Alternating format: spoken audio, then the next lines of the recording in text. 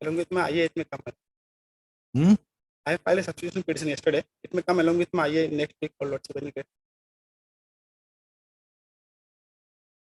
Who died? Petition number 1, my lord. Petitioner number 1. One died. How many petitioners are There are there? 2 petitioners, my lord. Earlier petitioner number 2 died. We have substituted him. Now petitioner 1 This died, is a landlord tenant. my lord. My lord. We'll take it up when the matter is due. You want to call for the IA? Call for the IA. We'll take it up. You have not served a copy and filed it? Okay, sir. Whom have you served? He says that he has not received it. I'll just check up, my lord. I asked my clerk to give him Give him a copy. It to listing of a CRP IO lordship. Kindly matter be listed on 26 Why? because your lordship, we have filed a CRP on 21st, your lordship. Because your lordship, there is an impugn order where the trial court has said to give only the sale date, whereas the appellate court has said to submit all the documents of the land, your lordship. Only the sale deed has been said by the trial court. When did you file it? On 21st of We'll take it up today. today, your lordship, the engaged counsel is not And after vacation, not possible, lordship. then you lose your chance. Because your lordship, the trial court matter is fixed on 27th, your lordship. And Oh. before that, your lordship, on 26th, your lordship. It can't be at your convenience. What is the, you see, it makes no sense. We'll have it listed today. You wanted. Your lordship, I will call the engaged counsel also that if he is available, then he will come at 2 o'clock today, your lordship. We'll have it today. Yes. New matter. Yes, your lordship. At 2 o'clock. Please, your lordship. Lordship, on regarding with item number 13, lordship, I'm paying adjournment on behalf of MSK Devi, lordship. I'm some relative dies. The request of the respondent, the matter stands adjourned for 4 weeks. Like May I please, lordship, I beg to mention item number 36, lordship. 30? 36, lordship. I want to withdraw this petition, lordship, because parties have mutually settled their dispute. Take. You want to withdraw? Yes, Your lordship. name? P. Odhikari. Miss P. Odhikari, the learned counsel, appearing on behalf of the petitioner, who submits that the matter has been amicably resolved between the parties, and as such, the petitioner does not want to press the instant petition. Accordingly, the petition stands dismissed on withdrawal. Interim order, if any, stands vacated. There is a stay. Yes. It is not. Accordingly, the interim order stands vacated, and the parties are directed to appear before the trial court on 24th of July. Yes, your lordship. My lordship, I beg to mention item number 28 of today's list. Lordship, with the consent of the other side. Alright. Lordship, engaged Mr. Ashim Samoha is out of station, lordship. Item number 28. Lordship. Then I'm ordered. you have no problem. At the request of the parties, the matter stands adjourned for 4 weeks.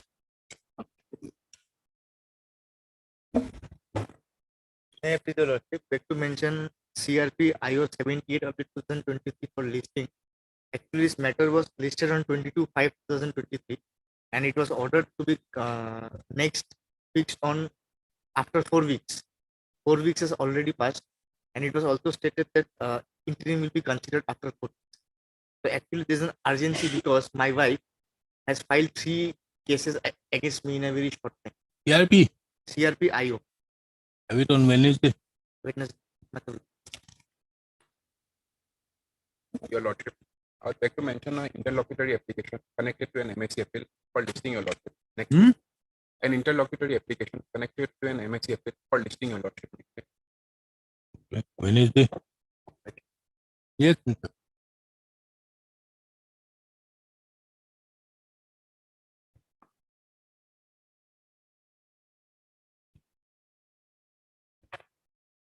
Item number 7.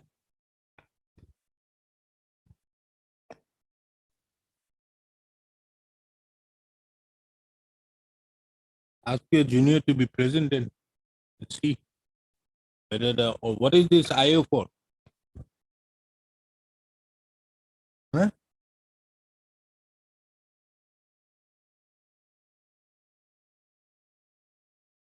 This CRP IO, these things matters should not be listed, kept pending for long. This CRP IO. So we will look into it.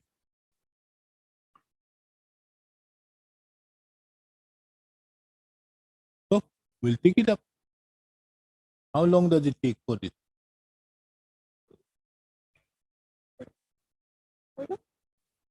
So what? The court won't consider 10 affidavits also. They are only concerned. No, we'll take it up today. May I please, Your Lordship? I beg to mention item number 35. Legal Aid Counsel Mr. P. Soika is out of session today. Madam, may be possible for the day, my lord. 35. My lord. Legal Aid Counsel. My lord. P. Soika is out of session. Okay, you are there. I am on You your- remain present. No, agent. Yes. May I please, Your Lord? I beg to mention for listing of an RSA method, there is an IA also for delay of 280 days. Convenient After vacation. public.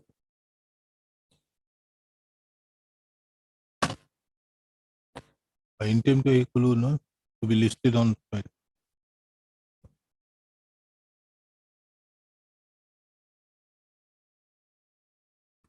Yes, Mr. Kolita.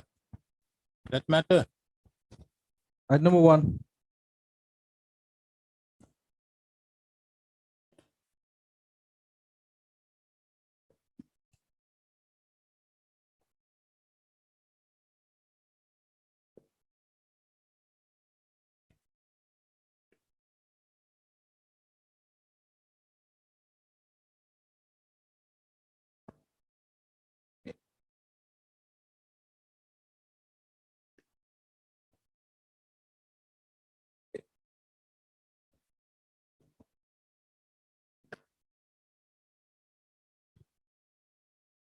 That day, Mr. Sir, you gave me a copy of that draft thing. Where is that? What has happened to the draft? Huh? So who is the authority who has issued the draft rule?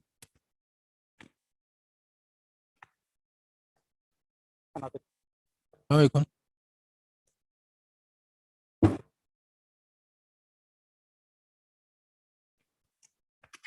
You see, why I have involved you for a purpose, because this will have a lot of ramifications in respect of various others. These draft rules are made by whom? By the Labor Department. Who is the Labor Department? Hmm. Hmm.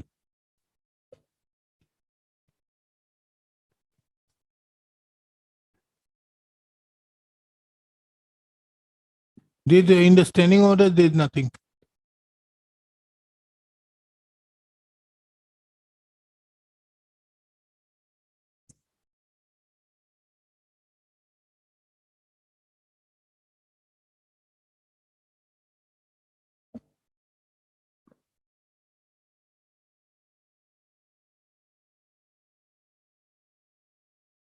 Yes, did you do so? We have our certified standing orders. We have our certified standing orders. No, there is no There age. is No, later on, have you ever? we have not amended. So as of now, there is no age. No age. Now, do you have the instruction as on present? What is the age of retirement? Age of retirement in our industry, we are retiring on at 58 When? When did you start that? after this case. But you don't have a standing Previously, order. We were 55. We were the superannuation age was 55, and just before this case, we fixed 58. So there must be some resolution taken by you. Not. It's only verbal. Huh?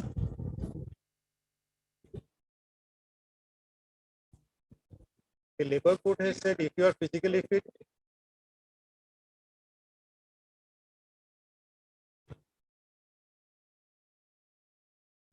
Understood. That is understood. No, then whether the central rules will prevail. You see, here it says there's a Industrial Employment Standing Order Central Rules 1946. There's a Schedule 1B, which says that the model standing orders on additional item applicable to all industries. Would that prevail?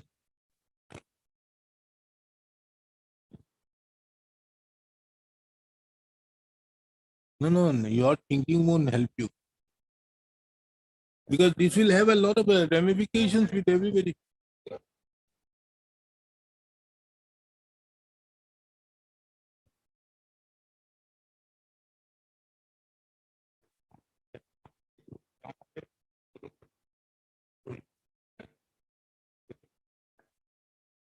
Now, who appears for the labor department?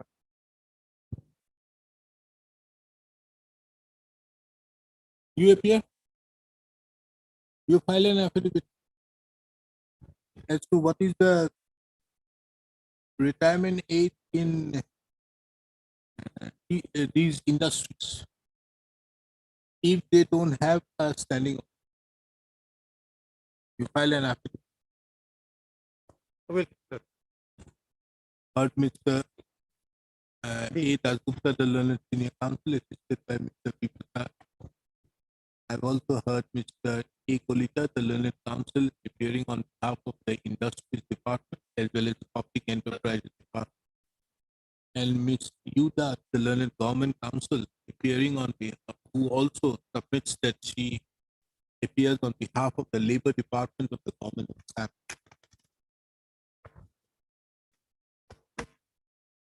Pursuant to the order dated 19/6/2023, Mr. Ada A. Kolita, the learned counsel, appearing on behalf of the Industries Department, submitted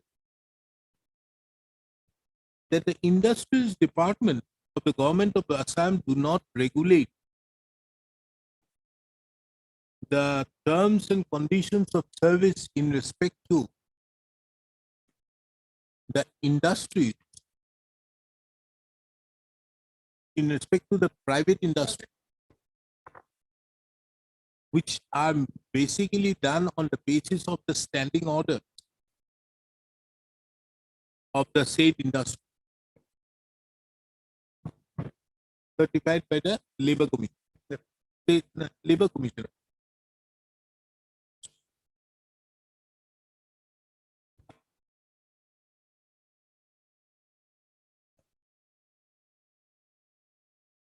In that view of the matter, this court, taking into account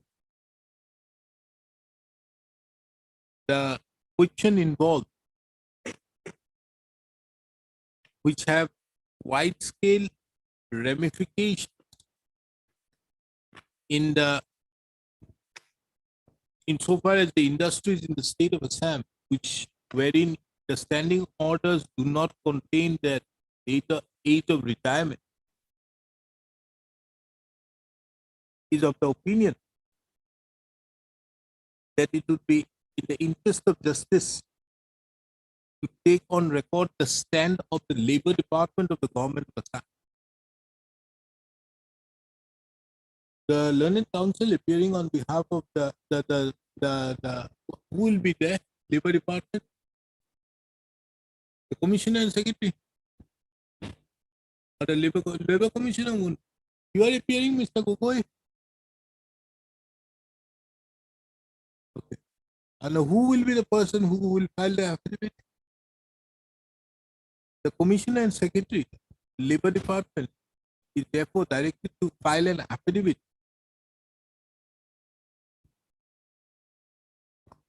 clarify the following.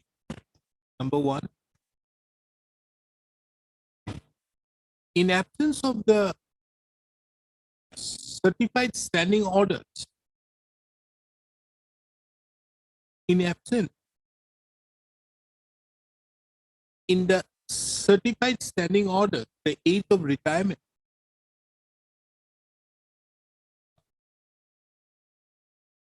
What would be the age of retirement in the industries of Assam, in Assam?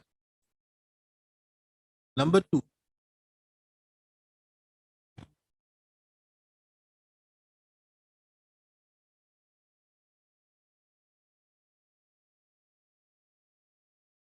whether the Assam Industrial Employment Standing Orders bracket amendment draft rules 2005 have been brought on into force.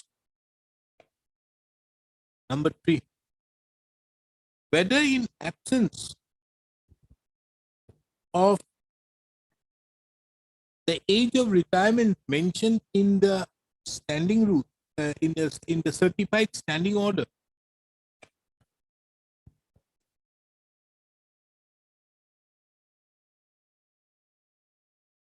and there being no standing orders, is there any rules? Whether Schedule 1B of 1 capital of the Industrial Employment Standing Order Central Rules 1946 would prevail. The affidavit be filed by 18th of July 2023. List the matter again on 20 July.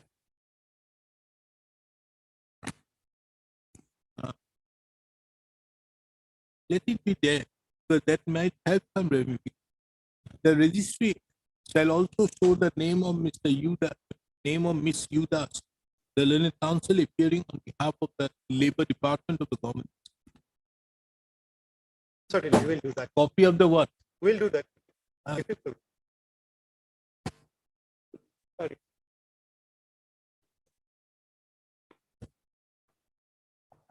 Item number 2 for motion. 2 and 3 same item? Okay, Same order, my lord. खाली order होइছে knee. Same order. I'm You giving give a that copy of the list. order, my lord. Let's go. Yudas.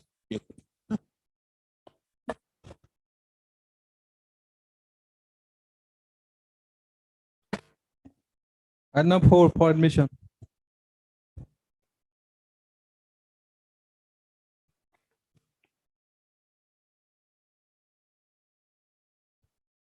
Yes. May I please order? Hmm. This is a Matt April 47 of the 2018. Hmm. An appeal under Section 28 of Hindu Marriage Act 1955. Hmm. I am for the respondent side, respondent 1 to 4. I am representing MBU Ahmed sir, senior counsel. None has appeared. So, my lord, under Section 28 of Hindu Marriage Act 1955, this appeal limited period is over. I think. Within the 90 days, this should be filed. Mr. Nath, are you appearing here? For whom? Huh? You are for? Matt appeal. You are for? Respondent number 1 to 4.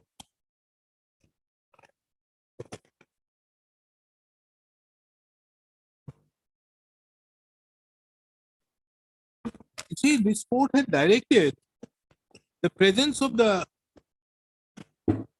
respondent number 1 in person.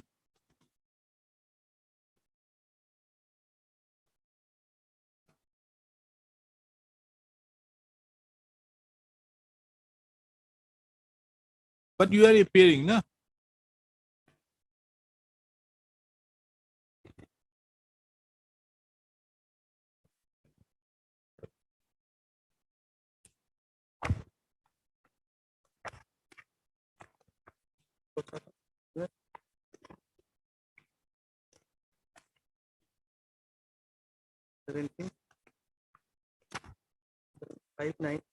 So we are only concerned with the compensation. That's the yes, my lord. That's the only issue. How much are you asking? My lord, in the plaint I found, she said that for the marriage purpose, father spent 5 lakhs.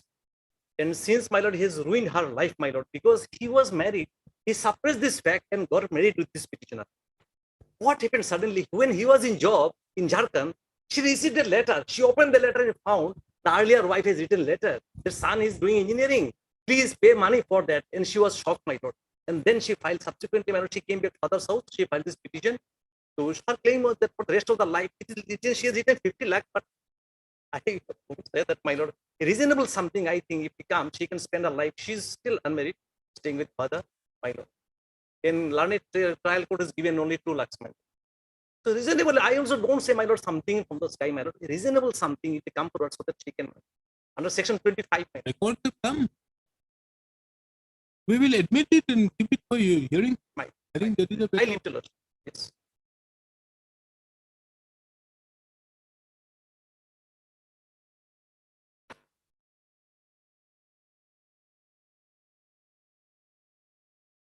Kindly come here.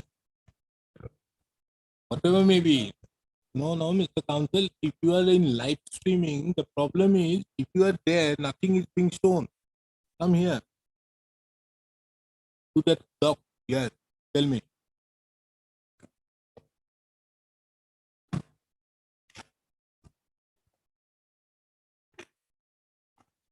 Have you paid the 2 lakhs?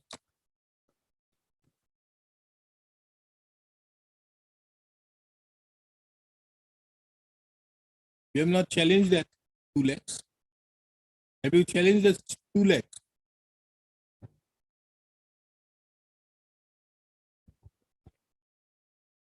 So pay the 2 lakhs first, we'll consider later on later.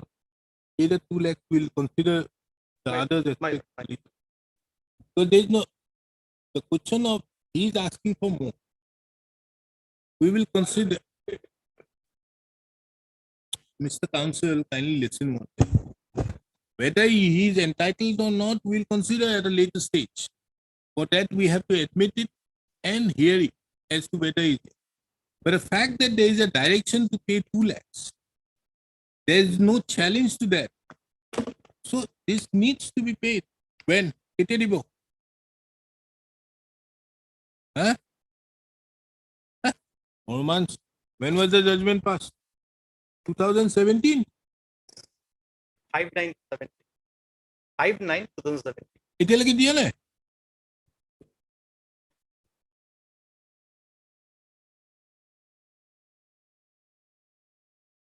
So, does it mean that you are not going to pay the 2 lakhs? Then, for the last 6 years, the matter is going on out here. There's the payment of 2 lakhs has not been made. And Mr. Nath, are you not interested with the 2 lakhs for the time being? Yes, my lord. Then why haven't you asked for?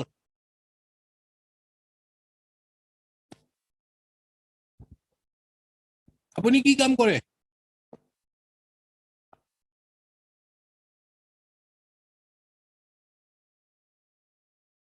বুজিছো আপুনি কাম নকৰে একো। যি পাওঁ তাকে কৰো মানে কি কাম কৰে?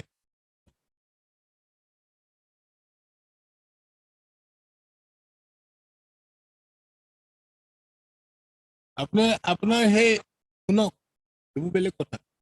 এই 2 লাখ টকাটো দুমাহ সময় দিছো পেমেন্টটো কৰি দিওঁ। তাতকে বেছি নহয়, নহ'লে জেলত পঠিয়াব লাগিব আপুনি। আপোনাৰ অৰ্ডাৰ এটা হৈ আছে এতিয়ালৈকে কিয় কমপ্লাই কৰা?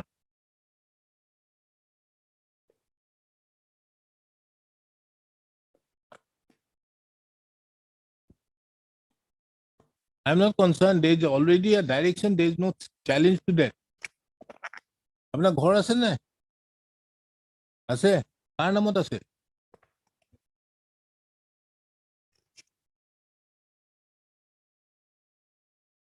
ঘৰটো কিমান ডাঙৰ?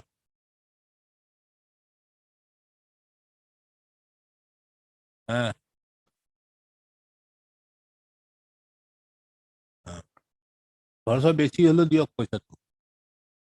2 লাখ টকাটো এই দুমাহ সময় দিছো, দি দিম। তাৰপিছত দেখা যাব কাৰণ আপুনিতো এই 2 লাখ টকা চেলেঞ্জ কৰা নাই heard Mr. M. Nath, the learned counsel, appearing on behalf of the appellant. Mr. M. U. Ahmed appears on behalf of the respondent. 1 to 4. What is this 1 to 4 business? My lord, their name is deleted. His brothers Respondent number 1. Apart from that, this court had also. Apart from that, the respondent number 1 was also present before this court. The instant appeal has been filed only on being aggrieved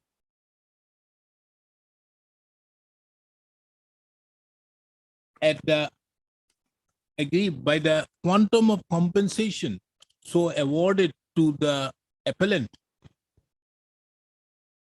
by the learned trial court.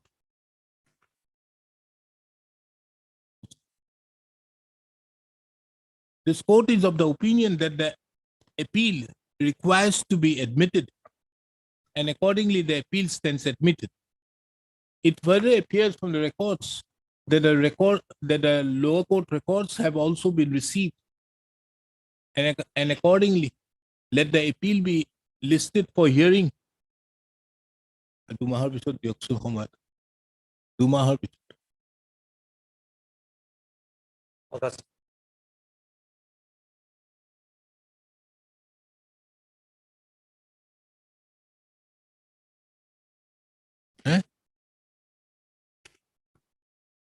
be listed for hearing on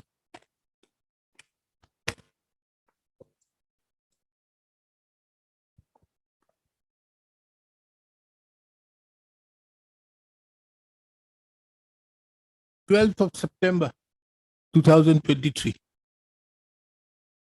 Yes, it's a hearing date.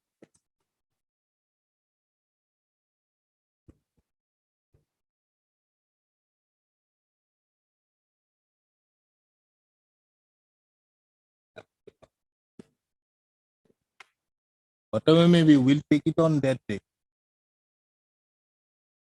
On 12th of September 2023. It, however, appears that this court, however, finds it relevant to observe that the learned trial court, that is the court of the district judge, Dibrugarh, in title suit number M number 6/2014 by the impugned judgment and order dated 5/9/2017, had directed the respondent number 1 herein to pay the sum of rupees 2 lakhs. There is no challenge to the said direction by the respondent number 1. Under such circumstances, the said amount of rupees 2 lakhs ought to have been paid by now to the appellant.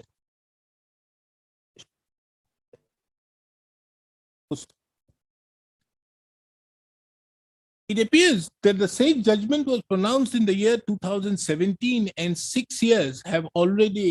almost 6 years have elapsed, and the said amount has not yet been paid.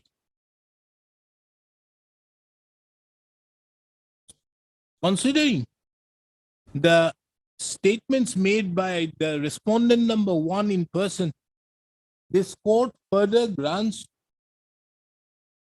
2 months to the respondent number 1 to make the payment of this amount of rupees 2 lakhs to the appellant from today.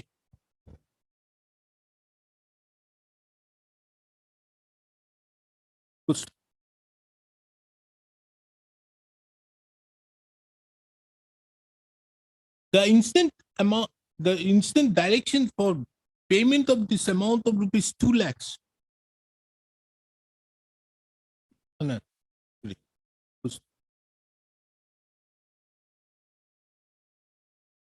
to pay the amount of rupees 2 lakhs to the appellant without fail. 2 months from today, without fail. List the matter accordingly. Pay that to দুই মাহ সময় দিছো আজি আপোনাৰ 21 হৈছে ন 22 আপুনি 22 আগষ্টৰ ভিতৰত পেমেন্ট কৰক 2 লাখ তাৰপিছত দেখাব তাত এটা লাইন লিখি দিব the payment of the said amount of 2 lakhs and the receipt if made by the appellant shall not prejudice the case of the appellant.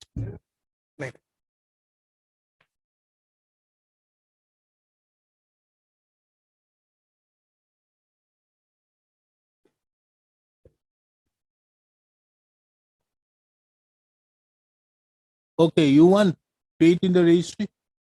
Okay. Itu era কাম কৰো না has not been paid বুলি দিয়া আছে নহয় within 2 months 6 years apart. Accordingly, this court therefore directs the respondent number 1 to deposit the amount of 2 lakhs within a period of 2 months from today before the registry of this court without fail. The appellant would be at liberty to withdraw the said amount without prejudice to her rights in the instant appeal. 5, List accordingly, yeah? 40 years.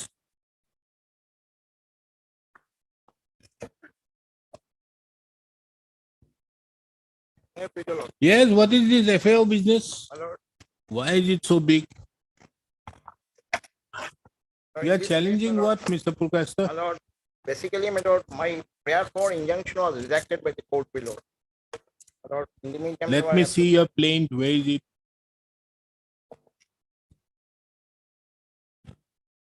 Plaint? Where is the plaint? plaint is at place, my Lord. Who are you? You are the I'm appellant. I'm the Or you are a plaintiff. plaintiff. What are you asking for? Plaint is at place, my Lord. Confirming the right title and interest of the plaintiff over the Schedule C land, declare that the general Please. power by attorney by Sixteen. Iman in favor is inoperative, declares when recovery, grant upon restraining the from disturbing the peaceful possession of the plaintiff along with his tenants over the C land. Okay. And my Lord, basically, my Lord, Where is your injunction application? injunction application, my Lord, that is not a part of record. You have not enclosed. Okay. Okay, no problem. Now, where is the order? Impugn order is out Order is 15 to 2019. Exactly. Yes, tell me. Therefore, my Lord, Lordship, kindly see the impugn order. Hmm. While deciding the, my Lord, matter relates to injunction, Hmm. court has, my Lord, arrived at a conclusion Hmm. that, my Lord, on the basis of documents submitted by also, there is the, my Lord, defendant number 1 and 2, it appears that plaintiff failed to establish his case. Therefore, while deciding the, my Lord, interim matter, whether I have made out a prima facie case or not, court has relied on certain documents which are yet to be proved. And whatever documents I have submitted, nothing was taken into consideration. And matter basically, my Lord, it is a matter relates to, my Lord, initially property belongs to their predecessor in interest. Hmm. We took a stand, my Lord. There was some gift deed executed by predecessor in interest in favor of my mother. Hmm? Mother of Give deed by by the grandfather. grandfather to the My mother of the plaintiff. And different number 1. Okay, then Then, my Lord, that and mother executed a gift deed as, my Lord, discussion schedule B in favor of plaintiff and defendant number 1 to the extent of 1 katha each. That part of the story was not. they are taken into brother consideration. all brothers. Yes. Okay, then Then, my Lord, that part of the story was not taken into consideration, basically on the reason that certain documents produced by the respondent were accepted by the court, and, my Lord, whatever, my Lord, pleadings made by the other party is the respondent, that amounts to, my Lord, supporting the case of the, my Lord, defendant number 1. Therefore, court was of the view that since they supported the case of the, my Lord, defendant number 1, therefore injunction is, my Lord, rejected. This is the case, my Lord. Therefore, no, my Lord, once Mr. Purkasta. You want an injunction from this court? I mean, because I had challenged the order which was rejected by the trial court below. And while considering my case, there was an interim protection given. No, by- whatever may be, that's a Yes. different thing. But I'm asking you, if you want an injunction, you have to be clear on your facts. My lord. That's why, my lord. If what the I am facts submitting- are not clear, this court is not satisfied. Lordship, I won't take the pain to go through all these things if you are not clear with it. my lord, Lordship, I'm asking you a simple thing. my lord. First of all, tell me whether the mother Yes. gifted the property of 1 katha each Yes.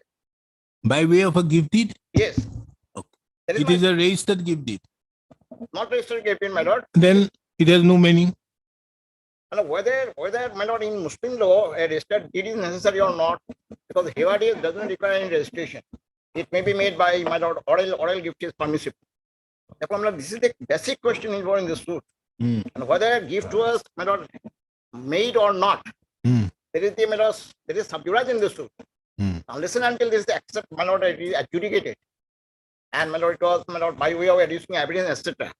How court can say at this stage that there was no any gift? Therefore, what I am suggesting, my lord, since the suit is pending, let there be a status quo order. This much. And let the suit be proceeded. Otherwise, my lord, I will be nowhere. So you want the status quo as regards possession? As their position. Would This you- much.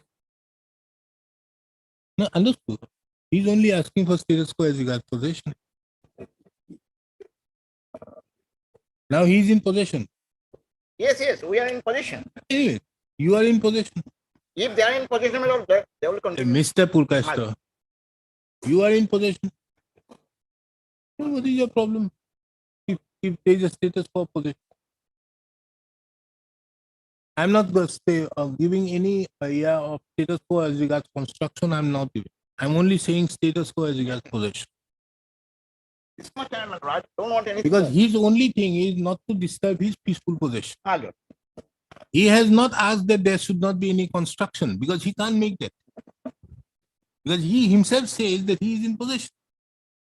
So you say that you are in possession and you are constructing. I make it clear that if you are in possession, any construction made would not hamper the status quo.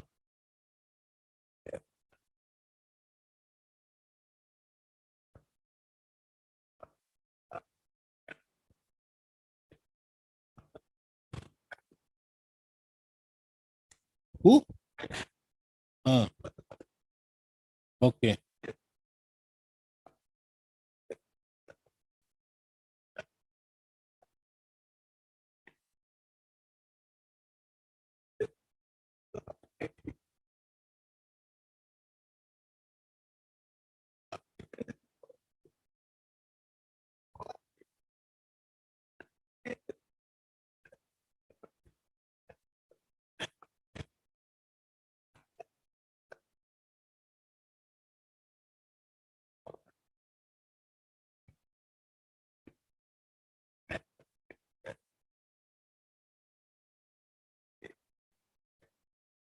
But Mr. Dekar, tell me one thing. If it is in Muslim law, oral gift is permissible. Okay. It is, he says that there was a gift, oral gift. You say there is no oral. Isn't it a subject matter of evidence?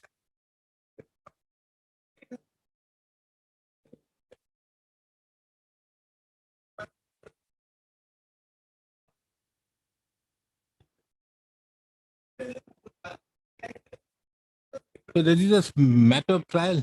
So then,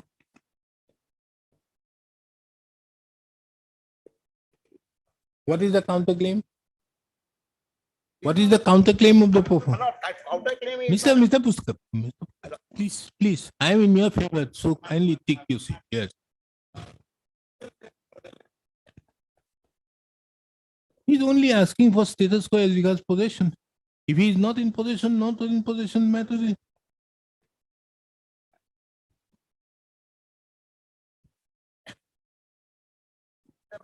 So you are trying to collect the rent.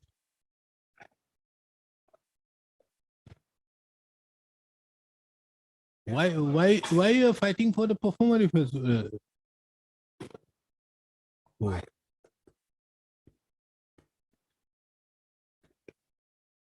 But there is no injunction out here for that. Neither this court is going to pass an injunction as regards the status. Only thing is as regards status quo possession. Only status quo possession. Whatever else it happens is a different thing.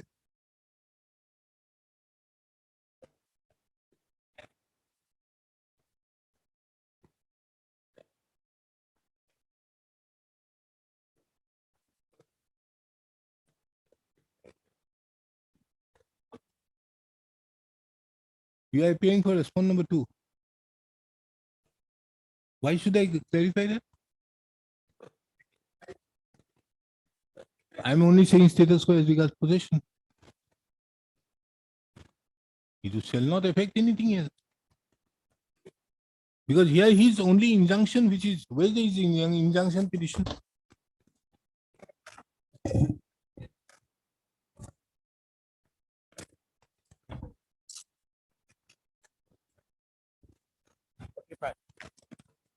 No, it is also part of my petition, my lord. Page 45, I'm sorry. No, his petition. Yes, Where is it? Miss case is, my lord, page 45.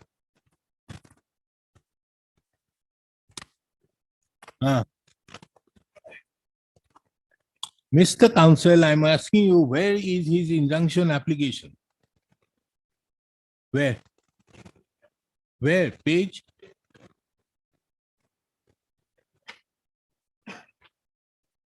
I'm not concerned about the plaintiff. Isn't he the plaintiff? Then where is his injunction application? I'm asking you. I'm asking you, have you enclosed? Where is it? 72 is what? No. This is yet who has filed this objection? Written objection. Page 72 is different.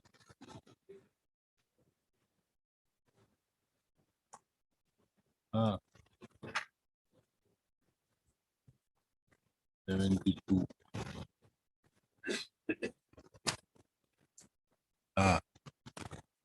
What is his injunction asking? Restraining opposite party or their agents repair from entering to the premises of the petitioner in Schedule C land and over the Schedule D land so that the defendant cannot improve or sell the Schedule D property till disposal of the suit.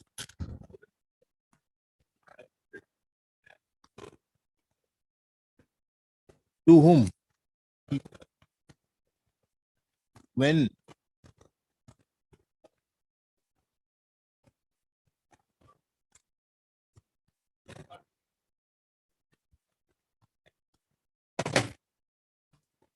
Sale deed by whom?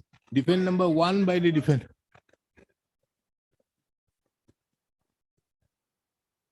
Sale deed dated April 2018. Dated bearing number of 2018. Schedule D land sold. When was the suit filed?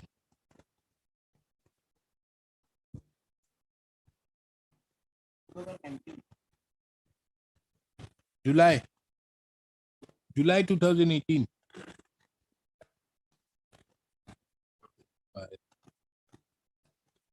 July 2018. And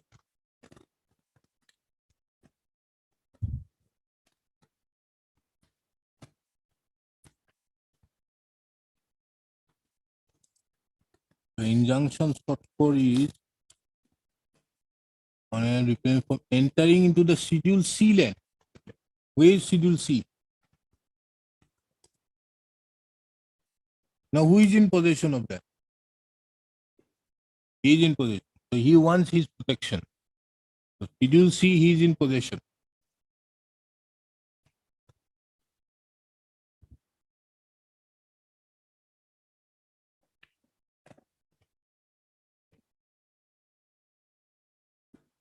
Then and over Schedule D land, so that the defendant cannot improve or sell the scheduled D land. Now, scheduled D land is in possession of yours. Respondent opposite party number 2 or the respondent number 2 here. Two land, my lord, includes 2 lakhs of my land. Schedule D includes, my lord, 2 lakhs of my land. Why did you not separately give the 2 lecha by way of a schedule?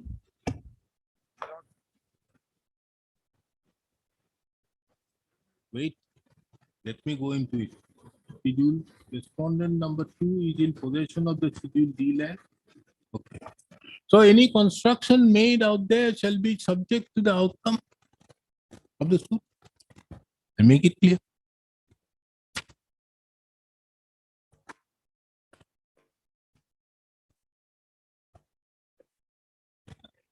No, but why, when he is in possession of schedule C land, why, and he claims a right on the basis of a transfer being made to him by way of a gift, oral gift.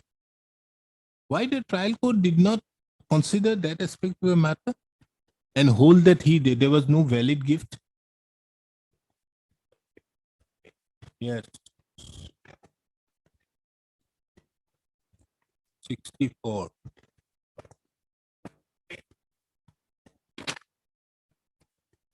Yes. Huh?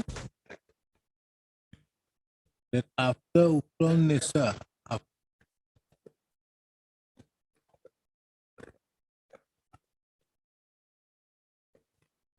just 1 minute, what is schedule B land?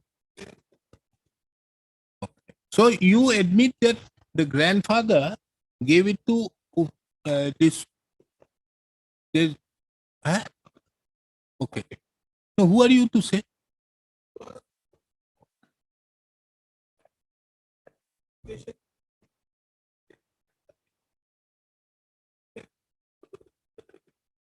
Wait.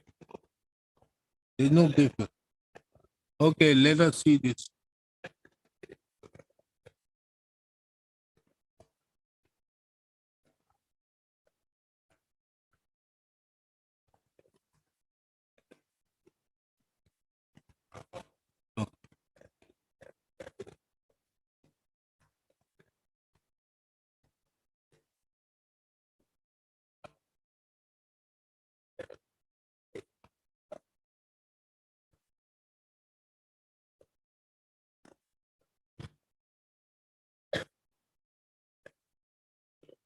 So D, he has made it clear. The D is his, your land.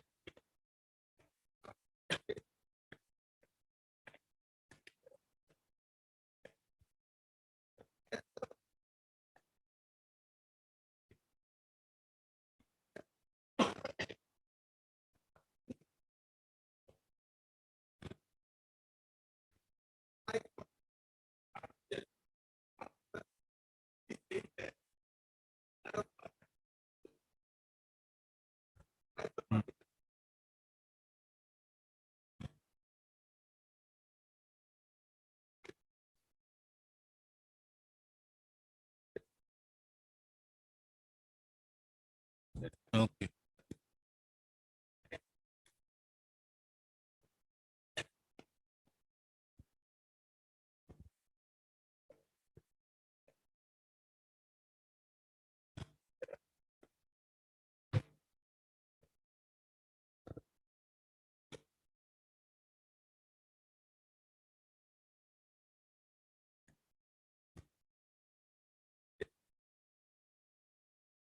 Hmm.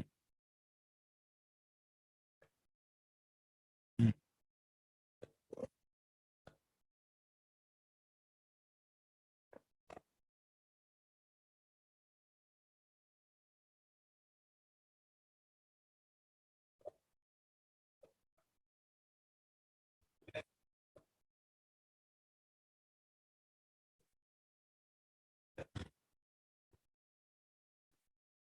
Now, how does he have 1 kata 10 liter? Okay. ठीक है. And now, how does the trial court look into it? Let's see.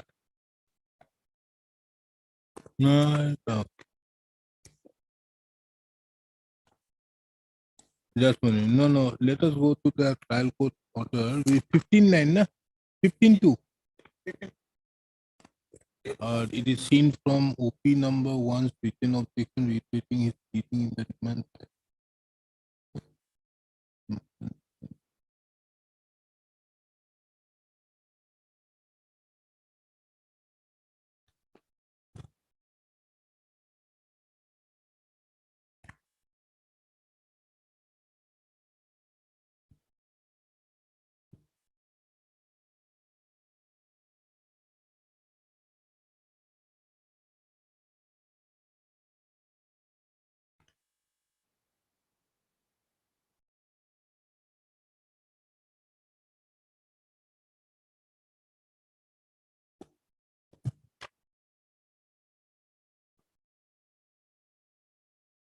Para?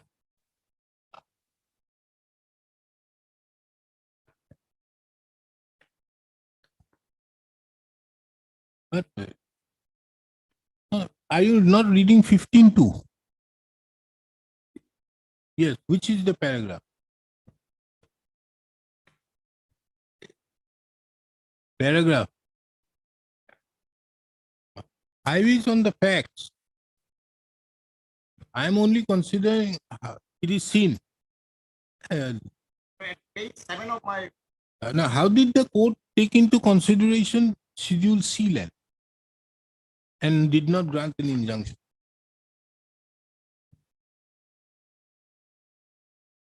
Para?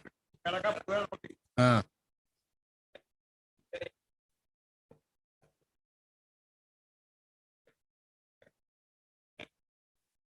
no, my lordship, can you read para 12? Para 12. It starts from para 12, finding. Now on perusal of the case record of main suit. No, it's okay. Let's see para 13. Yes.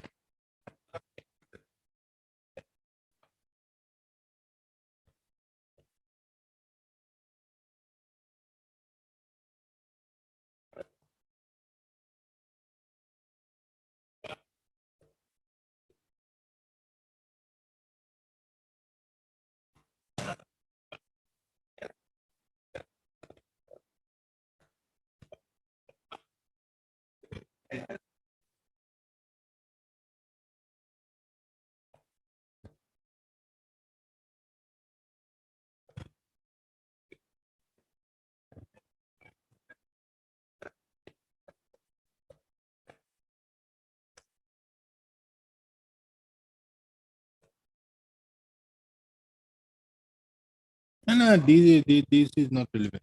But what are the documents on which the court came to a finding that the gift made by the mother to the petitioner and the defendant number 1 was not correct?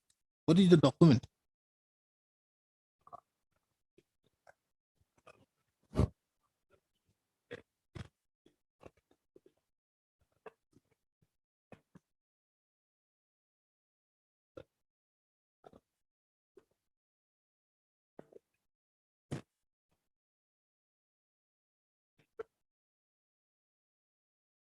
Then, so the mother was never in the picture. Where is the discussion in the order?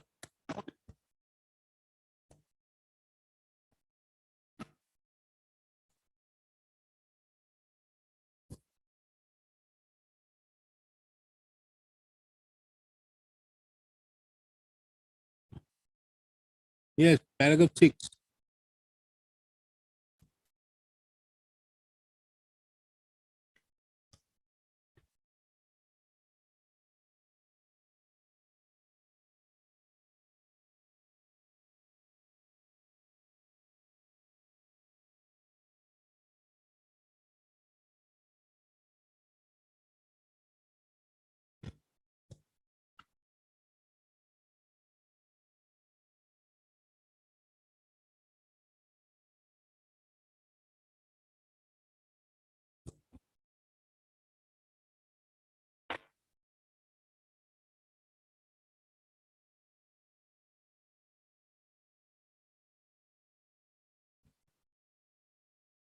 So these total land is 2 katha 10 lichas.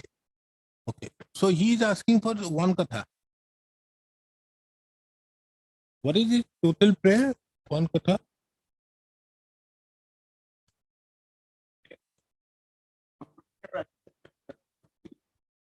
Confirming the right title of the plaintiff over Schedule C land, declared that the power of it executed by defendant in favor of the area is illegal, declared that the sale deed executed by defendant number 3 in favor of the defendant number 2. Defendant number 3 sold it. Okay. How much land was sold to you? No, tell me. How that land has been sold if your claim is, your entitlement is only 8.3 litres?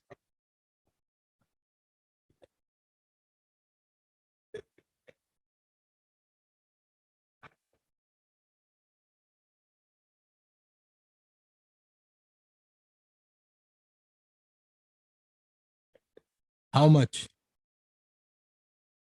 No, understood. Then how 1 katha 2 litres is okay. But what the partition can't be only his, has to be for everybody. Then where is the other partition? How much did he get in the partition order? The partition order. Where is the partition order?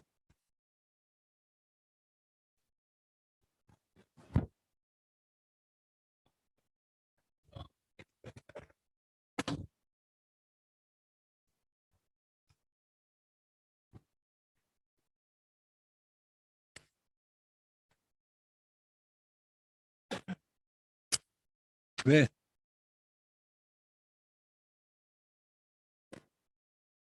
Lutful Rahman is who?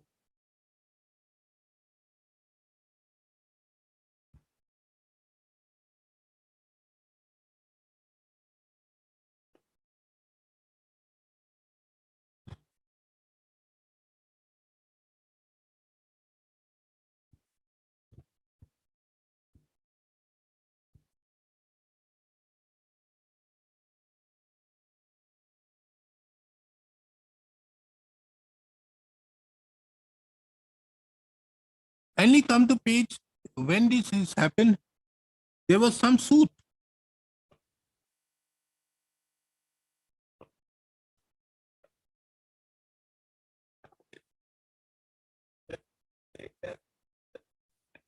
But where is it that you have got this amount of land?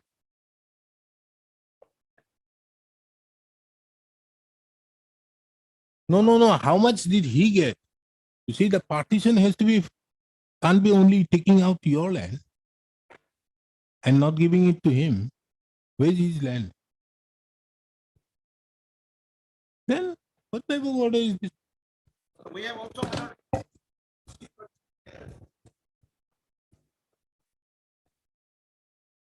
we have also made our specific statement in para 8 of our appeal memo. That partition order was obtained behind my back and we file objection. I'm reading, my lord, without any notice to the plaintiff, the defendant filed a partition case being number so and so, and when the appellant could know- You see, tell me what is this at page 45 of his appeal memo? This application is different from that application which we have enclosed. We are concerned with title suit 13. Yes. See the prayer here, annexure D, page 45. That is his injunction application.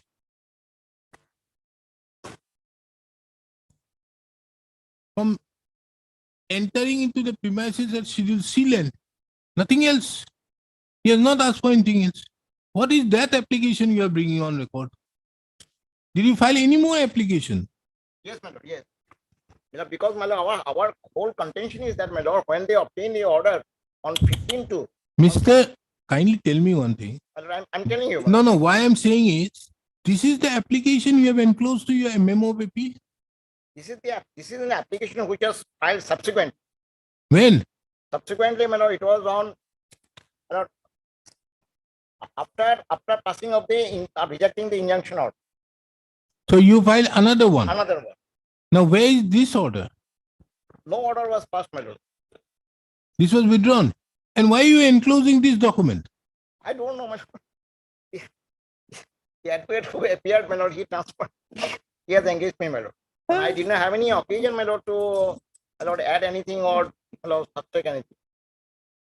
No, that is why I'm so no. Why I'm saying, Mr. Protester, there is a reason why I'm saying. My lord, Because this prayer at page 51 my lord.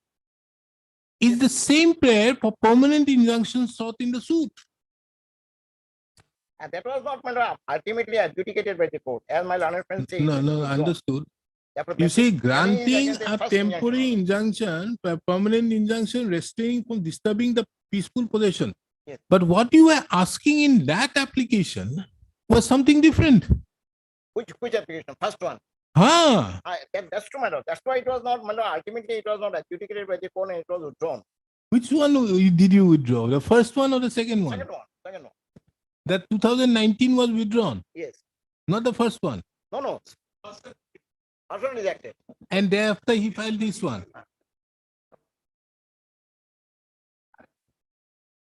RFAO. Okay, then. Winter.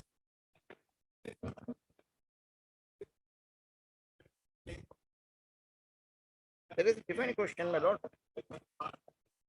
Only question is, my lord, the only question is whether the order passed by the court below in respect of first injunction is justified or not. Because we are compelled to file a subsequent application because on 16/2, they entered into the suit premises. They demolished them, my lord, some portion. And they started threatening these tenants. They will evict us. Who is in possession now? I am in possession, my lord. So how did he enter then? No, they entered. No, that is why they entered and then you threw them out. Yes. Oh, then why do you need the court for that? Therefore, my lord, the order, court is to adjudicate the order 15/2/2019, whether this order is justified or not. Chalo, enough. Heard Mr. A.K. protest to the learned counsel appearing on behalf of the applicant, appellant, Mr. S.D. Deka. S. Deka appears on behalf of the respondent number.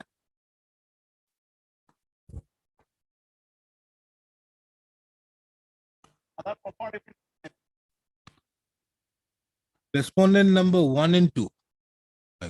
And they have not made the other people party. No, in this, in the here also he is not. So this injunction will be only per se both of you. It shall not apply to the others.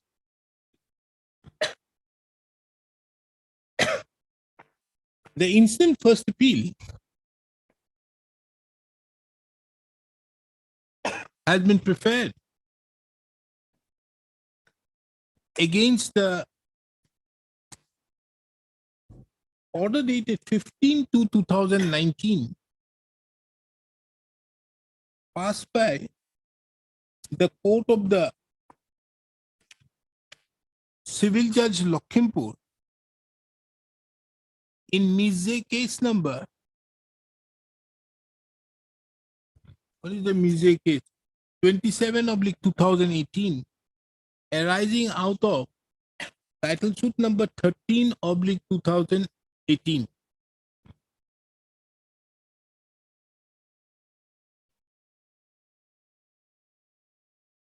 Whereby the petitioner's the appellant's application seeking injunction was refused.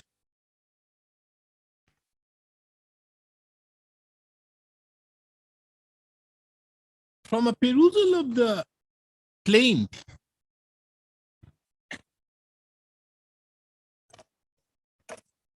in title suit number 13/2018,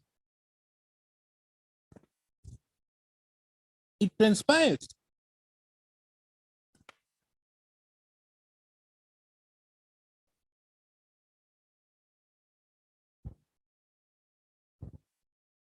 that there are 6 principal defendants and 4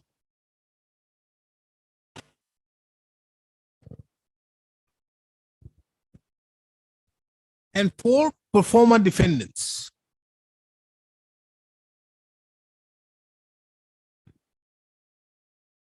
the instant appeal has been filed only against the principal defendant number 1 and 2.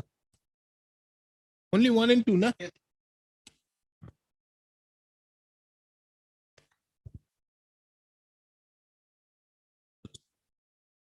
Next. In the backdrop of the above, let this court take into consideration the brief facts which led to the filing of the suit.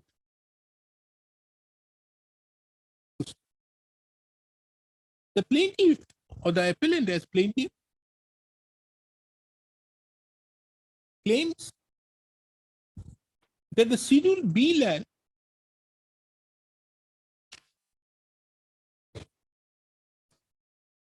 originally belonged to late Tajuddin Bora. Tajuddin, Tazuddin. Bora.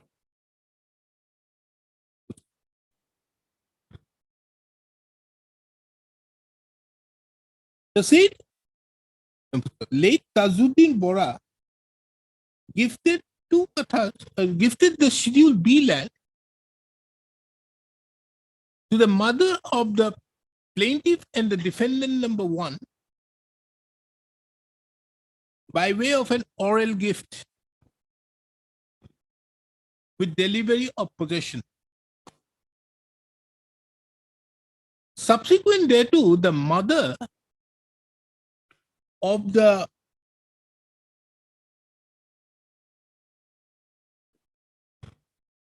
plaintiff and the defendant number 1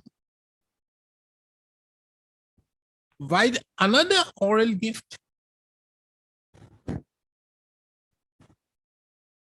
gifted the Schedule B land in equal portions to the plaintiff and the defendant number 1. The plaintiff claims that the Schedule C land was the land gifted to the plaintiff and the Schedule D land was the land gifted to the defendant. Number 1.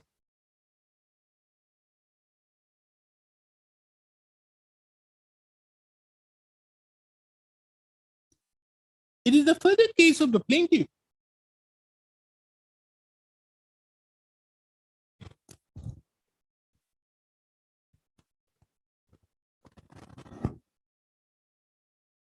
that the partition proceedings were initiated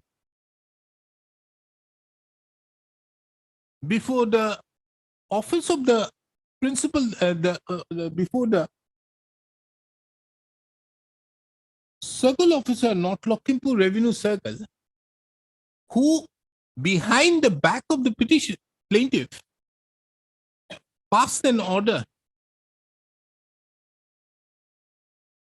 thereby granting 1 katha 2 lectures of land in favor of the defendant number 1.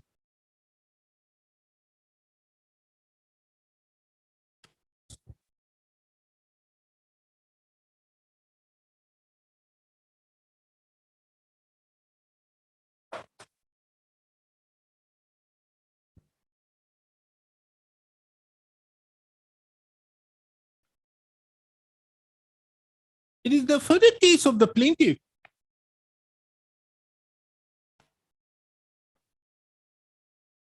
that prior to the order passed by the circle officer, there was an amicable settlement between the plaintiff and the defendant number 1, whereby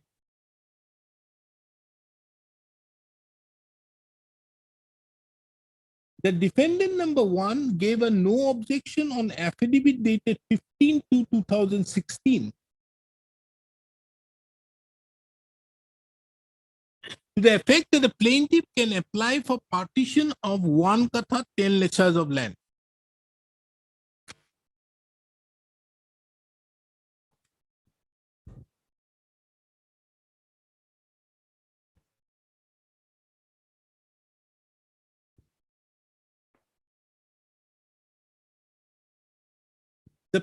further case of the plaintiff as it appears is that the plaintiff came to learn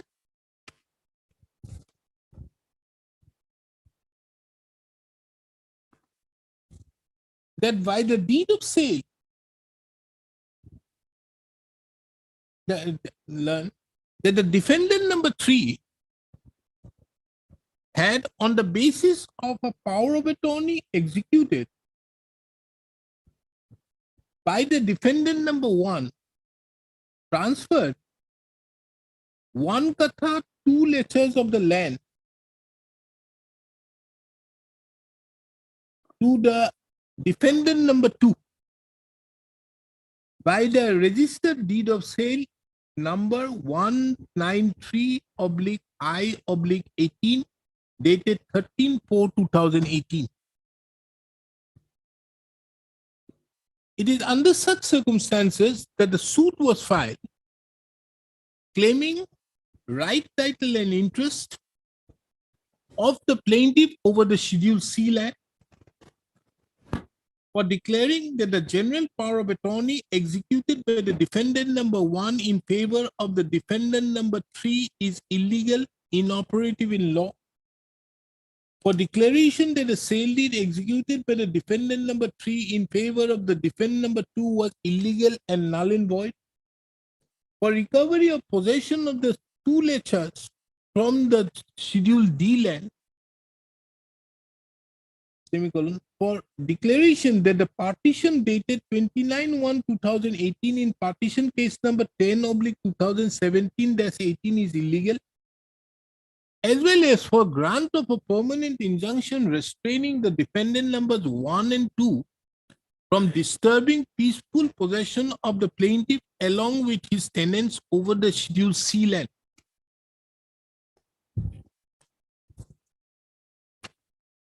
It appears on records that along with the said application, as in the said suit, an injunction application was also filed, which was registered and numbered as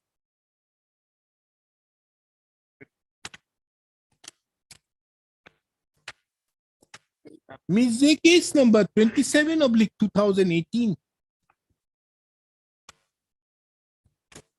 A perusal of the said application shows that the facts mentioned in the statements made in the claim were reiterated. And as such, for the sake of brevity, this court is not repeating the same. However, relevant to take note of that the relief sought for in the said injunction application was to restrain the opposite parties or their agents, representatives, from entering into the premises of the petitioner, that is the Schedule C land, and over the Schedule D land, so that the defendants cannot improve or sell the Schedule D property till the disposal of the suit.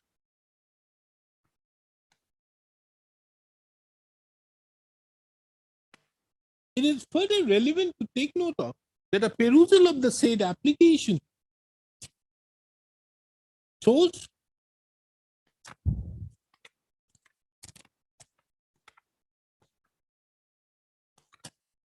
that only the defendant number 1 and 2 were made parties in the said to the were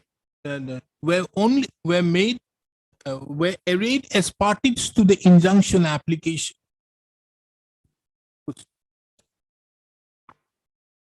From a perusal of the said written objection so filed, it reveals that the claim of the defendant numbers 1 and 2 were that late Tajuddin, what is his name? Tajuddin Bora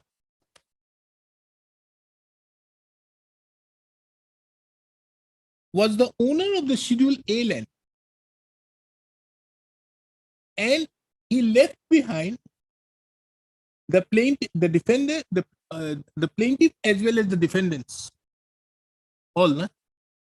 He left behind how many sons? He left behind 6 sons who succeeded into the Schedule A land by right of inheritance. 1 son. And then, okay, stated that late Tajuddin Bora,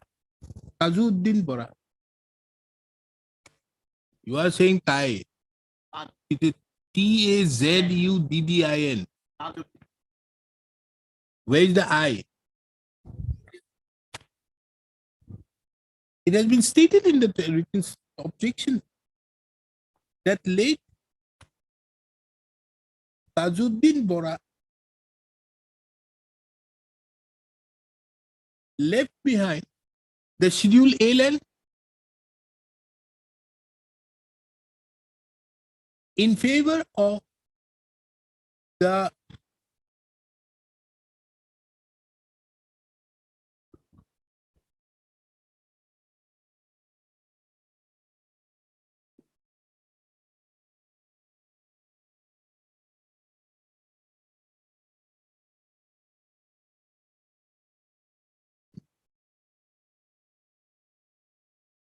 only son, Dr. Muhibur Rahman Bora.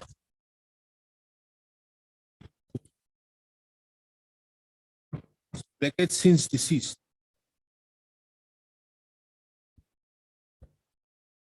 Late Muhibur Rahman Bora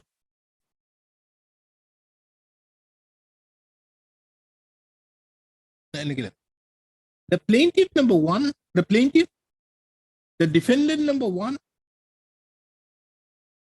the performer defendant number 1, 2, 3,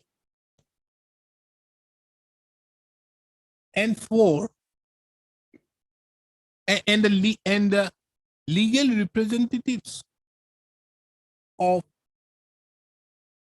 performer defendant number 4 succeeded to the estate of late Dr. Muhibur Rahman Bora. And they got all equal share in respect of the Schedule A property. Who's it? No. Did he not succeed to whose land was Schedule A?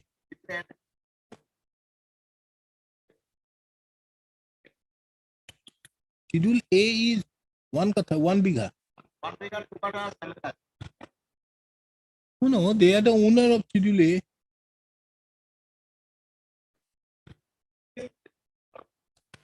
Understood, but there is no sale. Is it your case that he has sold it? So wouldn't the entire land succeed to his sons? Then? Why? You will go to the whom? Have you mentioned? Where have you mentioned that late Tajuddin gifted the land to somebody else of the Schedule A land?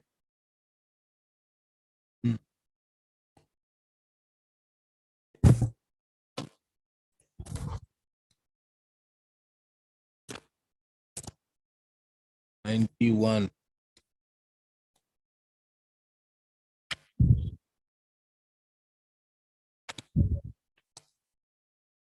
Yes, tell me.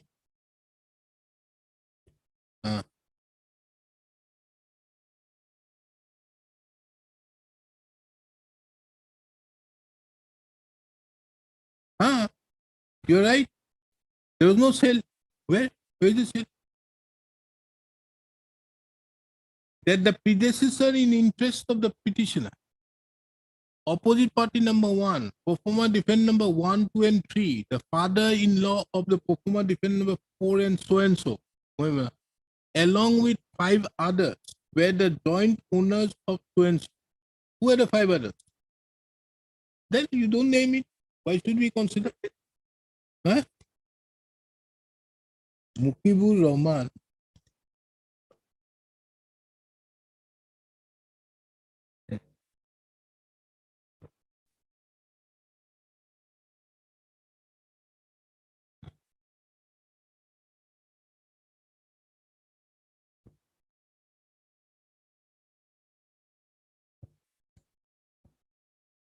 So these are different persons, and these people are not parties. But he left behind 3 kathas to 9.5 letters.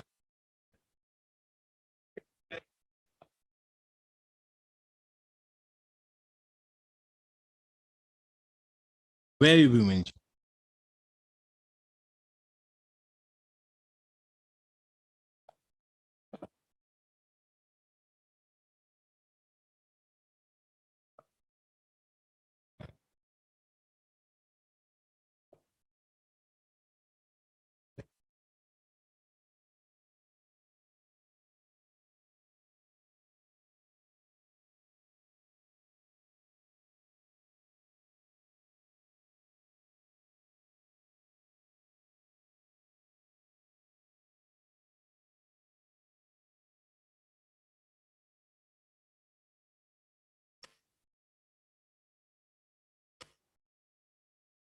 No. You did not sell it. Where is the sale made of this 9.5 letters? No. D, you see D. Where is it mentioned? Where is it?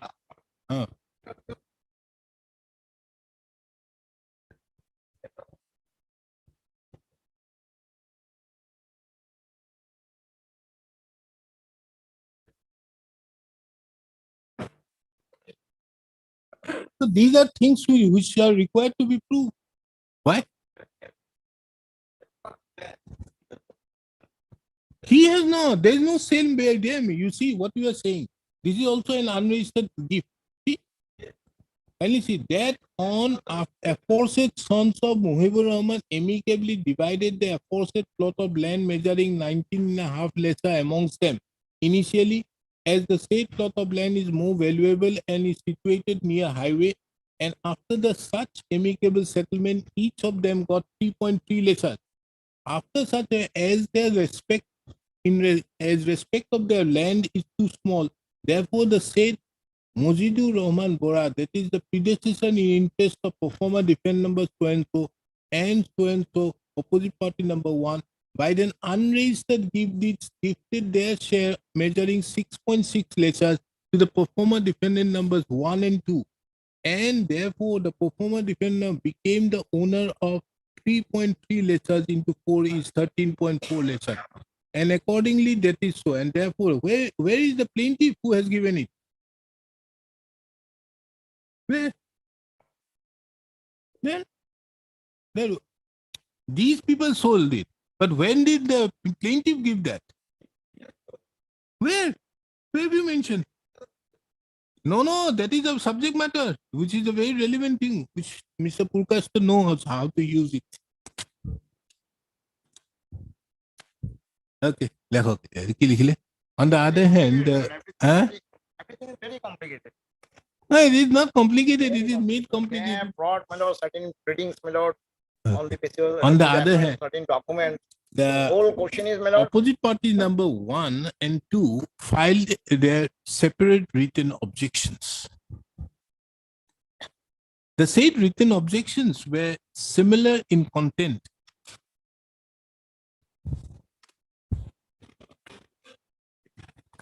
It's okay, not necessary.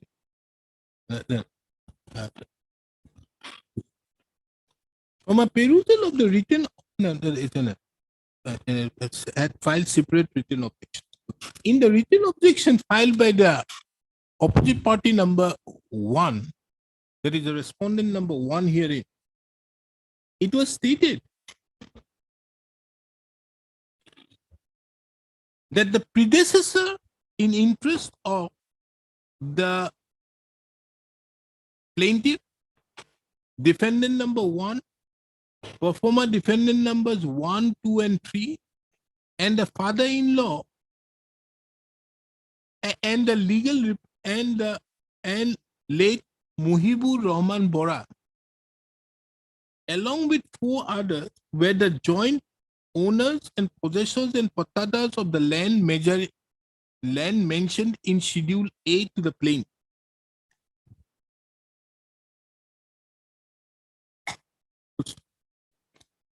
It was mentioned that out of the said Schedule A land,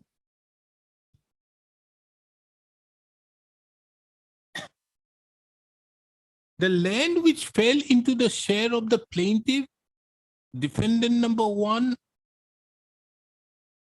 performer defendant number 1, 2, 3, and late Muhibur Rahman Bora was 3 kathas 9.5 lectures.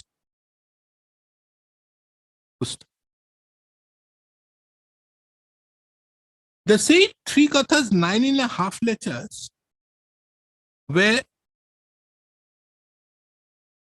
was in 2 plots. One plot measured 2 katha 10 lectures and the other plot measured 19.5 lectures. It was further stated that out of these 19.5 lectures, the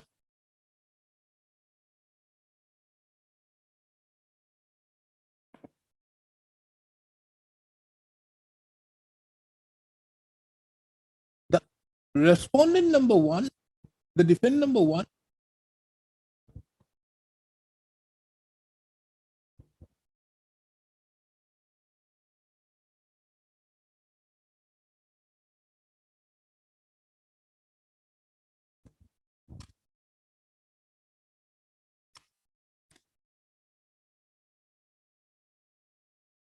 and late Mojidul Rahman Bora by an unregistered deed dated 24/5/2004 gifted their share of land measuring 6.6 lectures to the performer defendant number 1 and 2. And therefore, the performer defendant number 1 and 2 became the owner of the land measuring 3.3 lectures into 4 is equals to 13.2 lectures. This performer defendant number 1 and 2 thereupon, by a registered deed of sale dated 9/3/2009, sold the said portion of their share to one MUSTT Sofikar Begum,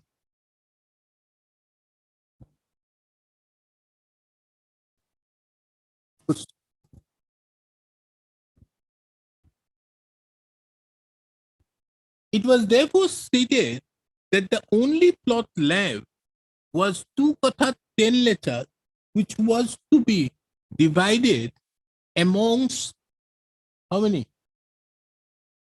Among 6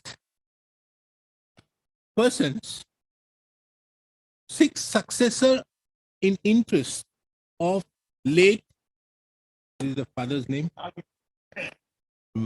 Dr. Muhibur Rahman Bora. And as such, each person, each of such successor including the plaintiff and the defendant number 1, the performer defendant numbers 1, 2, and 3, and 4 were entitled to 8.3 lectures each.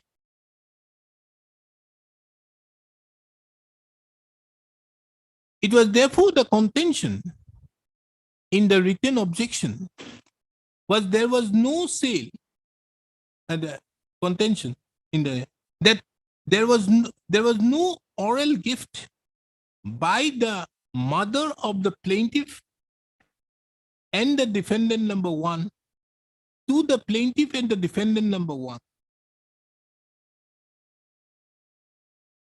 of the schedule C and D land.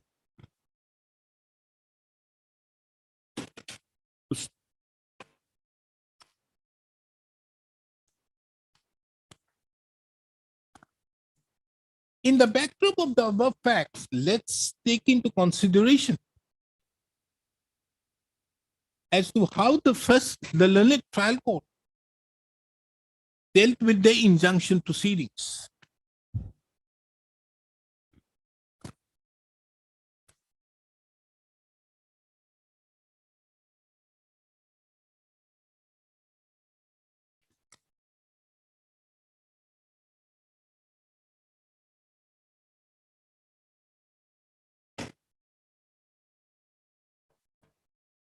From a perusal of the said of the impugned order.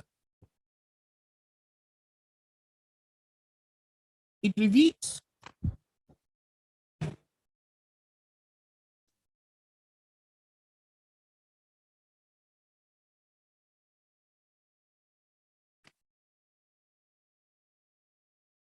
that the learned trial court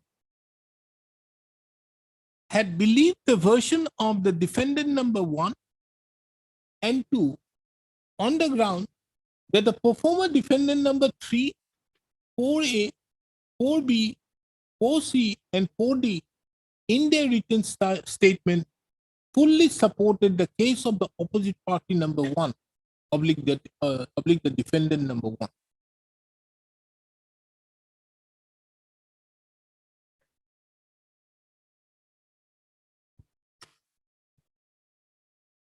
The learned trial court further had taken note of that the other defendant, that the defendants and the performer defendants have denied to the fact of there being any gift by the mother of the plaintiff and the defendant number 1.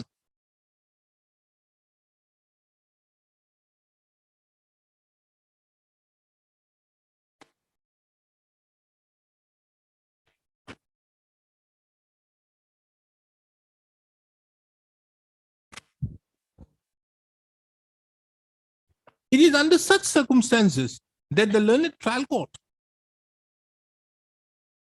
came to a finding that as the petitioner, oblique the plaintiff, had failed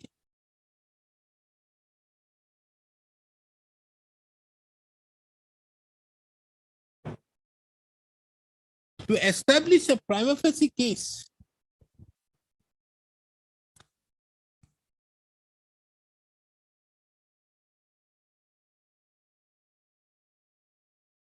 and as the legal heirs of the original owner, instead of supporting the case of the plaintiff,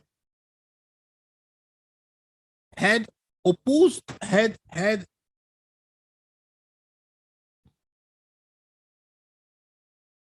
submitted a written statement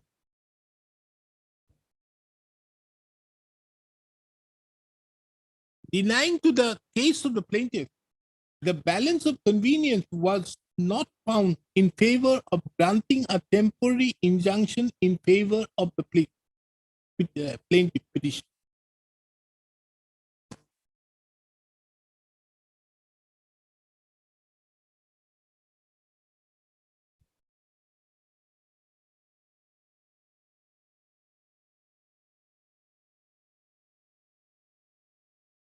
The third aspect, as regards irreparable loss, harm, and injury, the learned trial court felt it not necessary to go into in view of the fact that the plaintiff had failed to establish a prima facie case.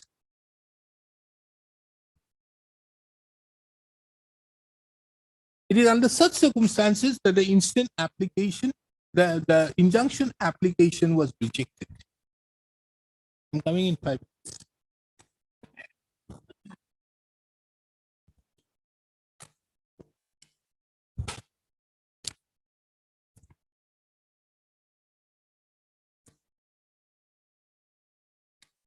Before taking up the matter, before analyzing as regards the entitlement of the appellant, this court finds it relevant to take note of the judgment of the Supreme Court rendered in the case of Wonders versus Entox Limited, reported in 1990, supplementary SCC 729, and more particularly to paragraph number 13, wherein the Supreme Court explained the scope of interference by an appellate court against an order passed in exercise of the equitable discretion, passed in exercise of a by the trial court passed by the trial court in exercise of its equitable discretionary powers. The said paragraph is reproduced hereunder. From a perusal of the said paragraph, it would be seen that the scope of interference by the First Appellate Court against an order passed in exercise of equitable in exercise of a discretionary jurisdiction is limited, and it can only be interfered with when such order is what? You have it? Is unreasonable, irrational,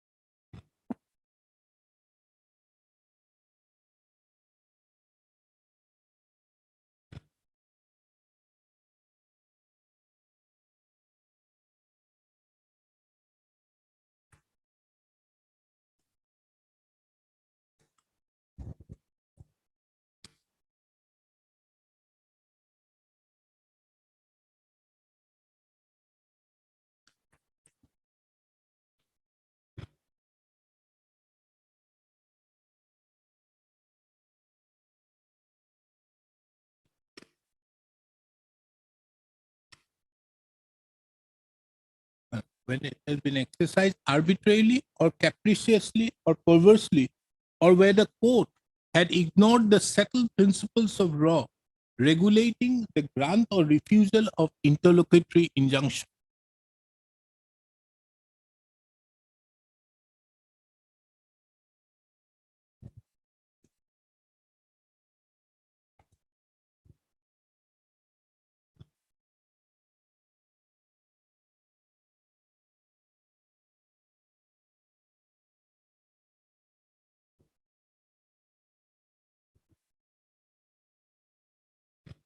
This court also finds it relevant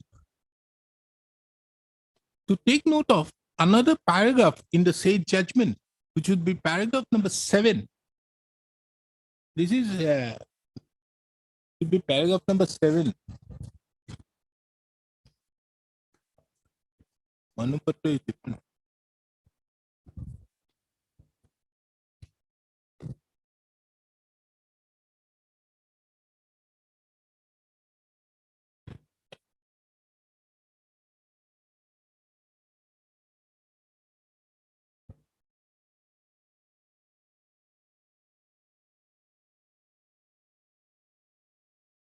Manupatra is 5.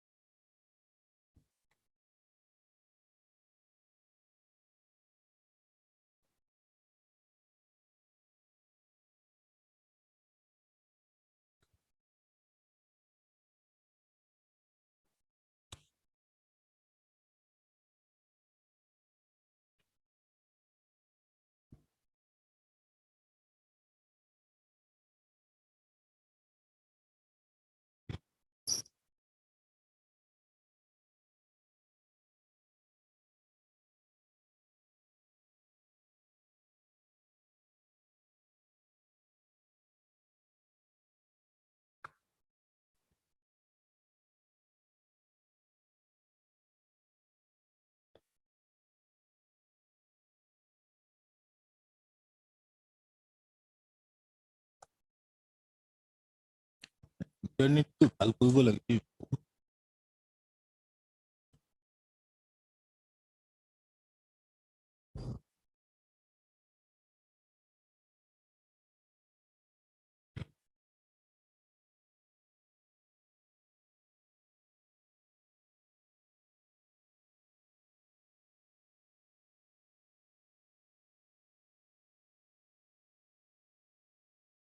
আগৰটো paragraph 14 হয় দেই। এইটো paragraph another paragraph, which is paragraph number 9 of the state judgment, wherein the Supreme Court had observed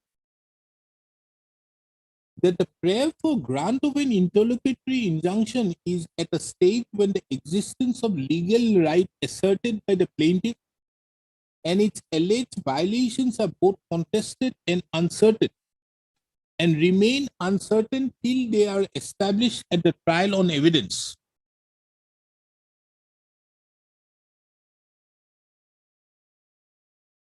It was further observed that the court at this stage acts on the well-settled principles of administration of this form of interlocutory remedy, which is both temporary and discretionary. It was observed that the object of the interlocutory injunction is to protect the plaintiff against injury by violation of his rights for which he could not adequately be compensated in damages recoverable in the action if the uncertainty were resolved in his favor at the trial.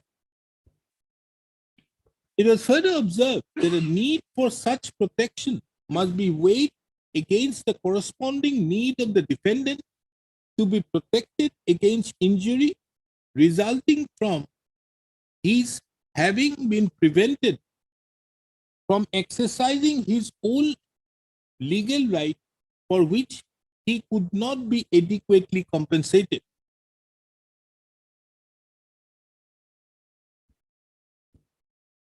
The court, therefore, is required to weigh one's need against another and determine where the balance of convenience lies. It was further observed that the interlocutory remedy is intended to preserve in status quo the rights of the parties which may appear on a prima facie case. The court further is also to take note of that in restraining a defendant from exercising what he considers his legal right, but what the plaintiff would like to be prevented, put into the scales, as a relevant consideration whether the defendant has yet to commence his enterprise or whether he has already been doing so, in which later case considerations somewhat different from those that apply to a case where a defendant is yet to commence his enterprise are attracted.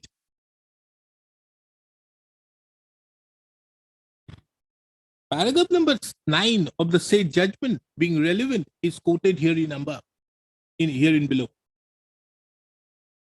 Therefore, a reading of paragraph number 9 with paragraph number 14 would show that the interference to be made by the First Appellate Court against an order passed in exercise of the equitable and discretionary jurisdiction would not only be only on the ground of arbitrariness or capriciousness or perversity, but can also be made when the trial court ignores the settled principles of law regulating the grant or refusal of interlocutory injunction, as have been stated in paragraph number 9 of the said judgment. In the backdrop of the above, let this court therefore take note of analyze as to whether the judgment, the order dated 15/2/2019 passed by the learned trial court is required to be interfered with.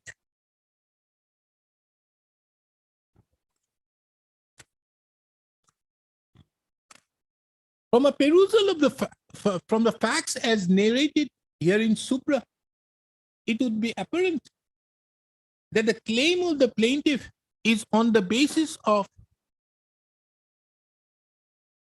on the basis that the plaintiff has rights over the Schedule C land upon a gift made by his mother, or upon an oral gift made by his mother. The plaintiff also admits in his plaint that the Schedule D land was gifted orally by the mother to the defendant number one.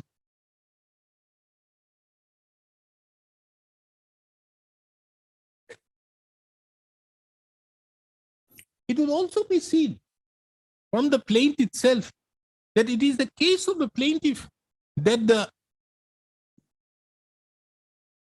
father-in-law, that late Tajuddin, what is his name, Bora, had gifted orally, by way of an oral gift, had gifted the Schedule B land to the mother of the plaintiff as well as the defendant number one.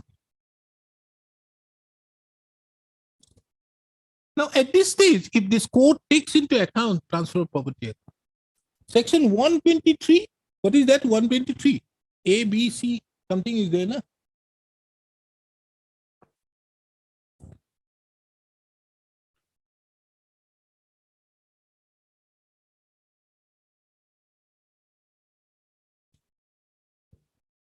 Oh, no, 129.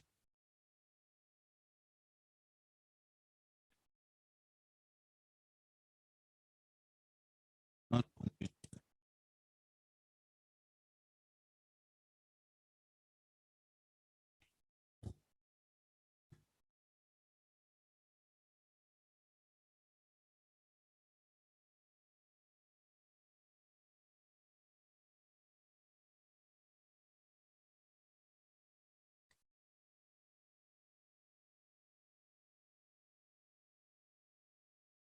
One 129 of the Transfer of Property Act 1882. It reveals. Now,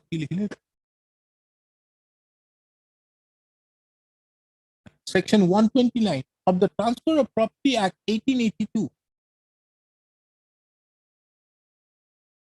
It will show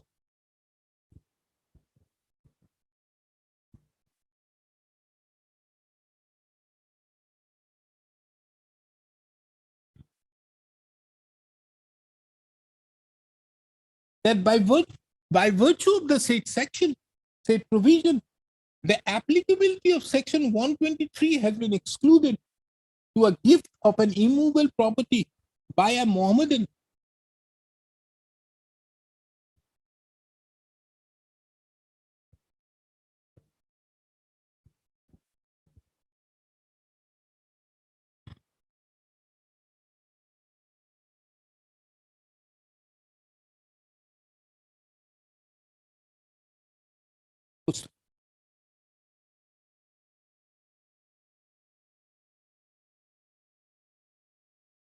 During the course of the hearing, this court made a specific query upon the learned counsel appearing for the respondent number 1 and 2 as to who is in possession of the Schedule C land. It has been mentioned that the plaintiff is in possession of the Schedule C land, and in respect to the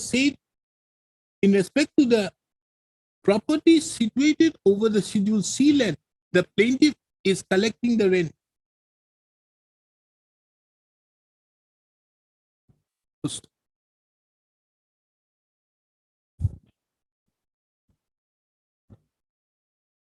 It will further be seen from the written statements so filed, written objections so filed,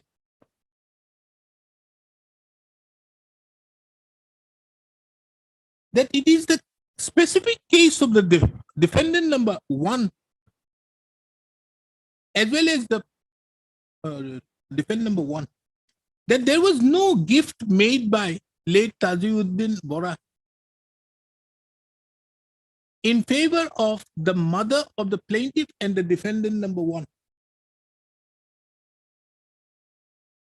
It was also the specific case that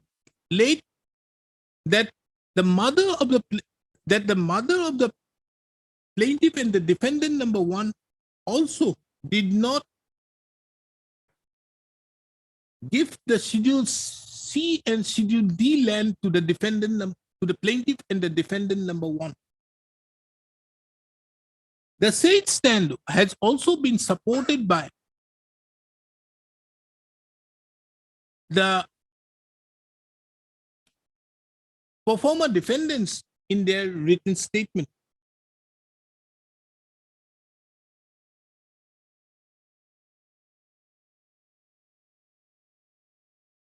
But the question which needs to be taken note of as to whether the plaintiff have been able to make out a prima facie case for going for trial, in as much as it is a well-settled principle of law that for the purpose of considering an application for grant of an interlocutory application, a grant of an interlocutory injunction, the requirement is not prima facie title, but as to whether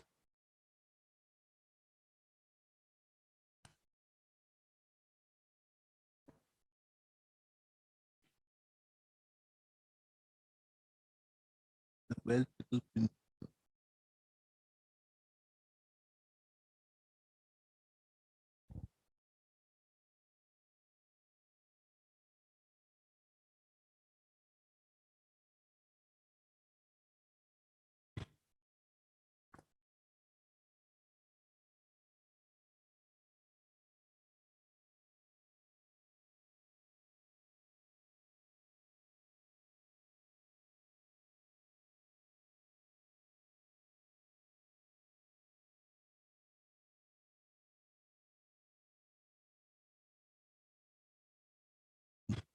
It's a well-settled principle of law that what is required to be taken into consideration for deciding an interlocutory application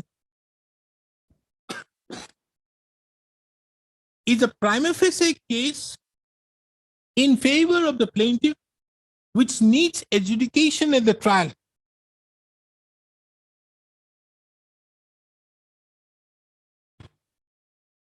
The Supreme Court, in the case of Dalpat Kumar versus Prahlad Singh, reported in 1992, 1 SCC 719, had further observed that prima facie case is not to be confused with prima facie title, which has to be established, on evidence at the trial. It was observed that only a prima facie case is a substantial question raised, bona fide, which needs investigation and a decision on merits.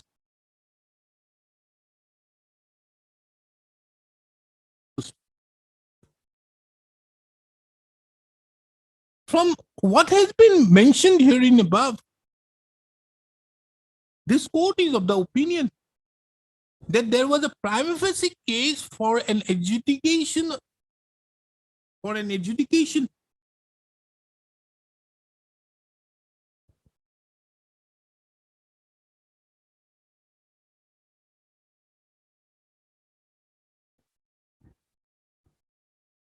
at the trial. Now, in that backdrop, let this court take note of as to on what basis the learned trial court came to a conclusion that the plaintiff did not have a prima facie case. A perusal of the order dated 15/2/2019, impugn order dated 15/2/2019,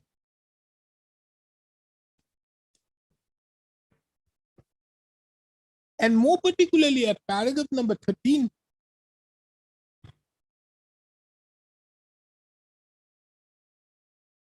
shows that as the other legal heirs of late Tajuddin Bora, including the OP number 1, categorically denied the claim of the plaintiff and submitted relevant documents, the trial court came to the conclusion that the petitioner has not been able to establish a prima facie case requiring discretionary relief of granting a temporary injunction. This court is of the opinion that the manner in which the exercise of discretion was done was contrary to the well-settled principles for grant of an injunction.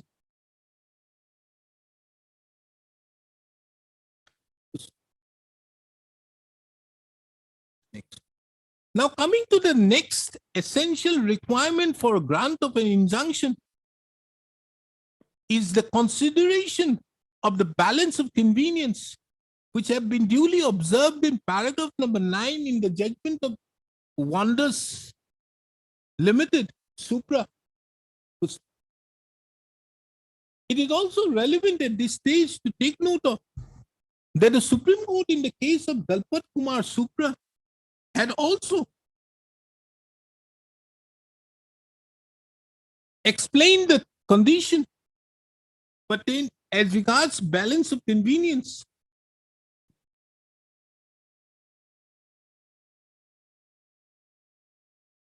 It was observed that the court, while granting or refusing to grant injunction, should exercise sound judicial discretion to find the amount of a substantial mischief or injury which is likely to be caused to the parties if the injunction is refused, and compared with that which is likely to be caused to the other side if the injunction is granted. The court, therefore, is required to weigh competing possibilities or probabilities of likelihood of injury, and upon such considerations, the court considers that pending the suit, the subject matter should be maintained in status quo and injunction should be issued.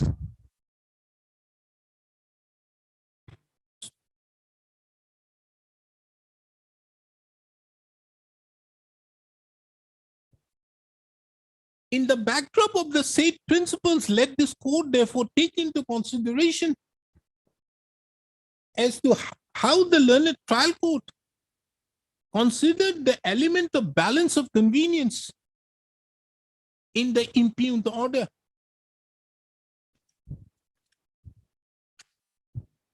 In the very paragraph number 13, the learned trial court observed that as the other legal heirs of the original owner of the suit land, instead of supporting the case of the petitioner, the appellant herein submitted written statement along with relevant documents in support of the defendant number 1, the balance of convenience is found to be in not granting the temporary injunction in favor of the petitioner.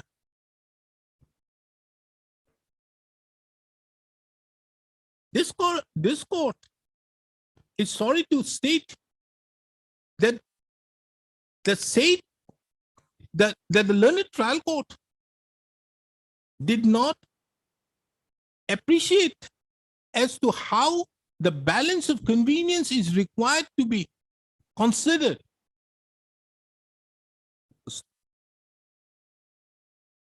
In the instant case, as it would appear that the plaintiff,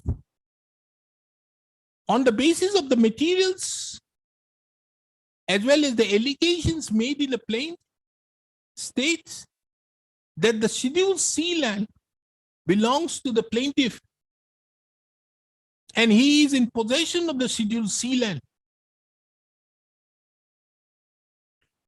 The defendant number 2 states that pursuant to a sale made by the defendant number 1 through the defendant number 3, the Schedule D plot of land was sold to the plaintiff, to the defendant number 2.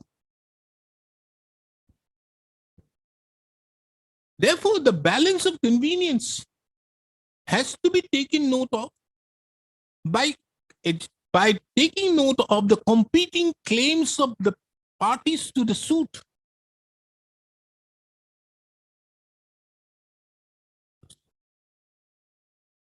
The defendant number 2, by virtue of a registered deed of sale,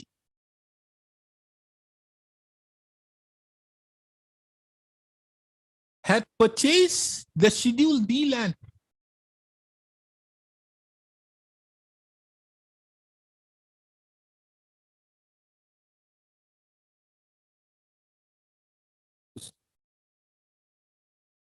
the Schedule D land. The plaintiff in his plaint have also admitted that the Schedule D land is a portion of land, was the land which was gifted by the mother of the plaintiff and the defendant number 1 to the defendant number 1.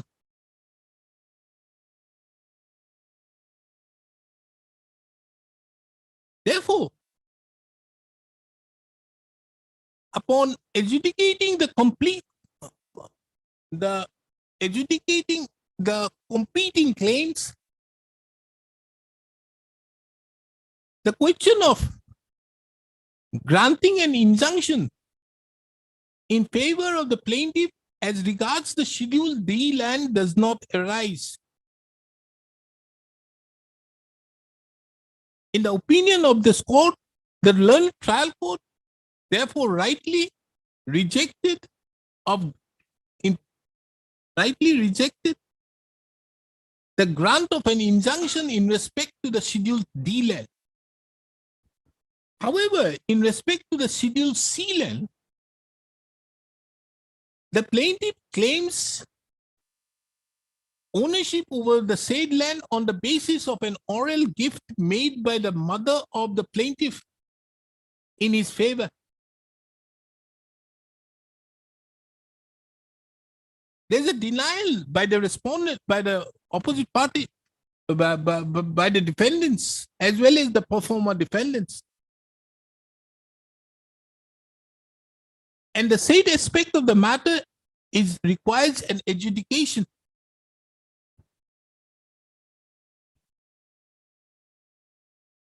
The learned trial court, in the opinion of this court, did not also take into a vital aspect of the matter whereby the defendant number plaintiff claims, which is also admitted, that the plaintiff is in possession of the Schedule C land.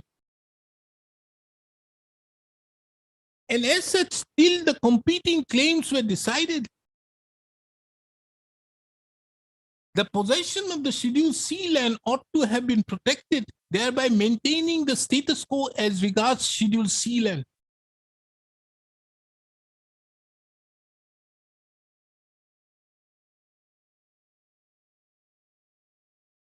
Now, coming to the question of the third principle for grant of an injunction is whether non-granting of an injunction would cause irreparable loss, harm, and injury.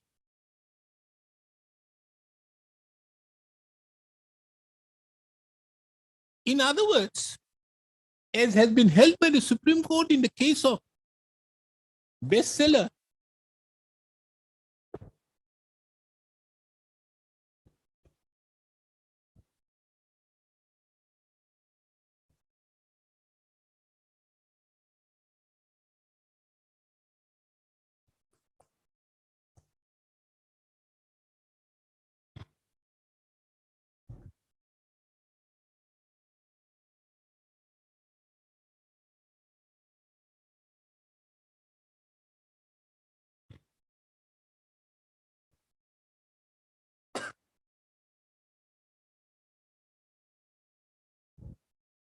in the case of Bestsellers Retail India Private Limited versus Aditya Birla Nuvio Limited, reported in 2012 6 SCC 792. The expression irreparable loss, harm, and injury in irreparable injury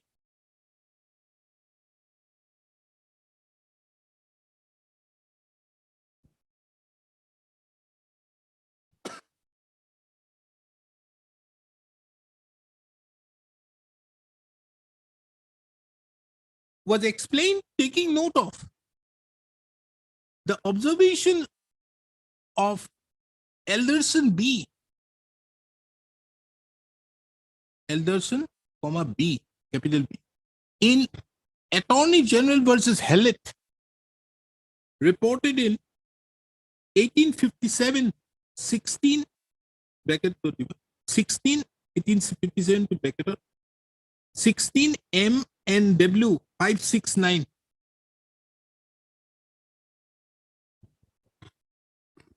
Wherein it was explained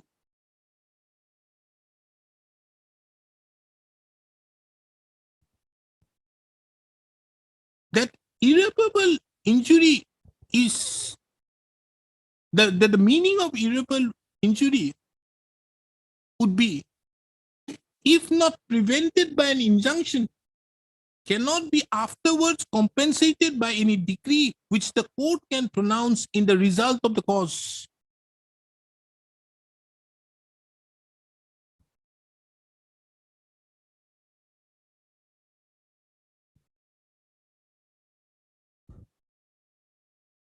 The plaintiff in the instant case have sought for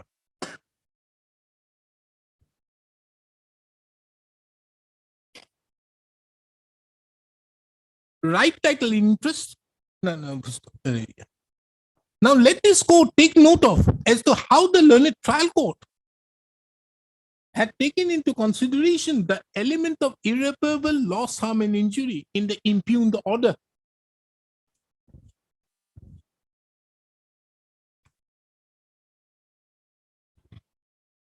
In paragraph number 14 of the impugned judgment, the learned trial court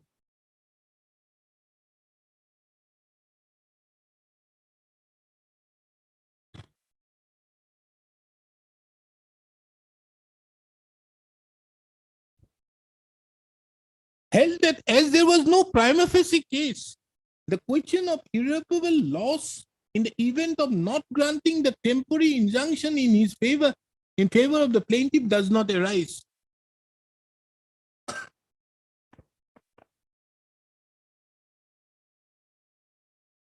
In the opinion of this court, the manner in which the learned trial court had taken note of the aspect of irreparable loss, harm, and injury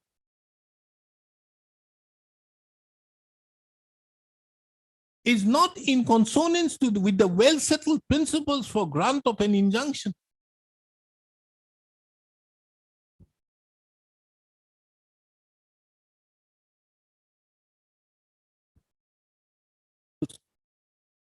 In the instant case, it would be seen that the plaintiff claims that he is the he claims to be the claims for a declaration as regards the Schedule C land.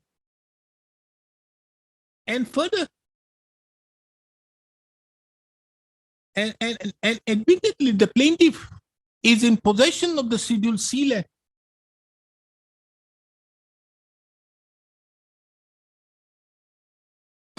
The learned trial court did not take into consideration that if the plaintiff is dispossessed from the Schedule C land, pending disposal of the suit,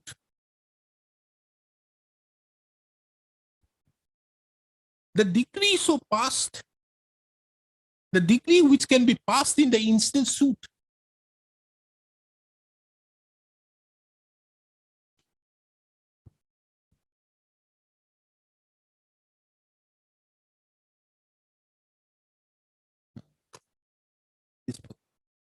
the plaintiff cannot be compensated by way of any decree that can be passed in the instant suit.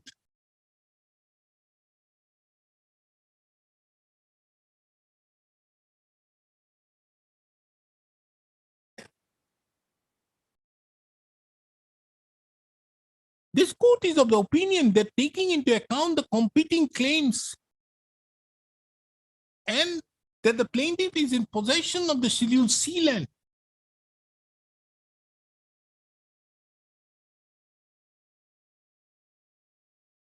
it is, and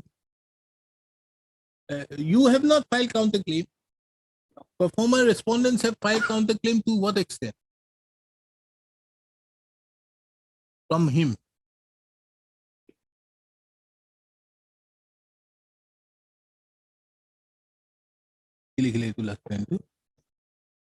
Have you enclosed the counterclaim? Well,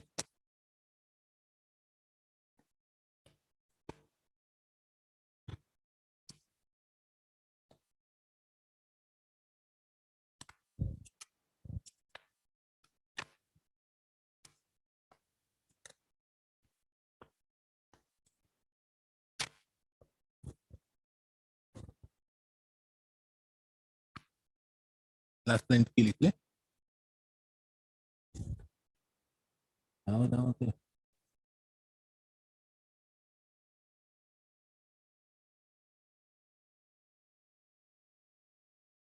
Seal. And from a perusal of the written objection filed by the respondent number, defendant number 2, wherein there is a counterclaim filed by the performer defendant number 1 and 2.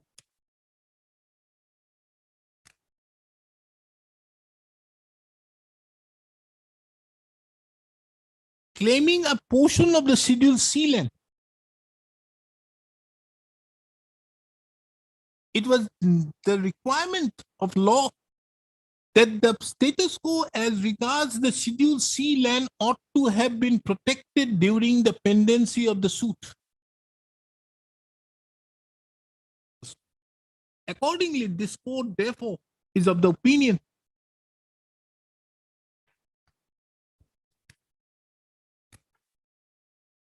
that the impugned order dated 15/2/2019 passed by the learned trial court in Ms. case number 27/2018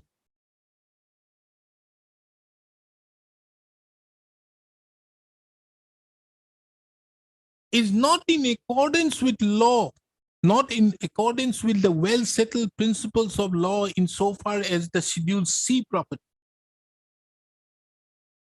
However, as regards the Schedule D property, this court is of the opinion that no interference is required. Accordingly, this court therefore disposes of the instant appeal, thereby directing the defendant number 1 and 2 to maintain status, the plaintiff as well as the defendant number 1 and 2 to maintain status quo as regards the possession of the Schedule C land till the disposal of the suit. It is clarified that the injunction is only in respect to the Schedule C land of the plaintiff and not the Schedule D land. With the above, the instant appeal stands disposed. I, in view of the appeal so and so, it stands disposed.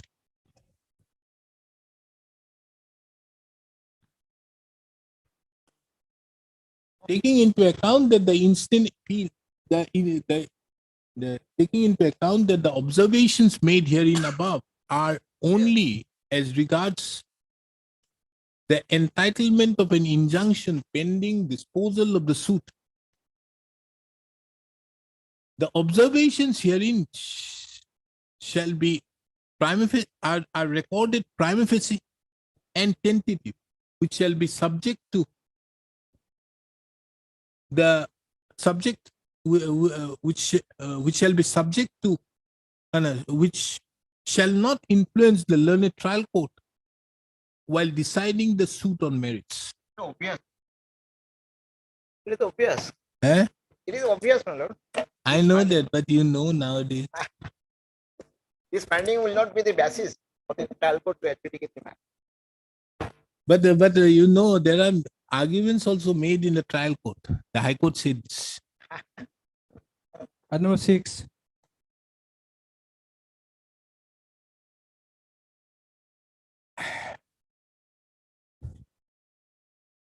Yes. What is this case about? So, petitioner of your lordship, challenging the impugned order dated 19. What are you challenging? 21/9/2019, whereby the execution process has been dismissed. Where is that order? My lord, order is at page 101. Prior to that, may I draw your listeners' attention, my lord, the What earlier are you order by Friday- challenging, Mr. Goswami? Oh. What are you challenging? You are challenging what? Let's see what are you challenging. You have got given such a big petition. May see so many grounds. So called why the impugn order dated past in so and so should not be set aside. Okay. We are only concerned with P14. P14. Yes, what is this order about? my lord, by the impugn order, the learned executing court has rejected my execution petition. My Under? contention with the losses. Under? Your execution petition has been rejected. Rejected. My contention before your losses that the impugn order has been in the the learned executing court tried to pass a revisional order, because prior to that, the same executive court rejected the objection filed by the judgment after. That is why my your losses kindly look into item For that declaration of right title and interest in schedule A.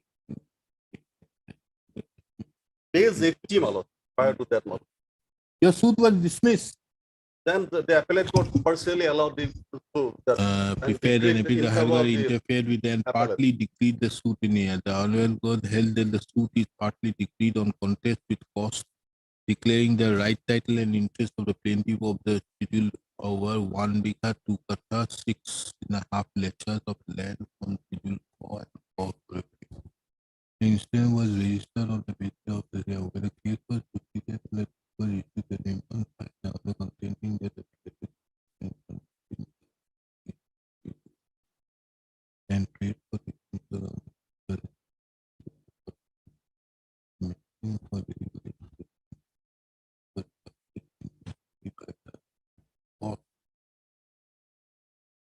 Okay. Let us see the appellate court's decree. Well, Where is the appellate court judgment? I'm saying, Malot, page 59, Malot. Page 59. P4. 59, got it. 60 is the opportunity.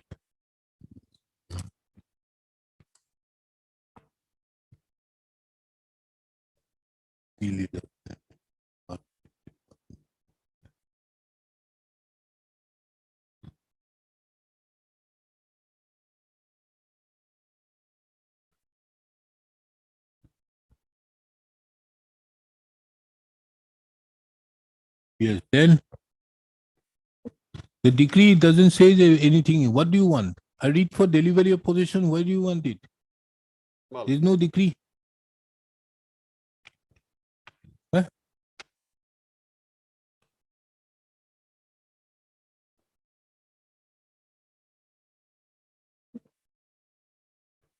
Then the relief number 1 is granted, Malot. where? And is Malot, page 66 was last one. So That is what plaintiffs I've are looked into it.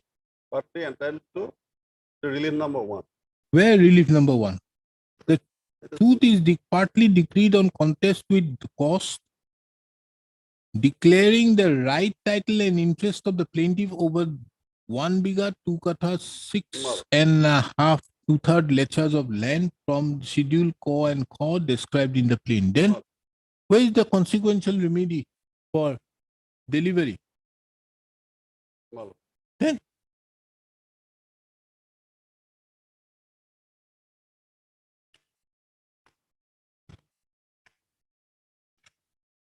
My contention for law is that since the learned executing court earlier rejected the objection raised Forget by the about that. petitioner. the learned executing court cannot go beyond the decree. You can't go beyond the decree. The decree is this. How can you execute it? Yes, Mr. Roy. Mr. Roy, kindly come to the aid of the petitioner here. What is to be done? In this case, kindly come to the aid of the petitioner. What is to be done? Here, what has happened? The decree was passed. He has asked for right title, interest, recovery of possession, everything. Trial court suit was dismissed. First appellate court declared the right title interest, but didn't go further. Yes, you can't put that to execution.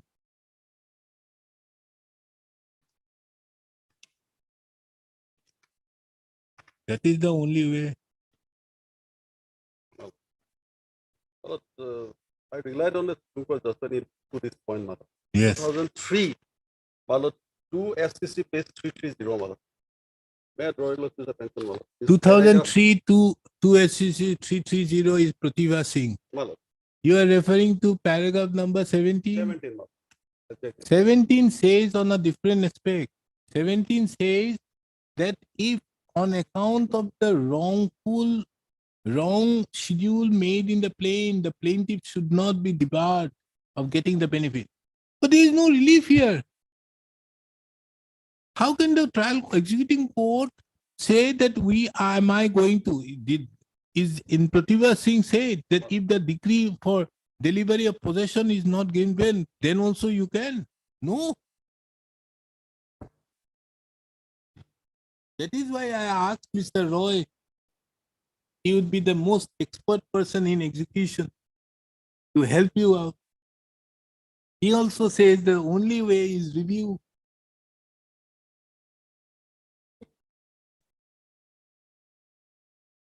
Because the trial court, first appellate court has to give that. Madam.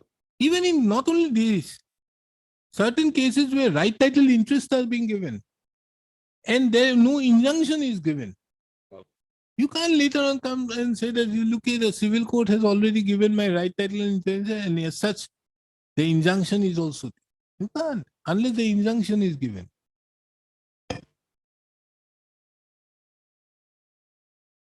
No case. You wanted to say that only.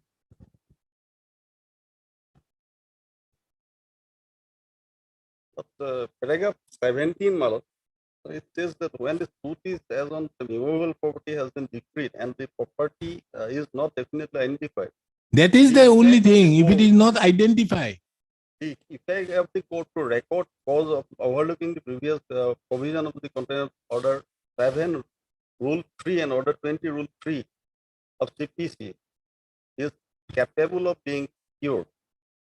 After all, a successful plaintiff could not okay, be Mr. deprived- Goswami, then let us go to the fundamental. What is order 7 rule 3?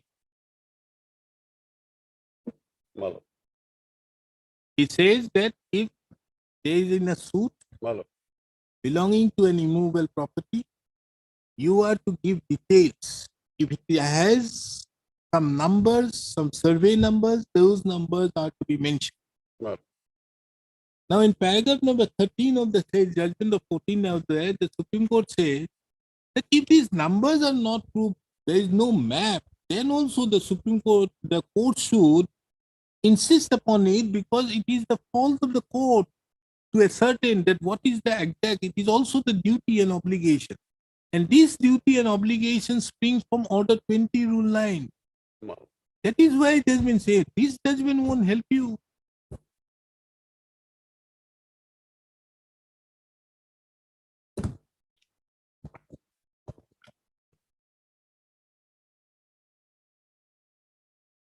You got. So what do you want to do? None appears for the petitioner. That is why it's for such long time. Well, somehow. And none sometime, appears for Madam, the during petitioner. COVID None time, appears. Madam. So many none appears for the petitioner. Is it because of that?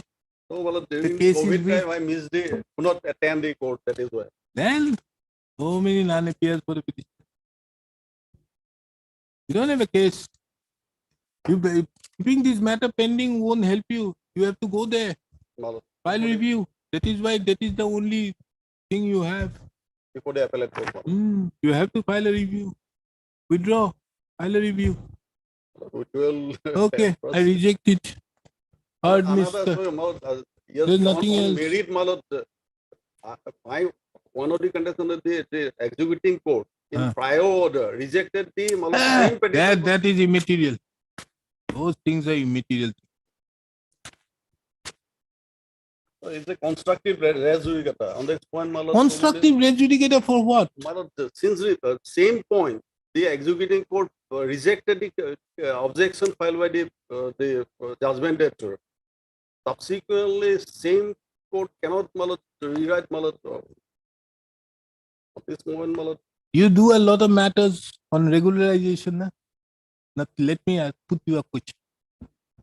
You know, in view of Uma Devi, this court under 226 cannot My lord, direct for regularization. my lord. He files an application that you can't direct for regularization. I reject his petition. But can I then direct? No, because the law is clear. I can't direct under 226. The constructive res judicata would not apply in that regard, and thereby giving you anything to the effect. Learned trial court was right, executing court was right. Okay, heard Mr. U.K. Goswami, the learned counsel appearing on behalf of the petitioner. Your name? So and so appears on behalf of the respondent. How many respondents? Sole. And you are sole petitioner. No, my lord. 3, my lord, petitioner, my lord. So last opportunity, dismiss or withdrawal. 4 petitioner. Dismiss or withdrawal. No, that will, my lord. Let's just clarify the thing, my lord.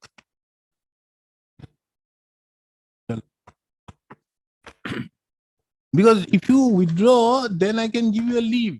If you dismiss, I can't give you the leave. Because I'm only with this. It will be adversely affect my lord. Absolutely. My lord, during the COVID time, my lord, I could not pursue the matter. That is why it will be pending. And we are expecting that. Whatever may be, you get whatever may be you can. Anyway, heard Mr. So-and-so, the instant application under Article 227 or 115? 227, my lord. 227 of the Constitution has been filed challenging the order dated 21/9/2019, whereby the learned executing court, that is the court of the Munsif Koliavor, had rejected the execution application.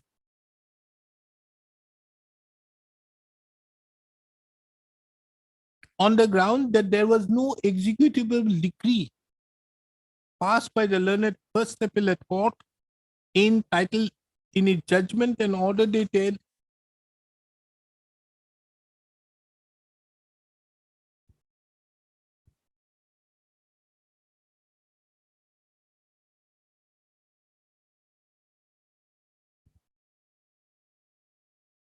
in the judgment and order dated 6/5. Where is that? My lord. Page? It's 60, my lord. In the judgment and order dated, in the judgment and decree dated 6/5/2016, passed in title appeal number 111/2015. 11/2015. Taking into account that this above,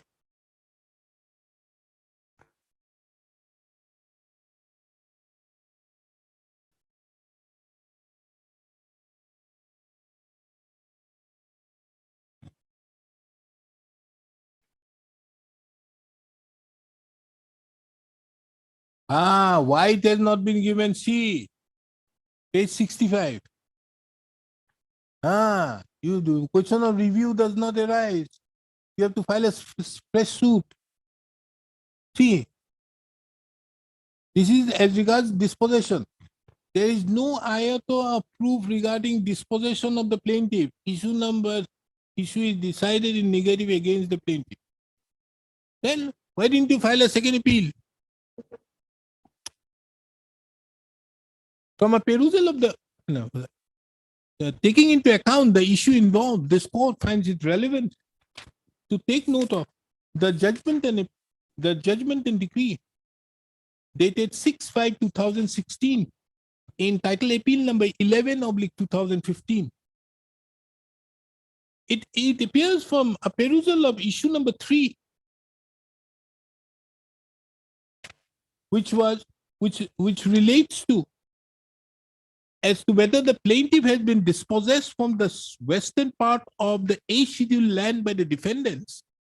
The learned First Appellate Court held the said issue against the plaintiff, holding that there was no iota of any proof that the plaintiff was dispossessed. It is under such circumstances the suit was filed, and it is on the backdrop of the above. The learned trial court, the first appellate court, partly allowed the appeal, thereby decreeing the suit on contest with cost, declaring the right, title, and interest of the plaintiffs over 1 biga 2 kata 6 by 6 and 2/3 lechas of land from Schedule Q and Schedule Q described in the plaint. A perusal of the said decree so passed on the basis of the judgment and order dated 6/5/2016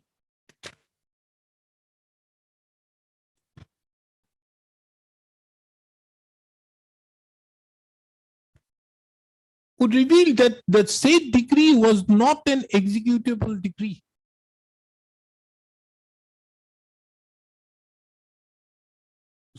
Under such circumstances, this court is of the opinion the learned executive court had rightly rejected the execution application by the order dated 21/9/2019. Accordingly, this court does not find any merits in the instant application, for which the instant application stands dismissed. You have to file suit. No review. Only. Hello. Yes, Mr. Mozumdar, your case. Let us see. Yes. I'll just take it for 5 minutes. He is not well, he says. You are also not well. Huh? See, both counsels are not well. No, I am ready, Lordship, but health condition. After vacation, Such a fat petition. facts are very lengthy. But what have you challenged? So my appeal was filed after 11 years, Lordship, and the delay was unknown after 11 years. Though the appellant has knowledge from the date of institution of these, which are available on record. Hmm. In spite of that, the learned appellate court allow the condonation. Okay. That is it.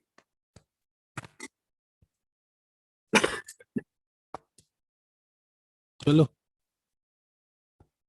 So they just stay. There is, The decree has been passed in your favor. yes, sir. This is dispute between the own brothers. There was a family arrangement, registered family arrangement. Stay. Now that I've seen it. Chalo. When do you want it? After vacation, I heard Mr. S.P. Roy, the learned counsel, appearing on behalf of the petitioner. Mr. D. Mojumdar appears on behalf of the learned senior counsel, assisted by so and so. Appears on behalf of the respondent. How many? Respondent. Both the parties to the instant petition, 6 for an accommodation. Accordingly, list the matter again on when. We have to fix a date now because stay 26 July. Oh no, we'll have it on 25th. And this matter is nothing.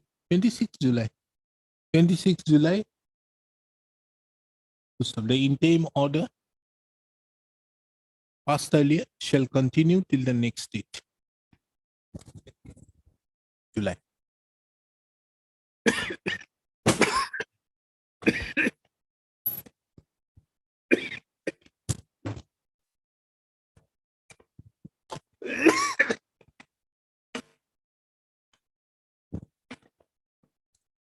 Please, Your Lordship.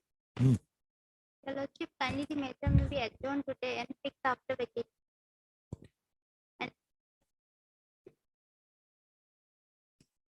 Understood, but Mr. Kadir, kindly understand this court won't like to take up the matter in absence of Ms. R. Chaudhary, and her matter I am not taking up for a month, taking into account her son is interning with me. So let it come up after vacation. His period will over. Okay. Kindly understand the predicament of this court also. Yes, we'll have it on 17th. 17th of July. 17 not possible. Why? Hmm? 18. Okay, Your we'll have it on 19th. 19th. Lordship, interim may be continued. At the request of the learned counsel appearing on behalf of the petitioner, the matter stands adjourned till 19th of July 2023. Interim order passed earlier shall continue till then. 9. Mr. M.J. Kadi appears for the response. Immediately, Your Lordship. Hmm. It's a MSc appeal. This set is filed by the claimant appellant. Is satisfied with the quantum of compensation allowed by the member MSc business daily in MSc case number 10 of 2018 By enhancement. for enhancement. Here the future prospect of the income not considered. That is the only Heard, Mr. P now. Appeal admitted, call for records, issue notice. Master.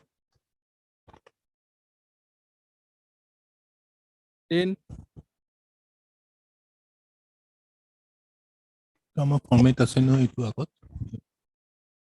May I please, Your Lordship? Hmm. Lordship, one IA has been filed in this case, which is not yet lodged.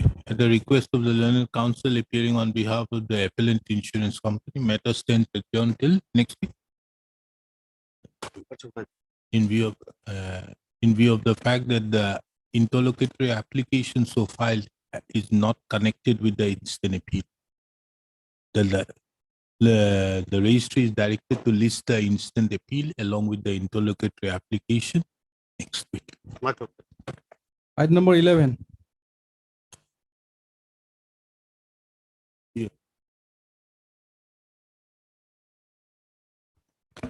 Yes. Please, Your Lord. This appeal is by the defendant, my lord, Uh. against the judgment of reversal. Suit was filed by the respondent, my lord, seeking possessory title over government land. Hmm. My lord, the suit was initially dismissed by the Municipal Court, Darang Mongalgai, but the first appellate court has declared the possessory title and right over the land on the Title also. Right. Possessory title. Yes, my lord. Paragraph number 17 of the judgment of the appellate court, page 54.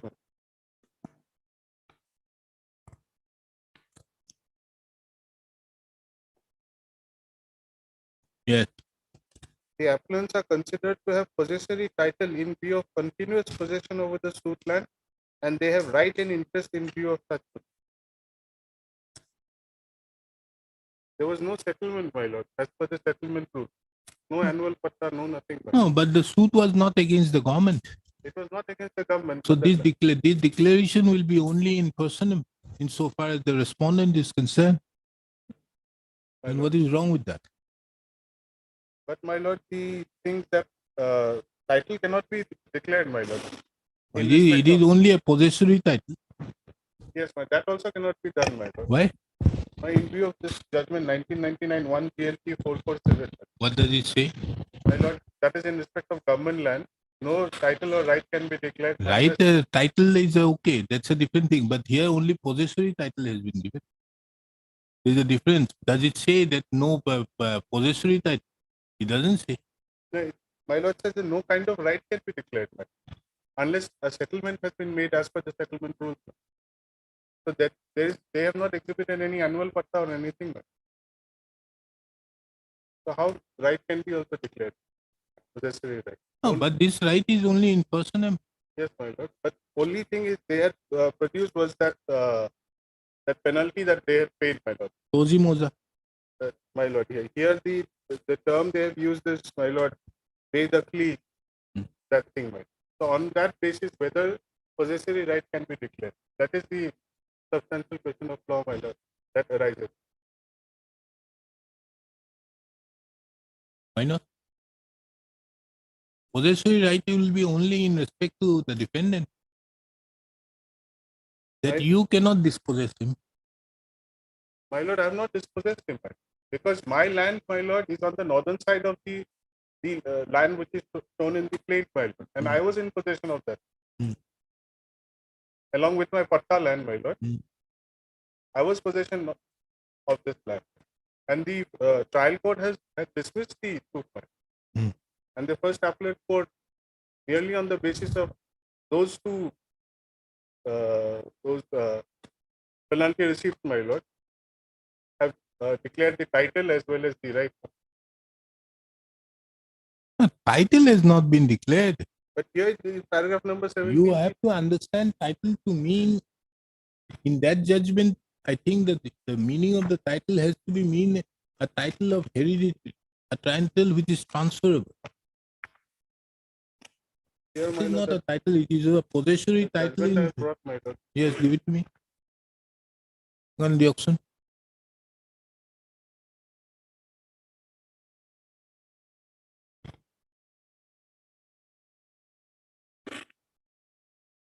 Yes. Paragraph 6, my lord. In the instant case, from the documents and also from the evidence and record, it is seen that 2 kata 15 lesas of land is a Tozi land. The plaintiff cannot acquire any right and title over this land until settlement is made by the concerned authority. So a settlement has to be made as per the settlement rules, my lord.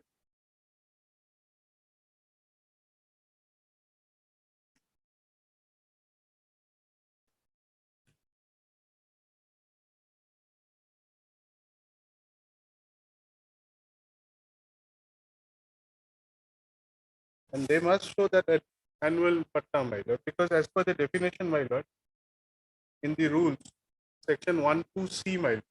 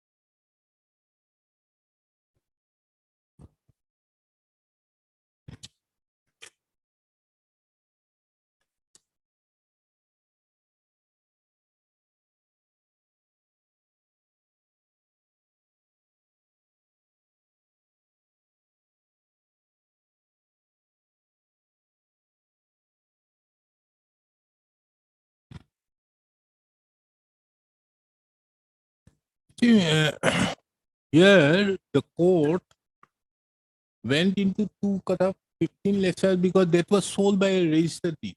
My lord. That is why I also say the right to sell is a right of transfer, or it's a hereditary or a transferable right. Right. You can't have on the basis of possession. Right. Here only a possessory title has been given. Possessory title can't have any relation with a title in terms with as required under the rules.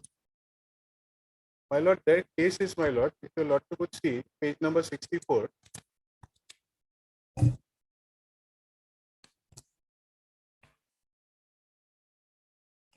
Para 6 of the plaint, my lord.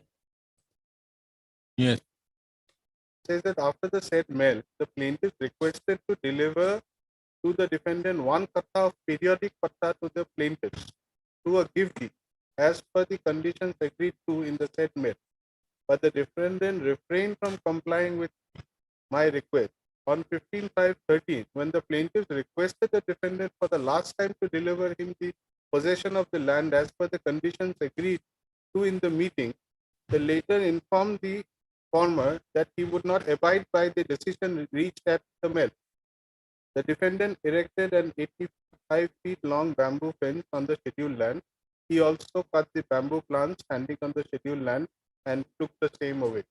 So this is their case, my lord. This is their case.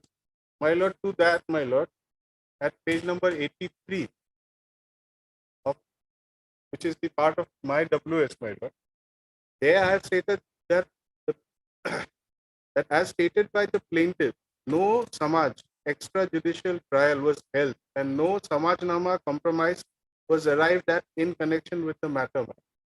So at the time of evidence, my lord, they did not exhibit that, my lord, compromise, my lord, on the basis of which they claim, my lord, this part of the government land. Only a photocopy was brought in, my lord, but it was not exhibited. Now kindly come to paragraph 17 of the judgment, my lord. Of the at page 54.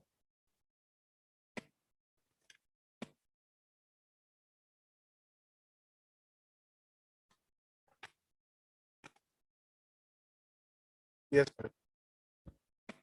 So the learned first appellate court duly had taken note of that.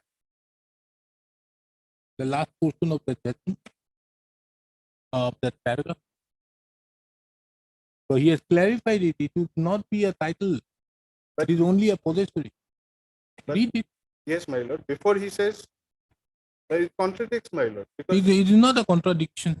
Because the appellants are considered to have possessory title, my lord. Kindly see No, the but word, sir. kindly read the entire Later on he paragraph. says that. No, Mr. Kindly read the entire paragraph. Later on he says that the title cannot be declared, possessory right has been given.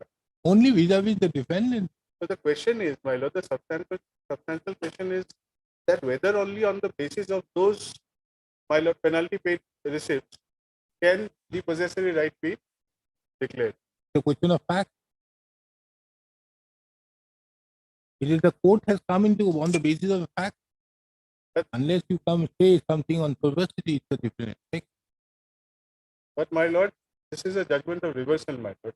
So what? Kindly see. That is the ground which has been taken. If we see Santosh Hazare, it categorically says you have to give reasons, and these reasons are enough. So, my lord, the thing is that whether, while kindly see at page number 8, my lord, substantial question of number 5, my lord, that I have framed here, my lord, that the substantial question of law is whether the Vedakali Jarmana receipts have any recognition in the eye of law so as to be sufficient enough to grant the relief of declaration of possessory right and title in favor of the plaintiff. And if not, whether the first appellate court was right in allowing the appeal in favor of the plaintiff. Only this, my lord.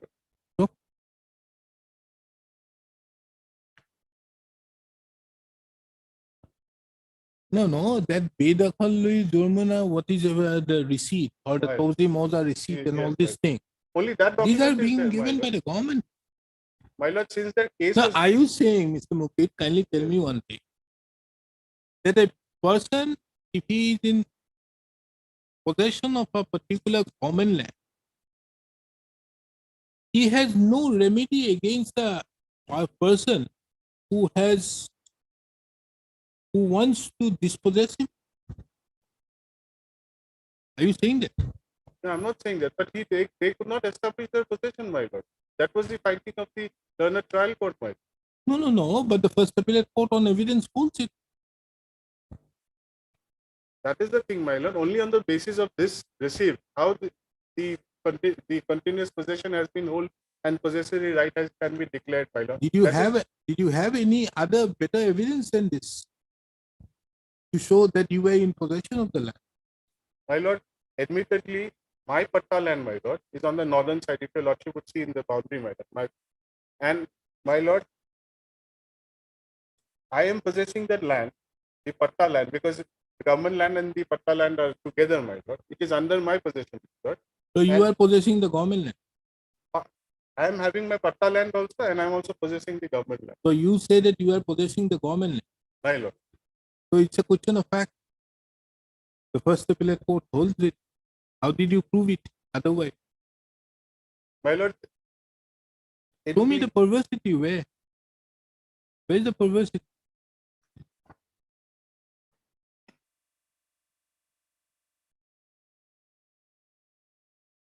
my lord, If according there to is no the, perversity, how can a substantial question of law arise?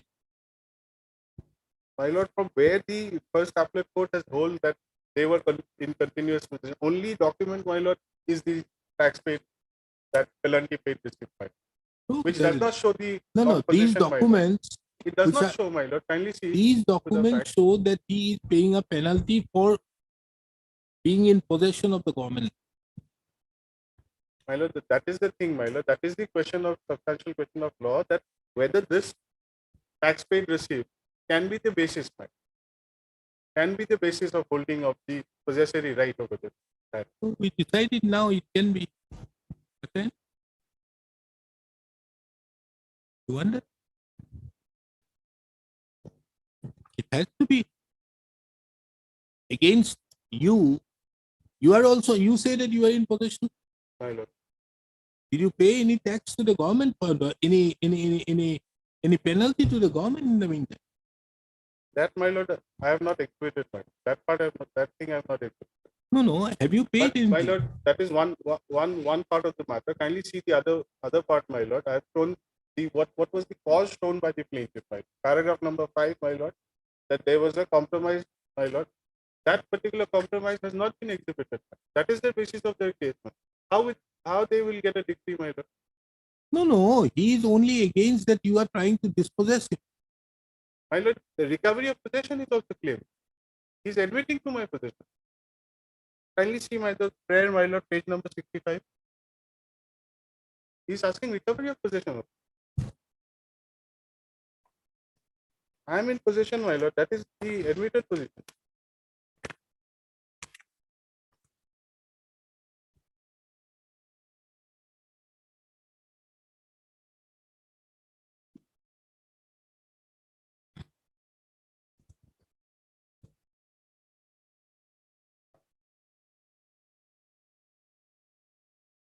And they are not asking for possessory right, my lord. Directly they are asking for possessory title. Without settlement. No. The possessory title will be only vis-a-vis you and the defendant. My lord, Would this judgment be in rem? No. the title can never, my lord, in respect of a government land, how can the title be declared, my lord? Why you are confusing your title with the possessory title? The court has clarified it in paragraph number 17. But unless, my lord, this is, my lord, proved by them, how can this other relief be also granted? Huh? Yeah, unless this is proved, my lord, according to the trial court, they had failed to establish their possession. my lord. And Trial court- admittedly, You see, I am the in trial possession court of this may property. say so. It's okay, no problem with that. The trial court may hold it. But does it mean whether the plaintiff is dispossessed from the issue number 4? Where is the issue number 4? My lord, of the first appellate court or the, my lord? Issue Since, number 4 since is at the page issue number number is 22 of interfered the with by this court, let us see how does the issue number 4 decided. trial court is at page Further, number the learned 22. trial court did not give any finding to the fact statement made by defendant in his process, wherein he stated that he did not, has not written in his evidence on affidavit that exhibit 1 and 2 are false. He also admitted in his art revenue receipt wherein it received that the revenue is paid by the applicant.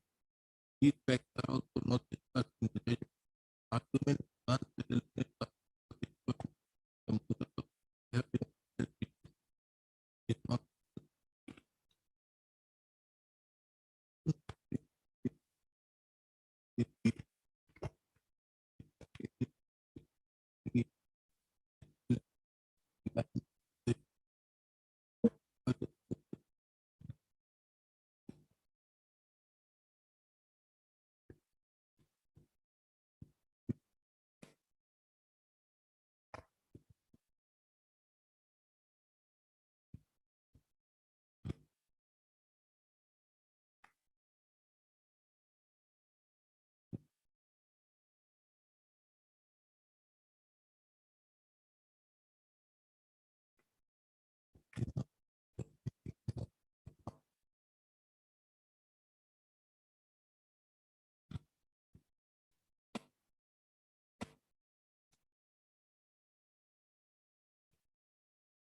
What do you say about paragraph number 13 at page 51?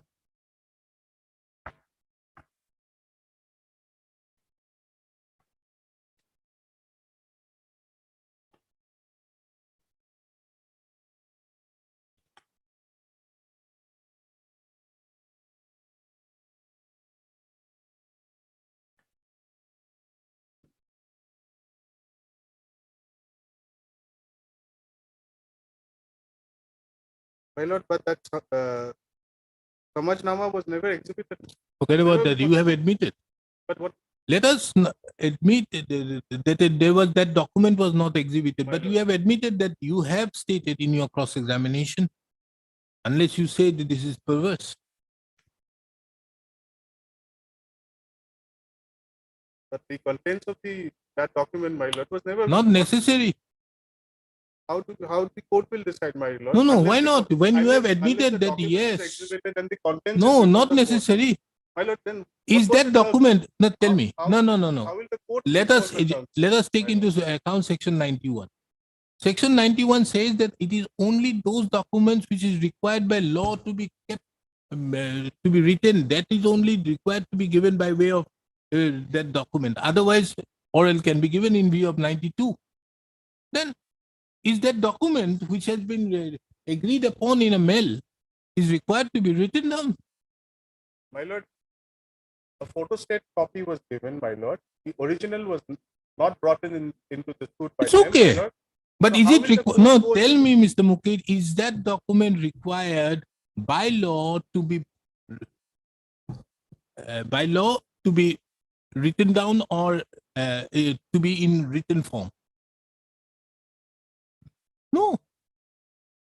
Like Lord, for but- example, a sale deed has to be in a written form, My lord, the factum of or a contract has factum to of be in the written form. factum of a Samajnama means a written document. Samajnama means a written document. Yes, but you Unless have the written admitted to document- admitted to the contents of it. I have not admitted to the contents You- of the file. you It has say not been that it- exhibited, my no, lord. no, It unless has you not been say- exhibited, my lord. No, When it is not exhibited, I'm how only will- saying, but in your cross-examination, you have duly admitted this. My lord, kindly see to the fact that, okay, to the Savajnama, I admit to it, but when that document is not exhibited, my lord, Is it required then in how will law? the court go into No, the no, no, contents no, of the no. same, I'm my lord? only asking you, And- is it and enforce it required? against me, No, my lord. Mr. Mukesh, It cannot be enforced I'm against only me. asking you, is it required under law to be exhibited? And it is not there. And there cannot be any oral evidence otherwise. Though they have made it as a cause, but in the prayer, my lord, it is not prayed that those terms and conditions are required to be enforced by them. What No. they seek is a declaration of their possessory title So? over the land. But though it is made a part of the cause of action, but the prayer is not made to enforce the Samajnama, my lord, that compromise. Not necessary. That is not necessary, but you have duly admitted out there as regards the Samaznama in your cross-examination.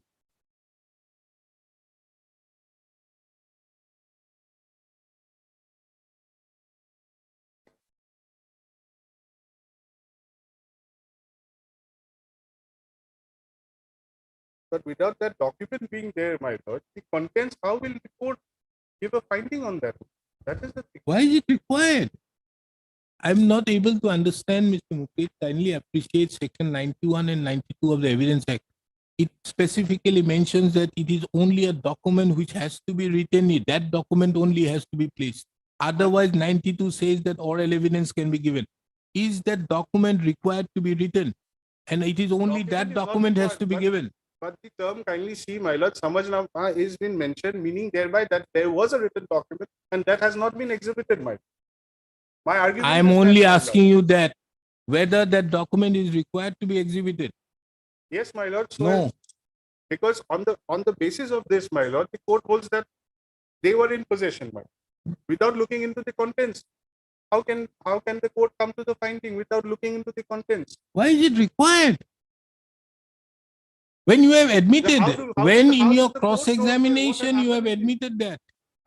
How would the court know that what had happened in the what has been reduced into writing into the Samajnama, my lord? If Whose that possession? document is not there on the basis of oral evidence, the court can very well infer.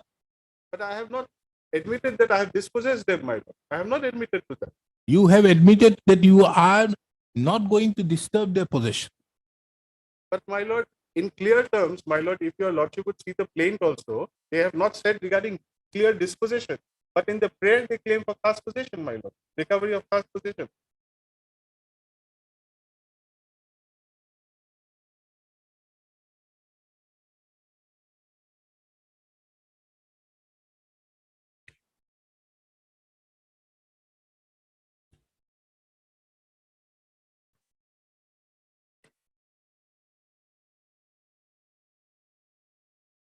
So, my lord, I humbly submit, my lord, that kindly see, my lord, the substantial question of law number 5, my lord. Again, my lord.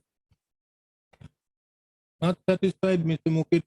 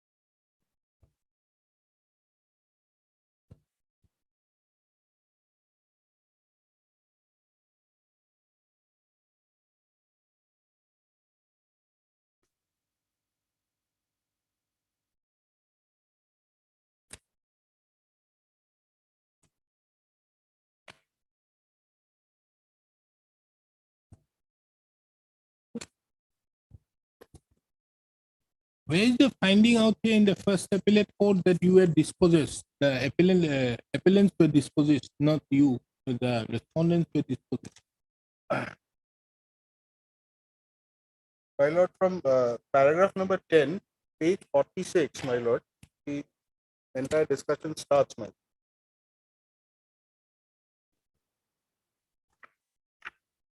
Where is the evidence discussed that he was dispossessed?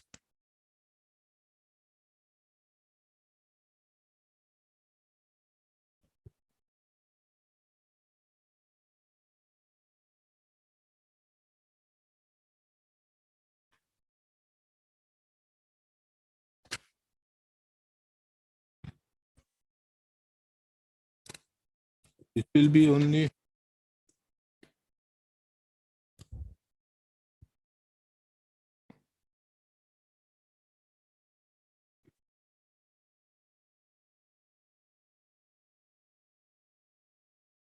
because without a finding that he has been dispossessed, My lord. can there be a finding that he? Where is the finding? Where is the opinion arrived that he has been dispossessed? Do one thing. You look into that aspect. That would be a substantial question as to whether the court, because that will amount to perversity. Right.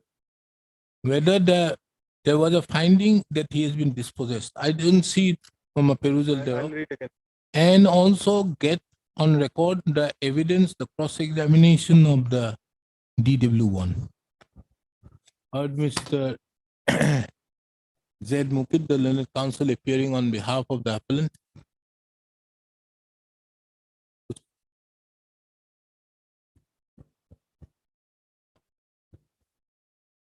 Let the matter be listed when? Yes, your lord. After vacation or before? Let the matter be listed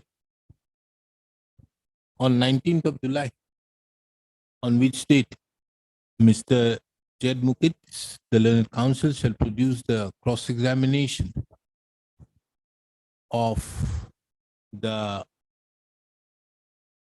appellant, who was the DW1 in the suit.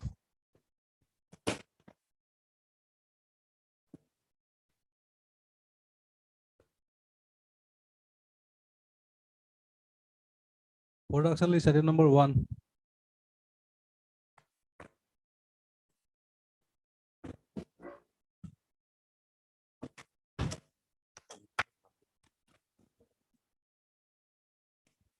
Please, your lord.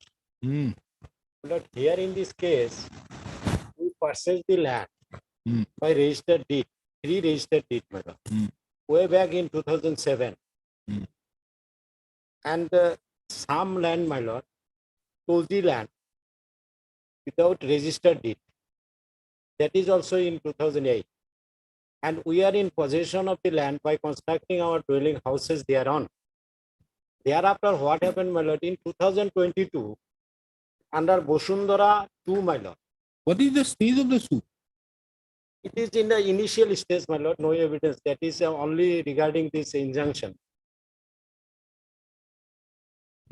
Where is your plane?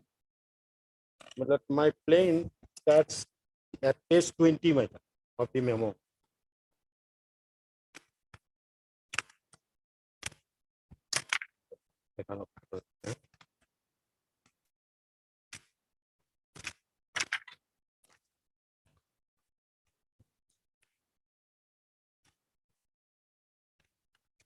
It starts from page 23, my lord.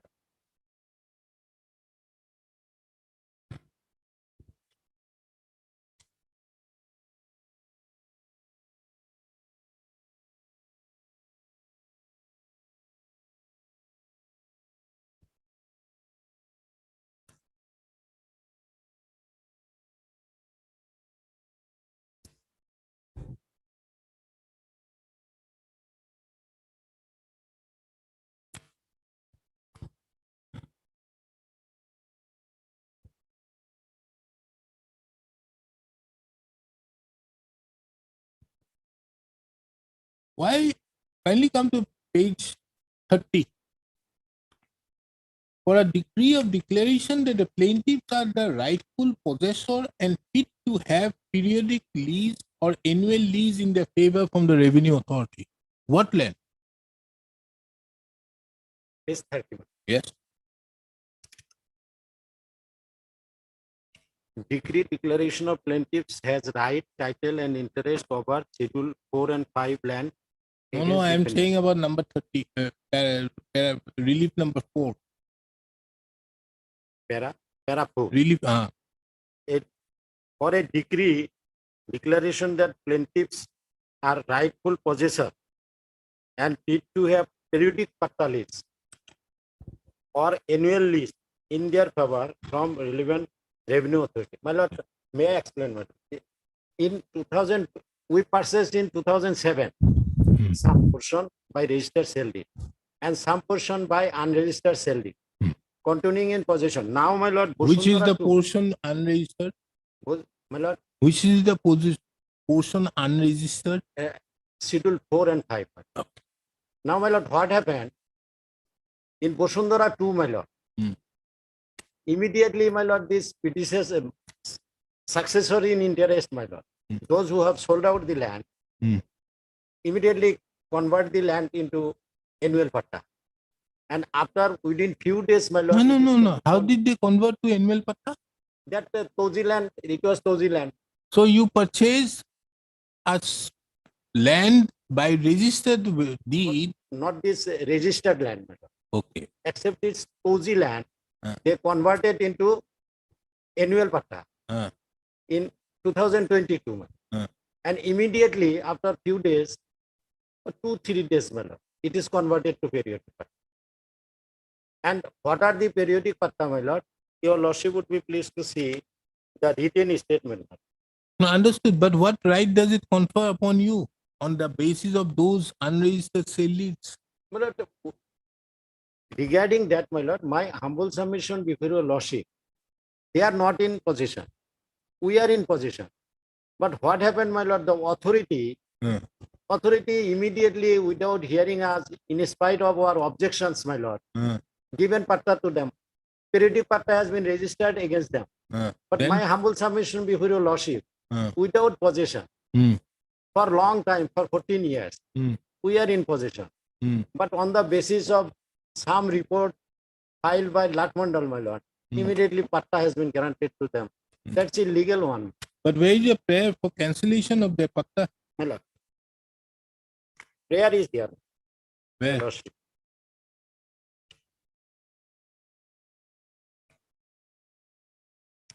It starts from page 29, my lord. Right title and interest and possession.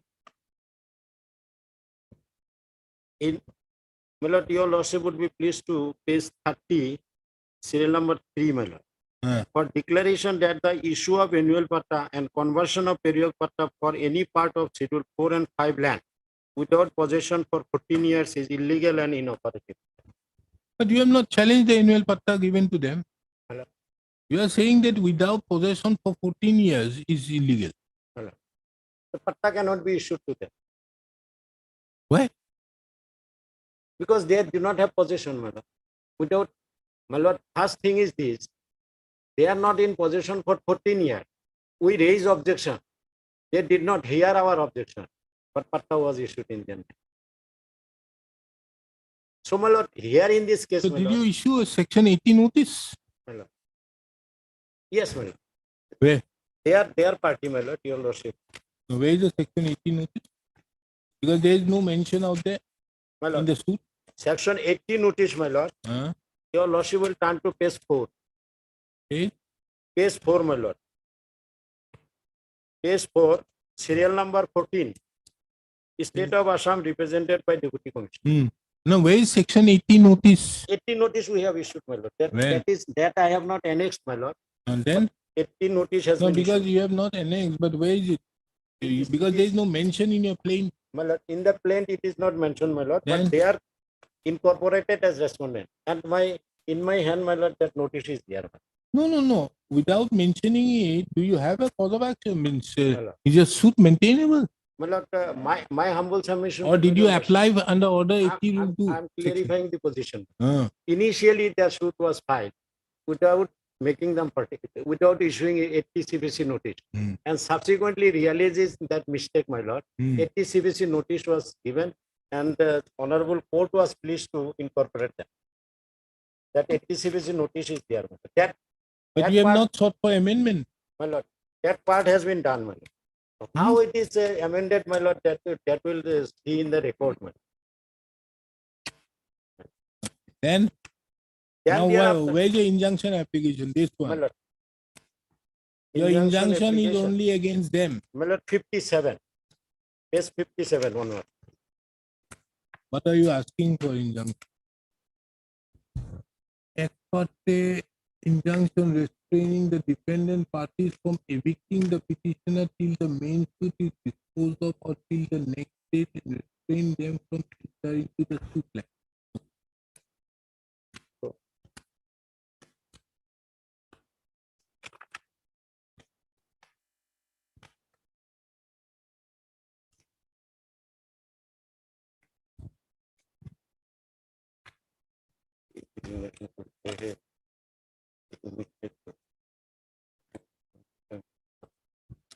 My lord, here also, my lord, your lordship, directly, my learned friend before trial court, my lord.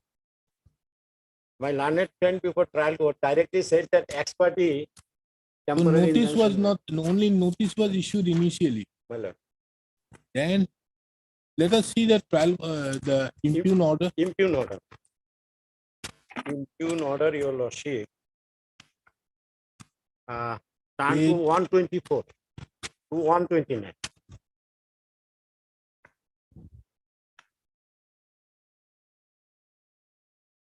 It has been discussed, my lord, that ultimately, my lord, finding starts at page 127, para 4.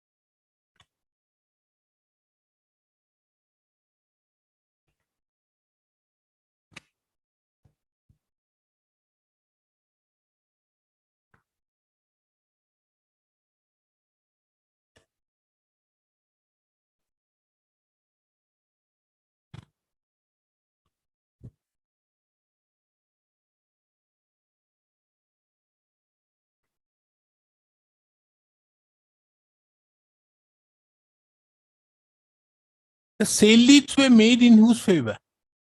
Sale deed was made in favor of Majibur Rahman, father of plaintiff petitioner number 2 and 3. 3 and brother of plaintiff number 1. That was the registration.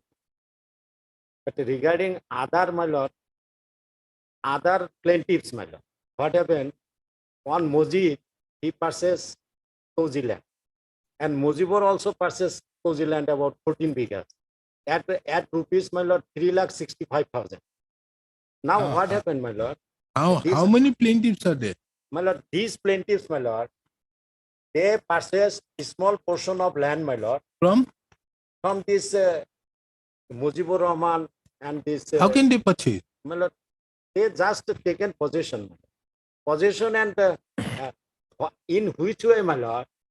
Okay, Fauzi, Mr. MSC, I will do one thing. I will maintain status quo only in respect to the possession of the petitioner number 2 and 3, petition not number two. others.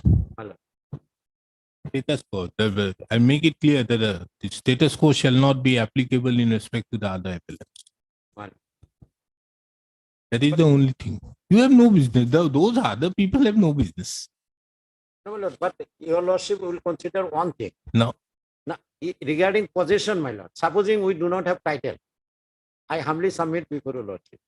Supposing we people, other people, do not have title, but they are long possession for 14 years.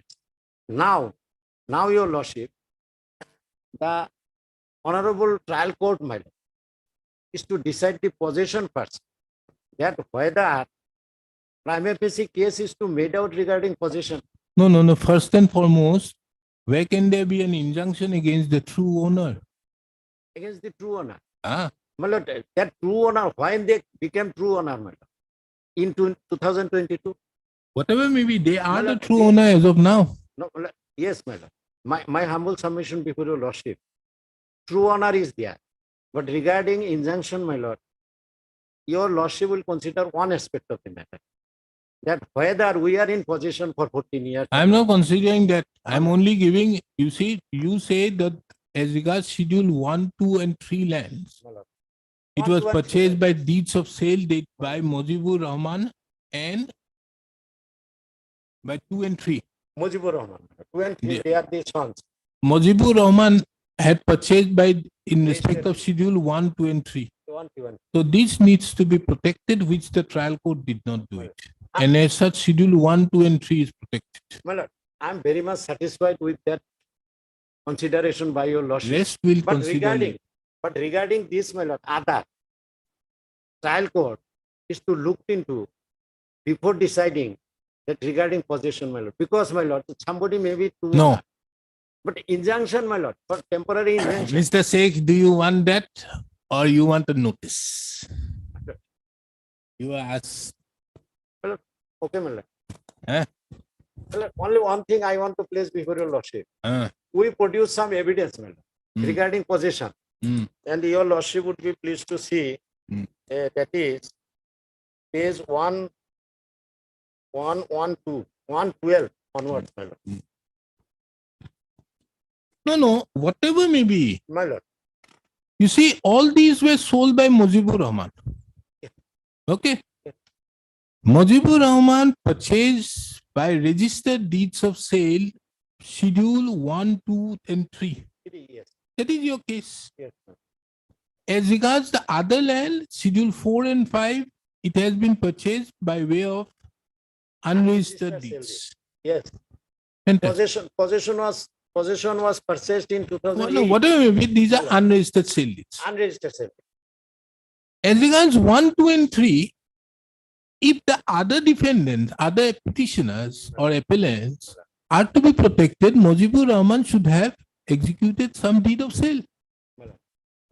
That is also unregistered sale, my Whatever may be, that has no value. lord. Once you have the title, in fact, I am surprised why you are appearing for all. And in fact, this order would protect others also.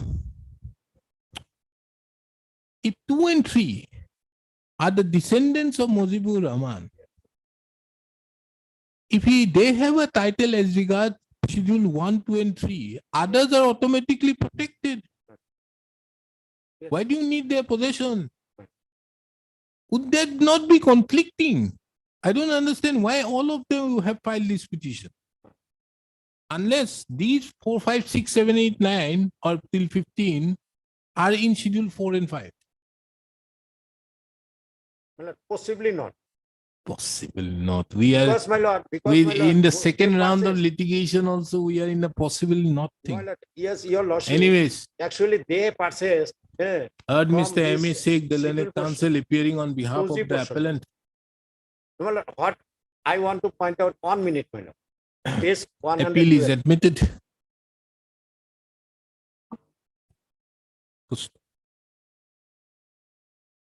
The records of Ms. J case number 99/2022 arising out of title suit number 90/2022 be called for by the registry.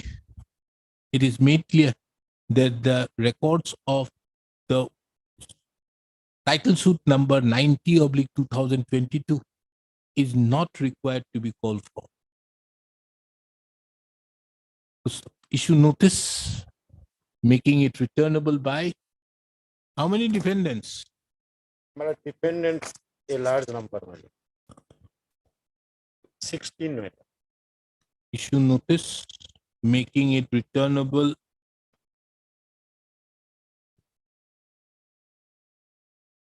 on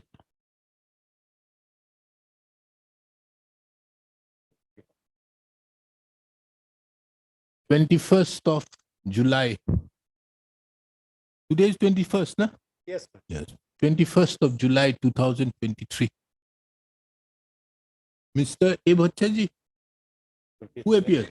KK Bhattaji appears on behalf of the respondent numbers 14, 15, and 16. Steps upon the respondent numbers 1 to 13 be taken by way of registered post as well as usual. As regards the respondent number 14, 15, and 16, extra copy of the memo of appeal be served upon Mr. KK Bhattaji, appearing for the said response within 3 days.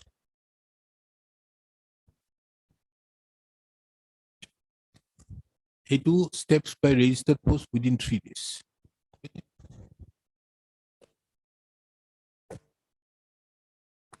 Heard Mr. M.A. Sheikh, I from the learned counsel appearing on behalf of the applicant, and Mr. KK Bhattaji, the learned counsel appearing on behalf of the opposite parties number 14, 15, and 16.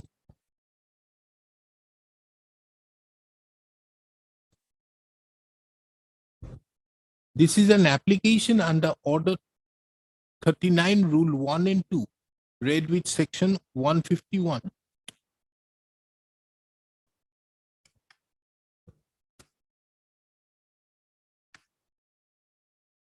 Mr. Counsel, okay. This is an application under Section 1, Order 39, Rule 1 and 2, read with Section 1 and 2 for grant of an ad interim temporary injunction in favor of the applicants against the respondents in the suit properties.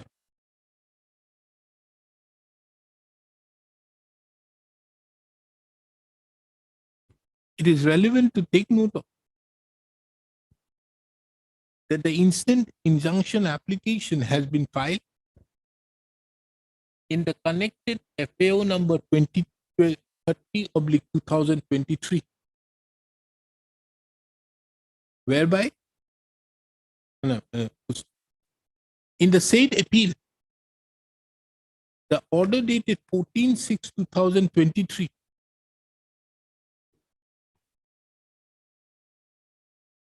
have been assailed, whereby the injunction application filed by the applicants herein before the trial court was rejected. This court have admitted the said appeal and fixed the matter on 21st of July 2023. From a perusal of the material application, it transpires that the petitioner number 2 and 3, applicant number 2 and 3, claims that they are the legal representatives or the successor in interest of one late Mujibur Rahman, Mujibar Rahman,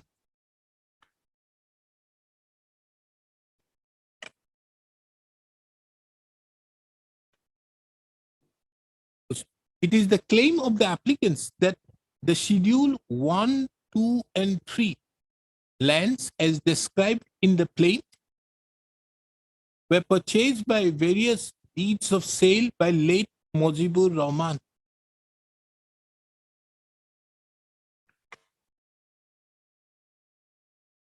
It has been further mentioned, it is the further claim of the applicants in the suit that late Mojibur Rahman had also purchased the Schedule 4 and 5 lands from the defendants Let another person Abdul by an unregistered deed of sale. another person, my lord. 4 and 5 purchased by Mujibur and Abdul Mujib. And Abdul Mujib. that it is the further case of the applicants that as regards the Schedule 4 and 5 land, late Mojibur Rahman along with Late Abdul Mujib. Abdul Mujid had purchased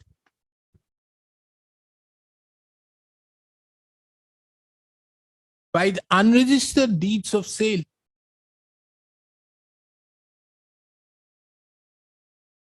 the Schedule 4 and 5 lands mentioned in the plaint from the defendants. The learned counsel for the applicants further states that at that point of time, the land mentioned in Schedule 4 and 5 were Tozi lands. But subsequently, the Schedule 4 and 5 lands were made annual patta land, and thereby settlement was given to the defendants.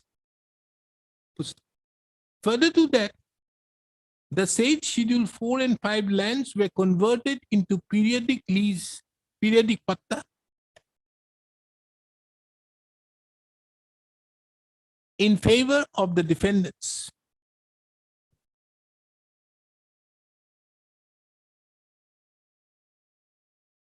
The case of the applicants as submitted by Mr. M.A. Sheikh, the learned counsel, is that they are in possession of the Schedule 1, 2, 3, 4, and 5 lands since 2008. 2000? 2008. 2008. Yes. And pending disposal of the suit, the learned trial court ought to have protected their possession from the defendants.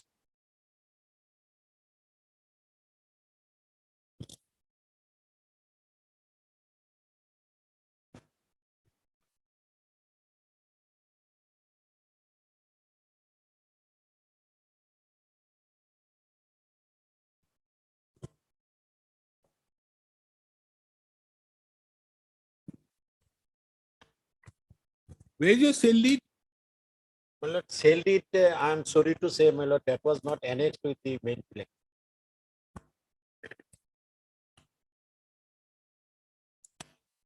Why you are sorry? My lord, Number, sale deed number? sale deed number I have given. Your lost. Para 1 onwards. Okay. Para? My lord, your lordship would be pleased to turn to page 20.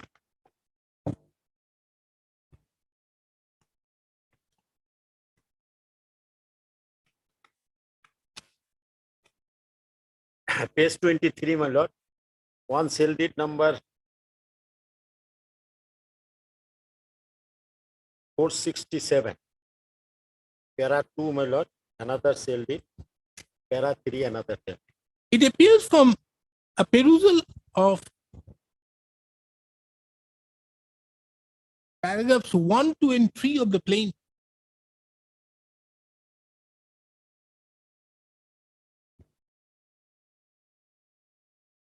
that late Mojibur Rahman have purchased the Schedule 1, 2, and 3 land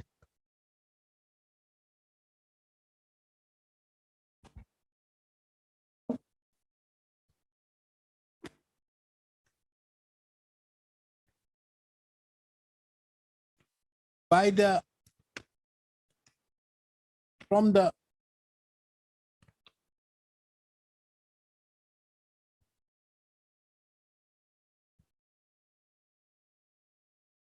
from whom did you purchase? My lord, Srimati Dulsena Munda, Bhim Munda, first one, my lord, and Gaura Munda. But are these people defendants? My lord, yes. Where? My lord, Shiva Munda? Who is Shiva Munda? Shiva Munda died, my lord. Understood. Dulsena Munda, Bhim Munda, Gaura Munda. Bhim Munda is party. Huh? Bhim Munda is party. From Your lordship.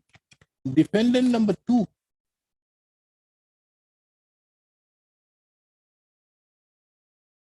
And 2 others.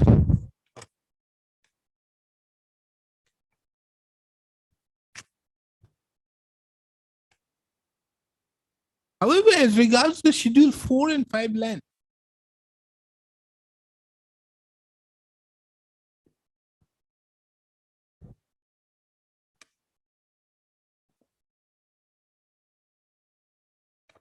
it has been mentioned that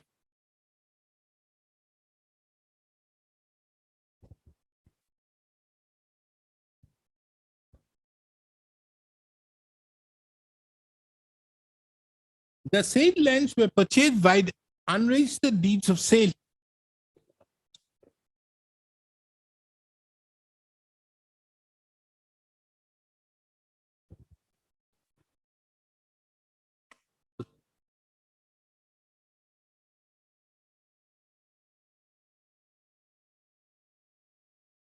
Taking into consideration that this appeal has been admitted,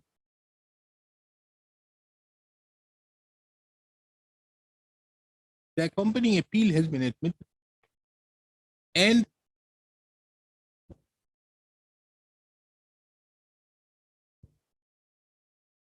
the petitioners and the applicants state in their application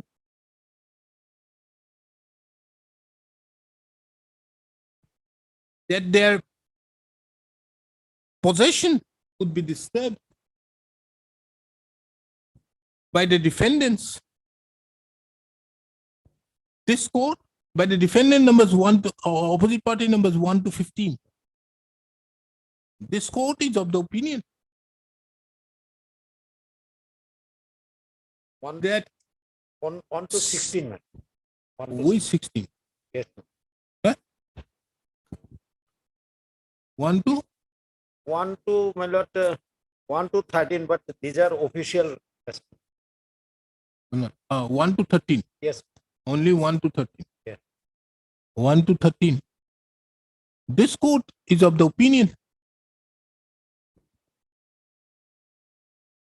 that status quo be maintained in respect to the schedule 1, 2, and 3 lands till the next date, that is on 21/7/2023.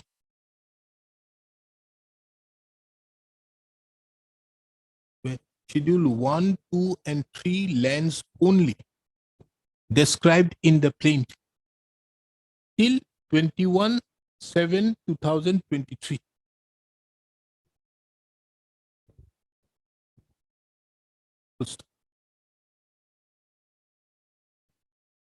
The applicants are directed to take steps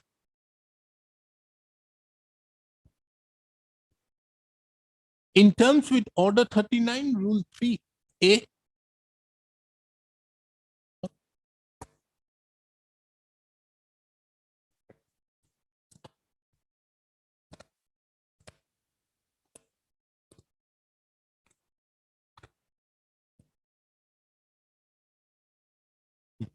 Order 39, Rule 3 of the Code of Civil Procedure.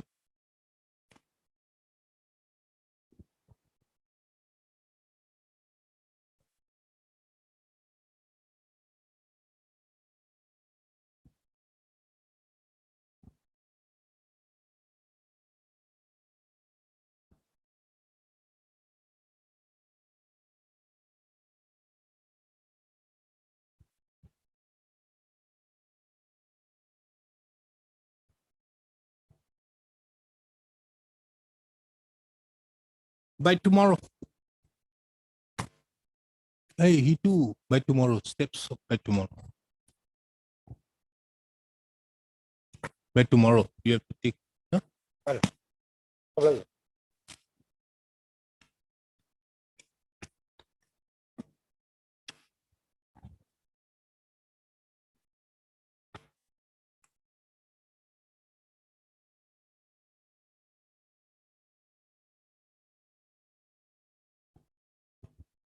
Then Lordship, now the defendants are proceeding with the construction in a war footing manner. I have given some photograph also. They have constructing the building without obtaining the prior permission. then why didn't you file an application out there? Application we have already filed. No, you have filed an application for extending. Yes, Lordship. How can you file an application for extending once the order is no longer in force? Tell me. Yes, Lordship. Let me also understand such laws. That is yeah, Lordship. That is there means there is nothing here. Lordship, I have a limited prayer, Lordship, till the next date fixed before the learned trial court below. So that has to maybe defendant may be directed. No, nothing doing. You do one thing, you go and file application out there. I will give you this liberty, you file an application and the court shall consider taking into account the materials on record. All these things. Only difficulty is, Lordship, that they are proceeding with the construction in a war. Understood, but why? Why haven't you filed? Because once the injunction order was not in force, Yes. how can there be an extension of it? Tell me. Because they have also not You filed also any- agree to that. Yes, Mr. Bhattacharya, tell me, is it possible on a point of law? If the injunction order is not in force, can you extend it? See? Yeah. I can't help you. You have to apply out there for an injunction. Why you are asking for extension? You ask for an order of injunction, file an application for injunction. And the court is not wrong. You are challenging 112. Yes, Lordship. Then what is wrong with that order? We are in 227. How can we look into that? So, Lordship, we have cited the ground that the proceeding is a construction that the court below has ought to have considered that our prayer, Lordship. Because the same court below has considering all the facts as far as the interim injunction. No, if there is anything the court will consider. You withdraw, I'll give that liberty out there and make some observation. That is the only way out. You have no other way. Then court may be directed, we will file tomorrow for consideration of our application. You file it, the court will consider. Heard Mr. S. Decker, the learned counsel appearing on behalf of the applicant, on behalf of the petitioner. This is an application filed under Article 227 of the Constitution challenging the order dated 26/2023, passed by the court of Munship number 1, Munship number 1 Tinsukia, whereby the petition number 1920/2023. the petition number 1920/2023 filed by the petitioner to extend the ex parte ad interim order dated 23/12/2022 be extended till the disposal of the injunction proceedings.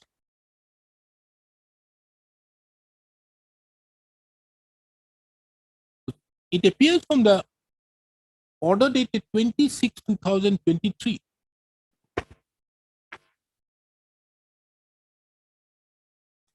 that the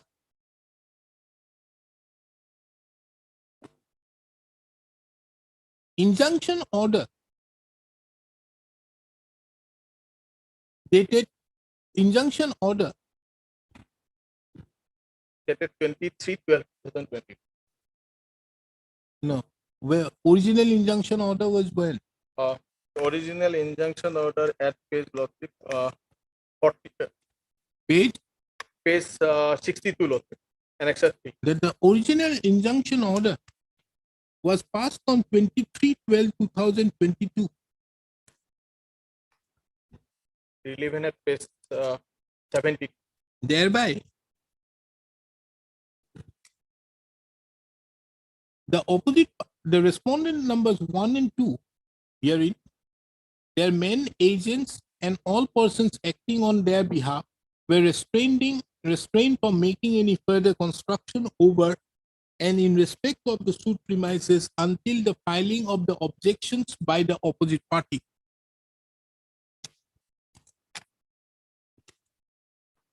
It reveals on record that on 29/5/2023, the opposite party number 1 and 2 oblique the opposite party 1 and 2 oblique the respondent numbers 1 and 2 herein had filed their objections, and on the said date there was no application filed seeking extension of the order dated 23/12/2022. It was only on, when did you file this? On 26, 2020. On 26/2023, that the application was filed seeking extension of the order dated 23/12/2022 till the disposal of the injunction proceedings.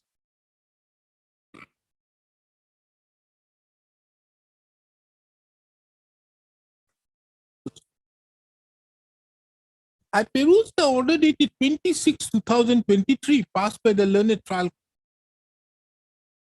and I am of the opinion that there is no infirmity in the said order, inasmuch as when the injunction order was not operative post 29/5/2023, the question of extending an order which was not in existence does not arise.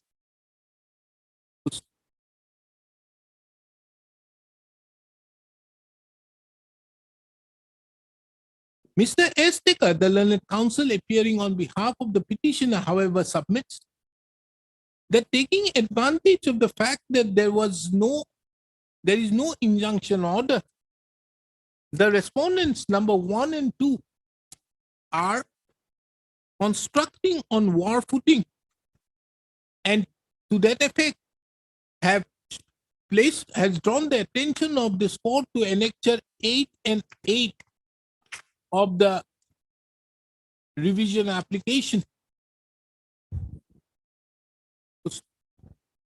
This court is of the opinion that the petitioners would be well advised to file appropriate application bringing to the notice of the learned trial court about the constructions being carried out by the respondent numbers 1 and 2, alleged constructions being carried out by the respondent numbers 1 and 2.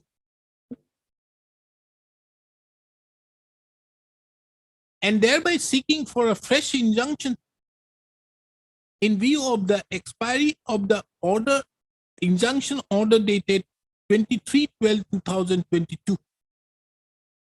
This court is further of the opinion that this court requests the learned trial court, upon such application, if so filed, to take the matter, to consider the said aspect of the matter and pass appropriate orders as deemed fit. With the above petitions hence dismissed, subject to the observations made herein. Public.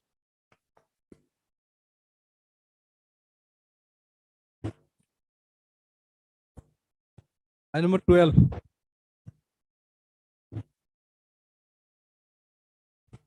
Your orders need.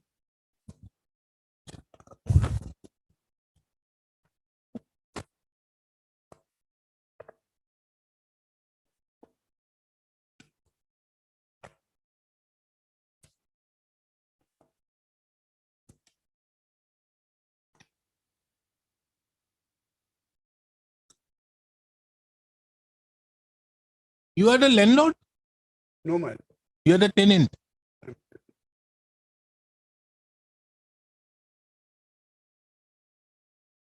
This is a case under the 1971 Act. Okay, what is your case?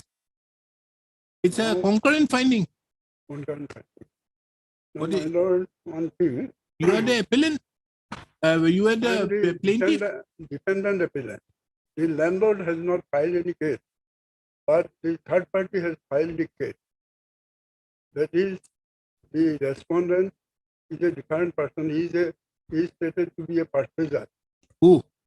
The respondent, Who? Bidhan Roy. Bidhan Roy, He purchased from whom? from one Milan Chakrabarti. And Milan Chakrabarti is stated to have purchased the land from Sunarabha and Kanurabha. And Sunarabha and Kanurabha is my nephew. And that is the appellant predecessor's brother's son. So as a matter of fact, what happens, my lord, that the landlord executed a deed of relinquishment of right in order to receiving the tenant. And In order to? receive the tenant, Ah. he has executed a deed of relinquishment of right. And by executing the relinquishment of right, deed of relinquishment of right, he got the major portion land surrendered by the tenant. Who is your landlord? My landlord is one Mir Asad Ali. Bill? Mir Asad Ali. Mir Asad Ali. That's my. Okay. And Where is the land? land is situated at Udalbakra. Now it is situated within the municipal corporation of Guwahati. Okay, then? Then he, taking the major portion land from the tenant, gave one Bihar land, stating them, you are becoming the owner of the land, so you can sell or do whatever you like. And that's the taken away the other land. And thereafter, the land was divided in between this one Bihar land, in between two brothers. That is the appellant's predecessor, and the other is his brother's son. And thereafter, I was in possession of my share of land. And the defendant, the plaintiff respondent, claiming that he has purchased 12 blasters land from one Milan Chakrabarti, and Milan Chakrabarti claiming to have purchased the land from Sunarabha and Kanurabha. That is the tenant's son. But they were not examined as a witness in this case. And hereafter entered into the possession of my land. Then I filed a proceeding under section 145 CRPC and got the order of attachment done by the court of the executive magistrate. And thereafter, they have filed the instant suit. 3 persons, not only this Bidhan Roy, another person is there, one Omyanandi, and the other is No, here the plaintiff is only one. plaintiff is one. Bidhan Roy. Bidhan Roy has instituted it. Ah. Other 2 persons have separately filed 2 others against me. Hmm. So, first thing is to be considered, my lord, that whether the deed of relinquishment can be executed in between the tenant and the landlord. My lord, under section 63 of the Assam Temporary Settled Areas Tenancy Act, tenant cannot surrender any land to the land. If the tenant wants to surrender it to the deputy commissioner, and the deputy commissioner, as per provisions of law, can provide this land to some other landless party. This is the law. But in this instant case, the landlord executed the deed of relinquishment. So, And then how did the person, the tenants, get the title? no, tenant can acquire title, my lord, under section 23 of the Assam Temporary Settled Areas Tenancy Act by filing an application before the deputy commissioner, and the deputy commissioner, after making some inquiry, may ask the tenant to deposit the amount of premium, But was the patta issued in favor of the tenant? but subsequently the patra was not issued to the tenant. Then how did the tenant sell it to?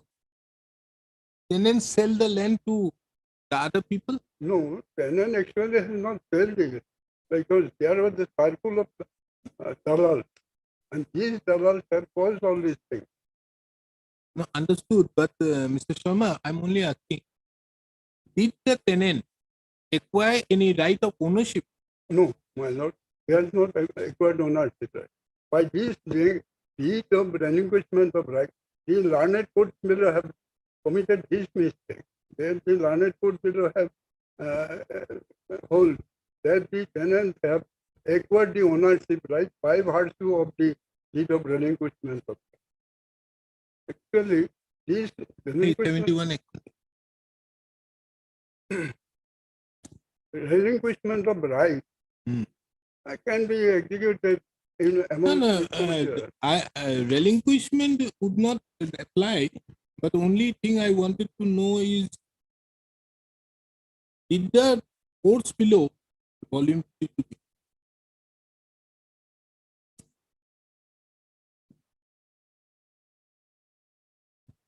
under section 23, my lord, Assam Temporary Settled Areas Tenancy Act, volume 3 to you.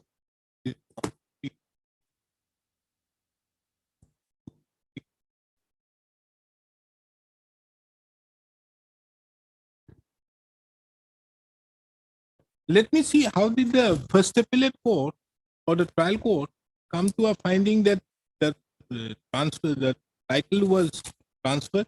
that is the thing, my lord, that the first appellate court holds that the That must be issue number, whether the issue number 2. that the defendant, To plaintiff, right, that the plaintiff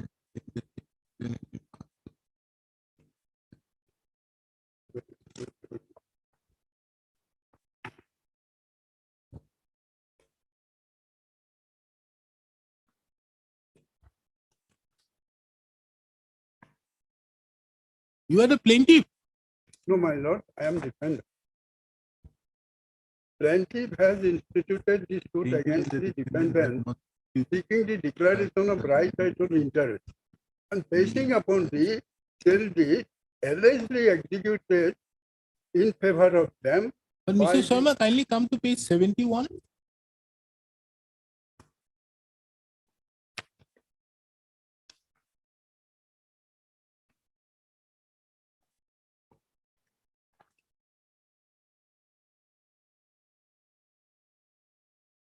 Issue number 2, my lord, whether the Yeah, plaintiff yeah. has acquired right title and interest as well as possession over the suit land.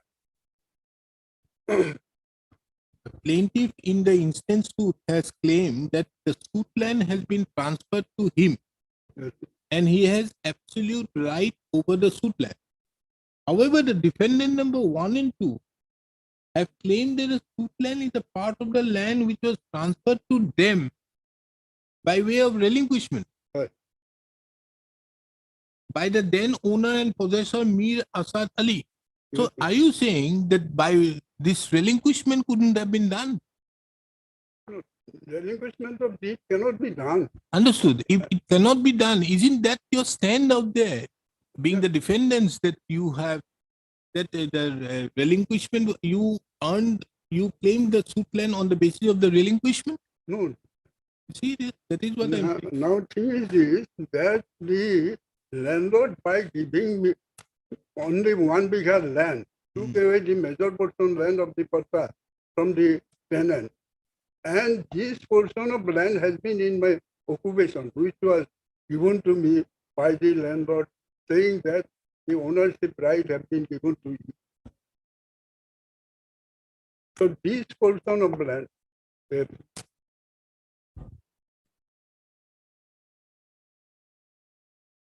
It may lead to an interpretation as to whether the deed of relinquishment was at all a deed of gift. basing upon that relinquishment of deed of relinquishment of right, so-called, they claim that one of the tenants have sold the land to us.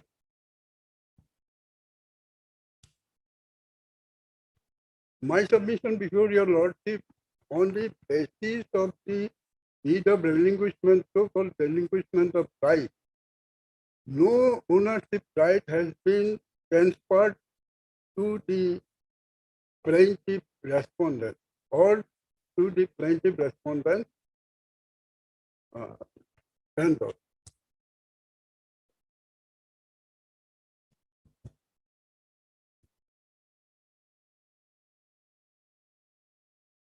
The learned trial court has held that since there was a deed, and by this deed, the purchaser have acquired ownership right. But as a matter of fact, no ownership right has been transferred.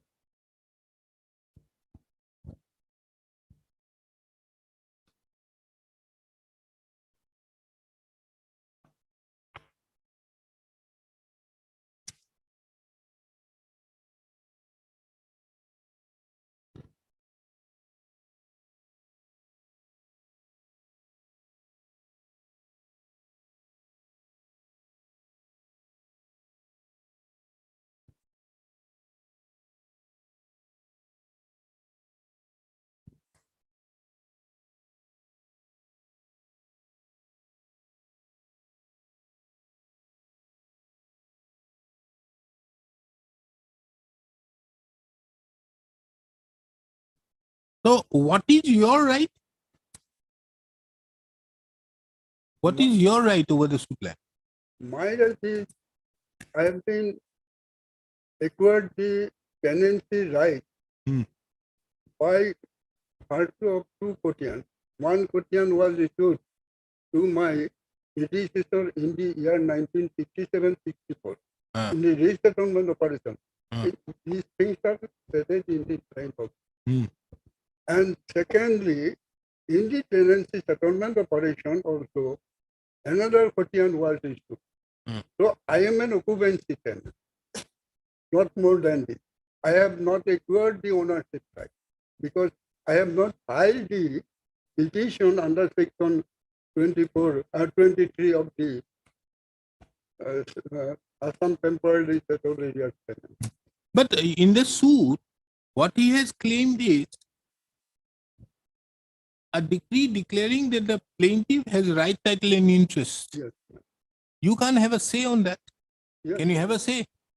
That the plaintiff could not acquire any right, title, interest over the suit land by virtue of a certificate allegedly executed by Miran Chakraborty, and who also claimed to have got the certificate done by Sunarabha and Kanura.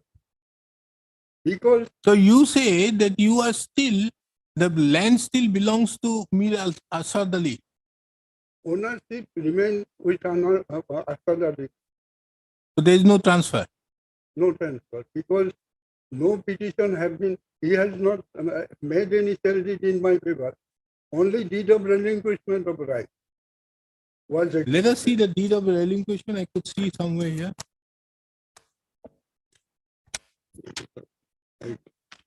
Where is the deed of relinquishment? Got it. at page 108. man. Yeah, 1 and 6.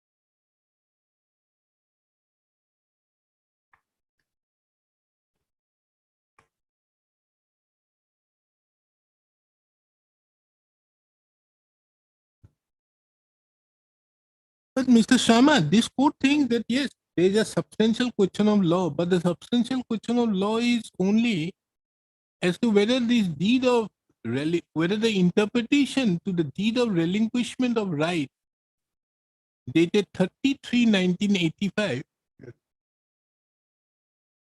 was correct by the learned trial court, by the courts below, or whether it would constitute a gift deed. You see, there are various judgments of the Supreme Court also. There might be relinquishment also. What you say out there makes no sense out there. What is the heading? But you have to see what is inside. Inside says that he gives up his claim over this thing in favor of somebody. So it will be an interpretation as to whether it is a deed of gift actually.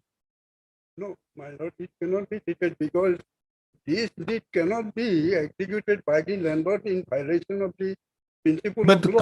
can't the landlord? Under section 63, it is very much clear, my lord, that no land can be surrendered by the No, tenant. I'm not on surrendering. I'm only saying, can the landlord not sell that land? Landlord can sell the land. Can the landlord not gift the land? Landlord has not gifted the No. Can the landlord not gift the land? No. It He can? could not- Yes, he could not give. Huh? Under the provisions of the Assam Temporarily Settled District Tenancy Act, only ownership can be transferred. And Ownership can be transferred by way of by gift way also. of sell deed, Gift.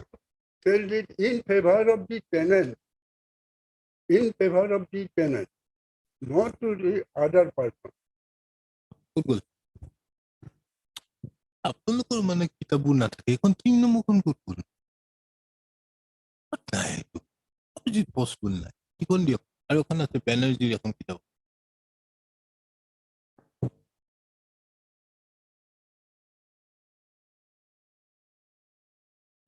Consume ক'ত ক'ত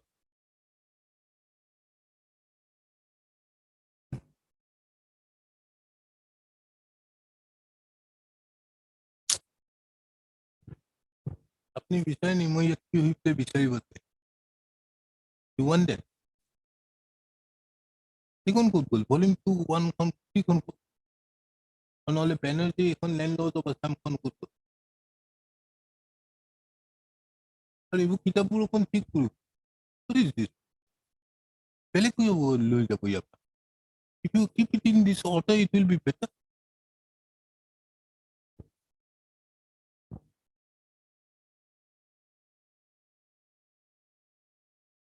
Hang on. Yes, show me why there is no transfer. There cannot be transfer of land.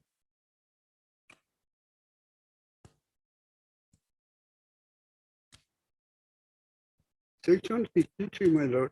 Section? No tenant shall voluntarily surrender his holding except with the prior permission from the deputy commissioner, and any voluntary surrender shall not be valid if such surrender is not approved by the deputy commissioner. No, this is by a tenant. We are This not is by concerned the- with the tenant. This is by tenant. Huh. So if the tenant could not surrender this by this deed.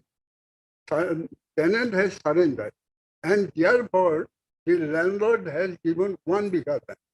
By this deed of Understood. But we are only concerned with the 1 bigha of land. 1 bigha land.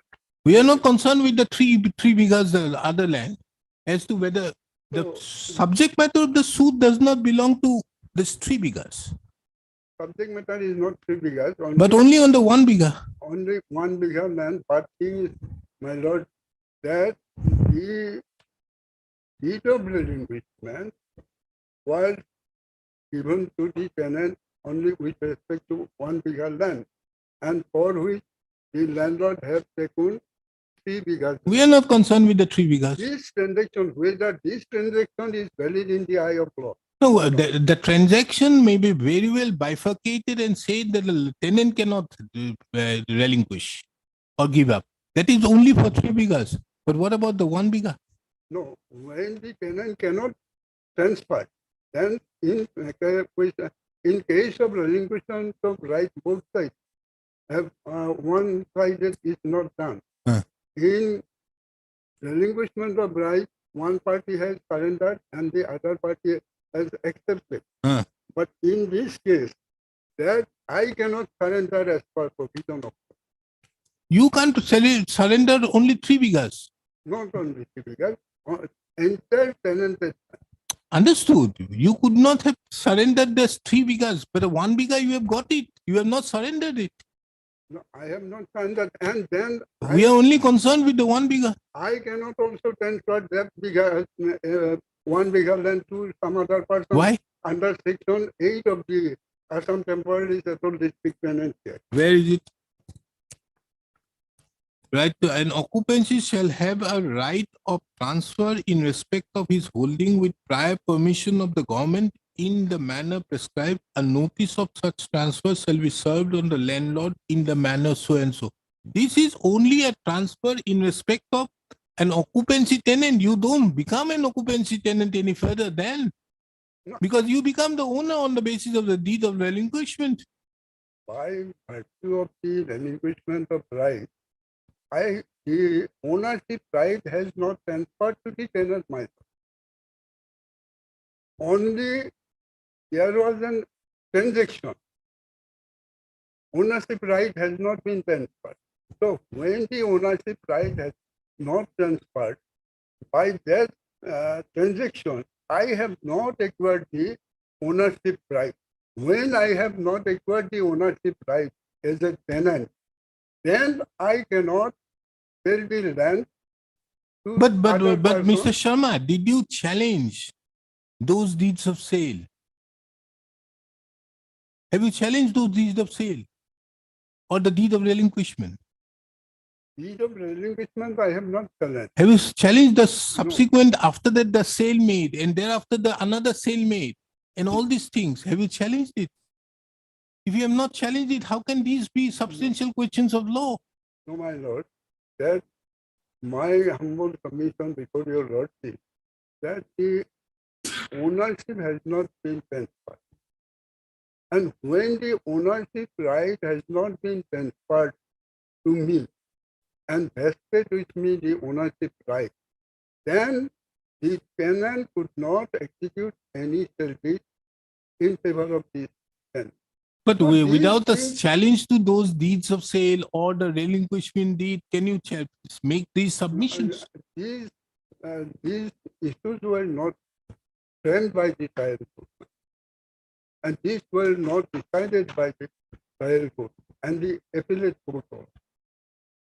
Let us see your written statement.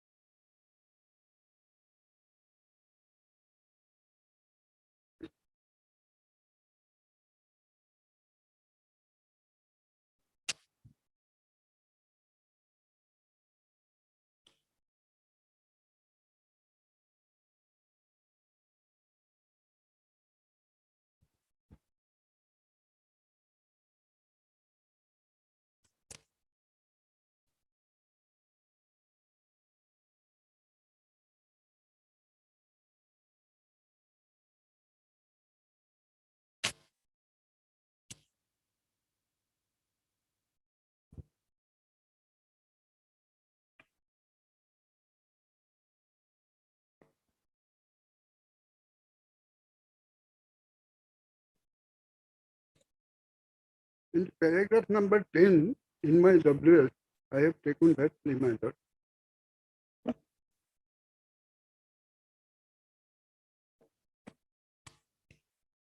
What was the number of your Khatiyan? Did you exhibit that Khatiyan? Yes, my lord, I have exhibited this quotidian, and these that the quotidian tribute and my name are also admitted in the frame. In the frame, the plaintiff has stated that the at first quotidian was issued in the year 1957-64, and thereafter, in the last tenancy settlement also, quotidian number 55 was issued in the normal tenant. Huh?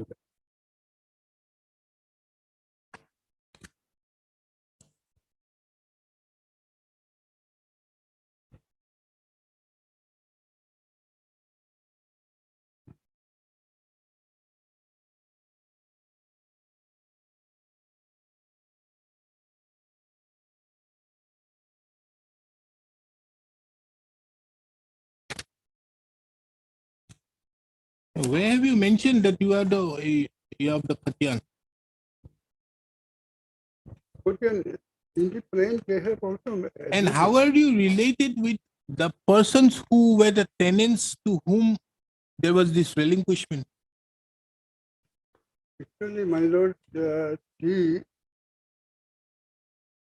tenants were Horeshwar Rabha and Khorgeshwar Rabha. Khorgeshwar Rabha died leaving two sons, one Kanu Rabha and the other Kanu Rabha. And Horeshwar Rabha died leaving his wife, two sons, and three daughters. So this relinquishment of deed is not made in favor of all these heirs of the tenant. This deed of relinquishment of right only made in favor of Padmini Rabha, who is the wife of Horeshwar Rabha. But Horeshwar Rabha died, leaving No. Here two it sons. says that the authority issued Khatiyan number 26 in favor of the aforesaid three tenants for the year 1958-68 in the state. So these three Rabha, Horeshwar Rabha, Kanu Rabha, Sona, Elias Sonaram Rabha. How are you connected with them? No, the appellants are the descendants of Horeshwar Rabha. Padmini Rabha. So you are saying your predecessor in interest did not have title. I got no title, only occupancy right. I have got no title. And your predecessor in interest transferred the land. No, my, And now, after all these years, No, my- without challenging this, you are coming. my predecessor have not transferred the land. Who has transferred? Subsequently, Una Rabha and Kanu Rabha transferred their portion of land, and the plaintiff have entered into my possession and wanted to dispossess.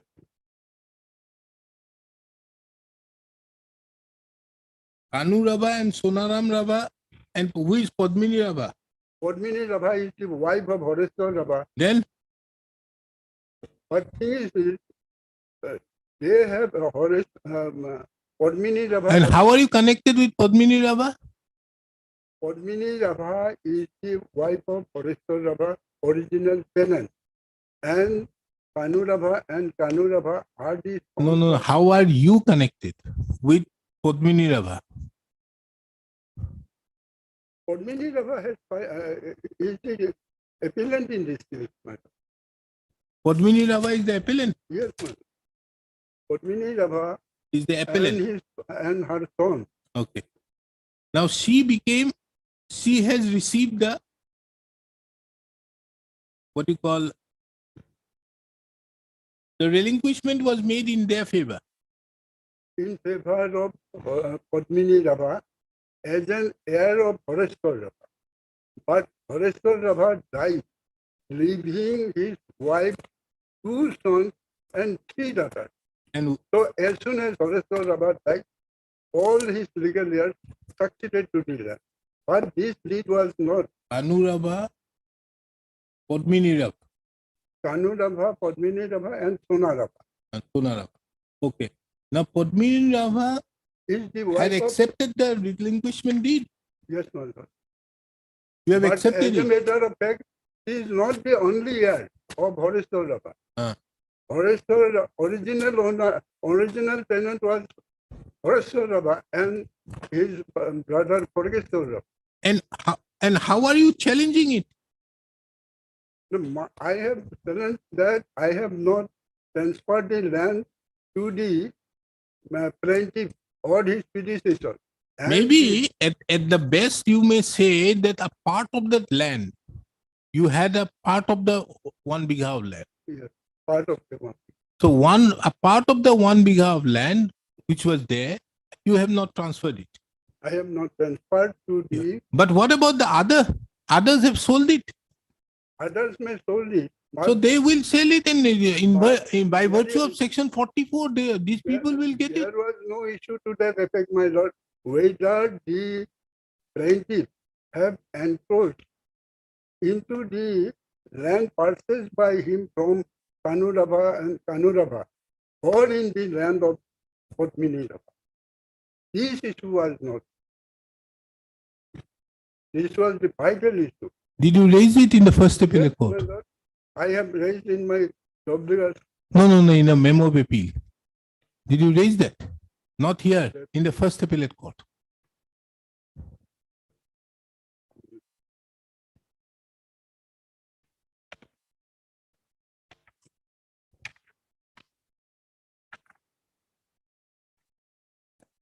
In the plaint, I see only one person.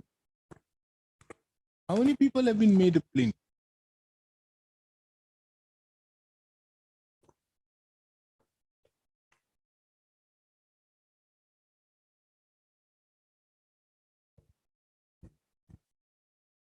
Number 2 is Zonarabha. Jonarabha is gone. So your right over that 1 bigha of land being given will be limited to 1/3. It may be. It may be so because 4 bighas and 18 lessons land in district land quota. No, not on 4 bighas, on 1 bigha. No, I am saying, my lord, regarding the entire land of the quota. I have got quotidian with respect to 4 bighas and 18 lessons. Out of 4 Not you, bighas and 18 everybody has got it. Now you have not sold, you have not challenged the relinquishment deed. You have accepted the relinquishment deed. But as a matter of fact, my portion of land, I have not sold the land to the. Understood. That is why I'm saying. So you will have a part of the right over that 1 bigha of land. One bigha. Now, are you in possession of any portion of the land? No, I have been dispossessed. Why haven't you filed a suit? No, I have not filed the suit, but the purchaser have filed the suit against me. At first, I have. Where is your filed counterclaim? I have filed a proceeding under section 145 CRT. Understood. But when they have trespassed into my land, then I have filed a case before the learned executive magistrate and the. But learned Mr. Sharma, executive are you in possession at present? I am not in possession now because I have been dispossessed by the plaintiff, Prior to the filing of the suit? not prior to the filing. When? Subsequent. So why haven't you filed a counterclaim or a suit for recovery? But the plaintiff is to prove his case, my lord. Understood. The plaintiff, if the plaintiff loses also, let us assume the plaintiff loses, then also are you not to recover the possession? Yes, I don't know, my lord. I can do it now. You can do it file- now. I can file a suit. So you have a claim as regards a part of 1 bigha, Part of 1 bigha. as you have not sold it, because on one hand, this trial court and the first appellate court construed this deed of relinquishment to be a deed of gift. Rightly or wrongly, whatever may be, it has been construed. Now of this 1 bigha, 1/3 is yours. My lord, 1/3 is yours. Yes. And you have not sold it. I have not sold. So by virtue of section 44 of the Transfer of Property Act, you have a right of ownership. There was a partition between Sunarabha, Kanurabha, and me. There. And the purchaser, that is the third party, have entered into my land. So I have started the process. And the third party have instituted the suit claiming right title interest over mine. So he cannot claim right title interest over my land. But where is the partition? That partition was done immediately after the execution of the relinquishment of right. And by this deed, it was stated. So this portion of the land fell into your share. Yes, my lord. So if That you was not accept denied- that for that was falling into not the share, denied how by can the- this be a? That was not denied by the other person. But Mr. Sharma, the question of law which you are submitting may not arise because of the fact that you have accepted it.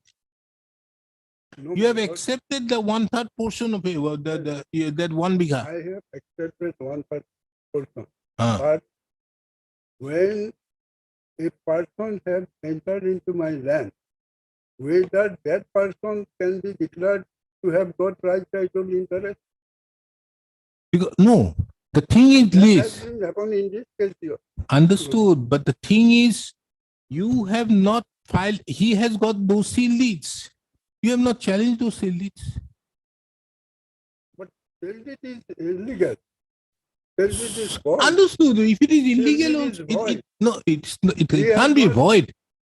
He has not. Unless you show that this portion of the land fell into your share. Yes, my lord. Where did you show? I have adduced my evidences. I have stated in my return statement, and they want to say this. No, portion I have of- looked into your written statement. You have not stated that this portion of land fell into your share.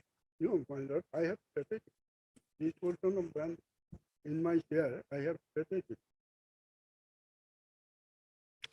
And they have not been able to adduce the evidences of Sunarabha and Kanurabha, from whom they want to claim to have purchased it. No, those sale deeds are already there, registered. You have not challenged those deeds of sale. They I have may produced not the deeds challenge of their sale. sale deed, but they are to prove their own deed. They have produced the deeds of sale. But my lord, they may produce some deed, but this must be proved by the executant. Milan Chakrabarti is not coming forward to adduce evidences in favor of this Pidhan Roy. And secondly, there is Sunarabha and Kanurabha, from whom Milan Chakrabarti claimed to have purchased the land, has not been adduced as a witness. So, But when those it are is not to prove his substantial case- questions of law. These are questions of fact. No, my lord, Where under- have you mentioned? under it? section No, where have 10 you mentioned? under section 103 of the CPC, my lord, that when the proper issue, when there is no proper discussion of the case, then the question of substantial law will come under section 103 of the. So in this case, these issues were not framed by the. No, therefore, did you take that as an appeal, as a ground of appeal in 105? Yes, my lord, I have adduced. And secondly, Mr. the- Sharma, we'll take it after some time, a few days later on. You get hold of that, this evidence. You produce the memo of appeal. First appellate court's memo of appeal. Yes. And also the evidence, no, evidence not required. It will, only the memo of appeal you take it. yes, I have got the evidence also. No, not the Evidence by- evidence, but a memo of appeal do you have? The first appellate court memo of appeal? Yes, I have enclosed.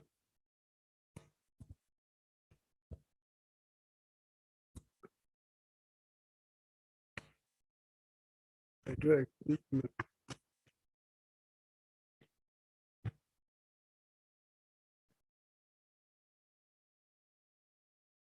At page 81 to 85, memo of appeal. Page 81. 81 and Yes. Where is that ground?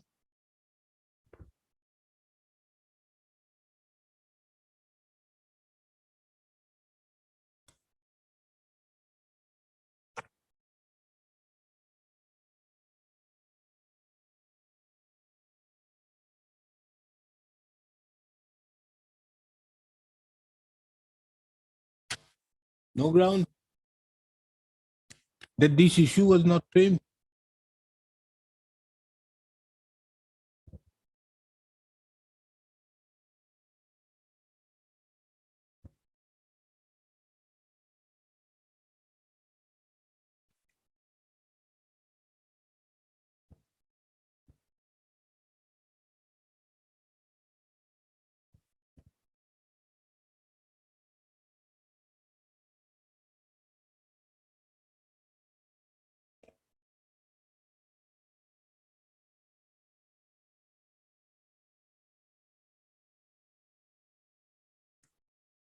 No, we have not taken that down.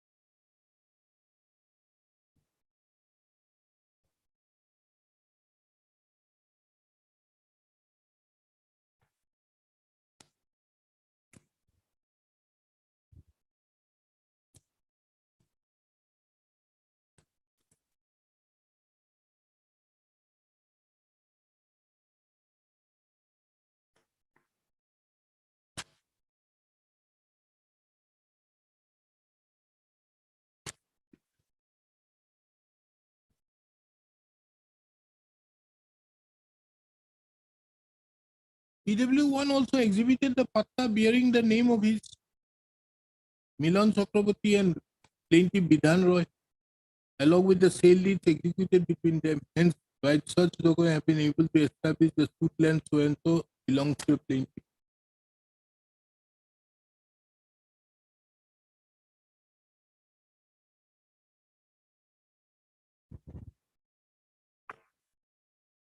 My lord, Porta may be issued to their name, but by virtue of a Porta, one cannot claim to have acquired a right over a Porta.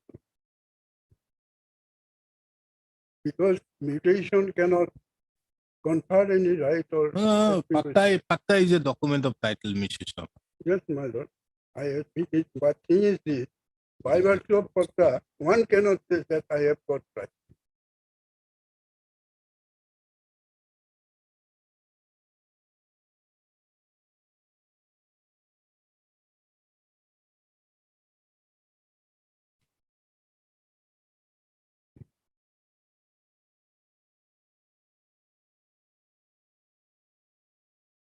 Then you are saying that you have not sold PW4. Furthermore, the plaintiff side has also adduced the evidence of Hirandra Lal De as PW4, who has also corroborated that the defendant number 1 had sold her share of land, that is 2 Katha 10 lechas, to him by the registered deed of sale dated so and so. But it is absolutely false, my lord, because they have not been able to prove the original sale deed allegedly executed. No, you have by me. given that sale deed. But Was they may kept under give that an- during his process, they have not stated given that the he did original not have sale the deed. original They sale have deed and could not give any submitted proper only the certified having copy. stated And he that had been certified sold the copy land, is but the also same was not proper, maintained my in his lord. exempted There is company. no signature of the sub-register in the However, volume register which was produced from the court of the sub-register.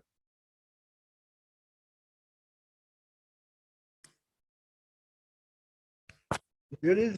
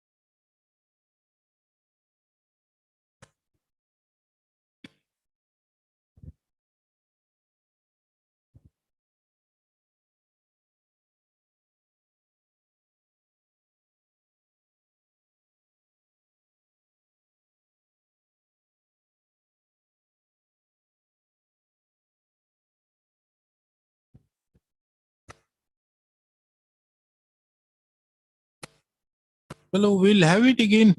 But another aspect as to whether that land will come within the ambit of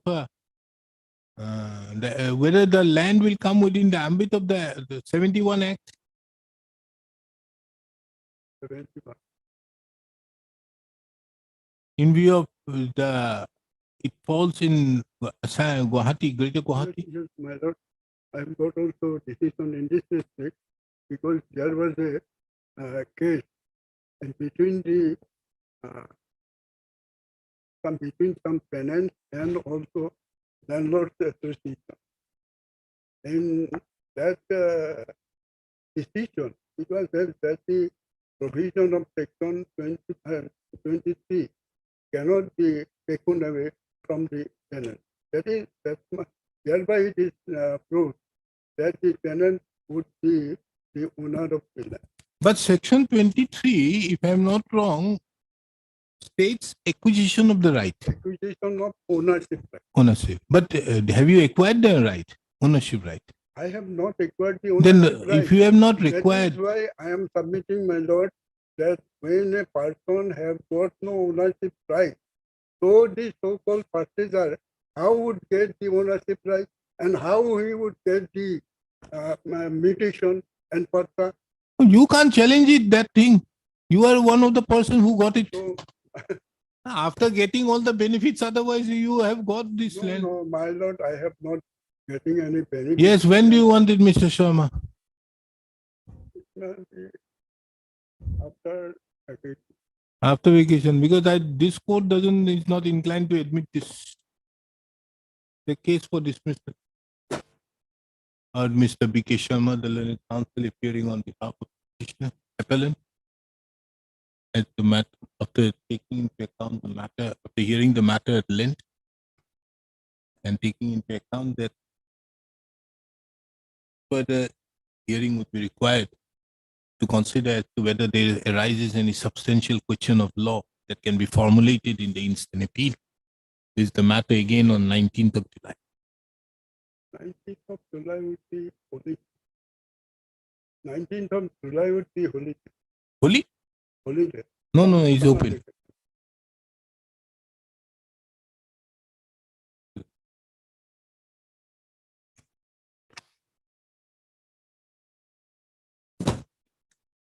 লিখন কোথায়?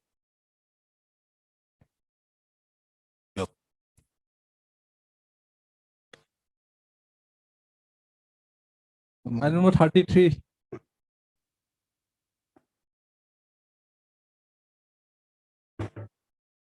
Yes, Tapu, 30.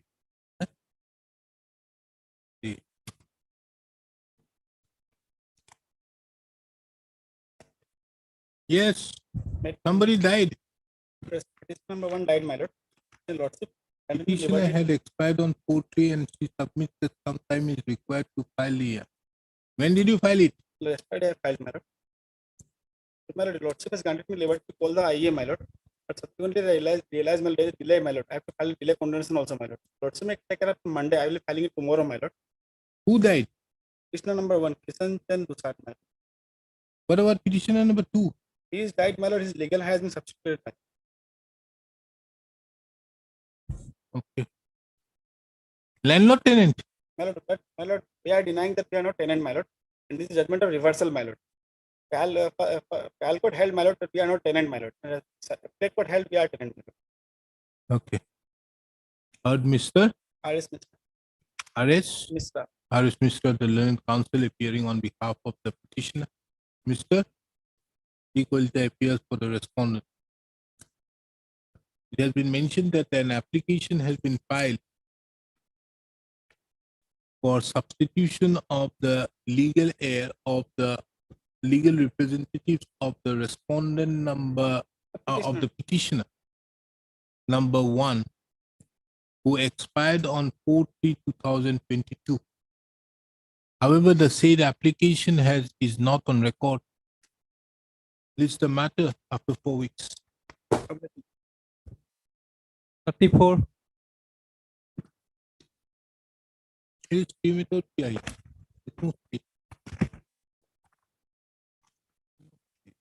Please, Lord. Tell me. Lordship, may kindly see the office note dated 16/6/2020. Yes. Office note dated 16/6/2023 shows that through usual process, notice has been served to the sole respondent. Lord. Hmm. And Lordship will find that reported flag X in the part 2 file. And under registered post, the neither ID card nor answer notice has been received yet. Process server has issued served the Code notice X कौन को रखते हैं?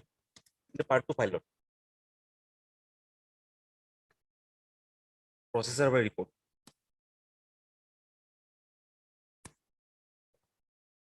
Flag X. Lord.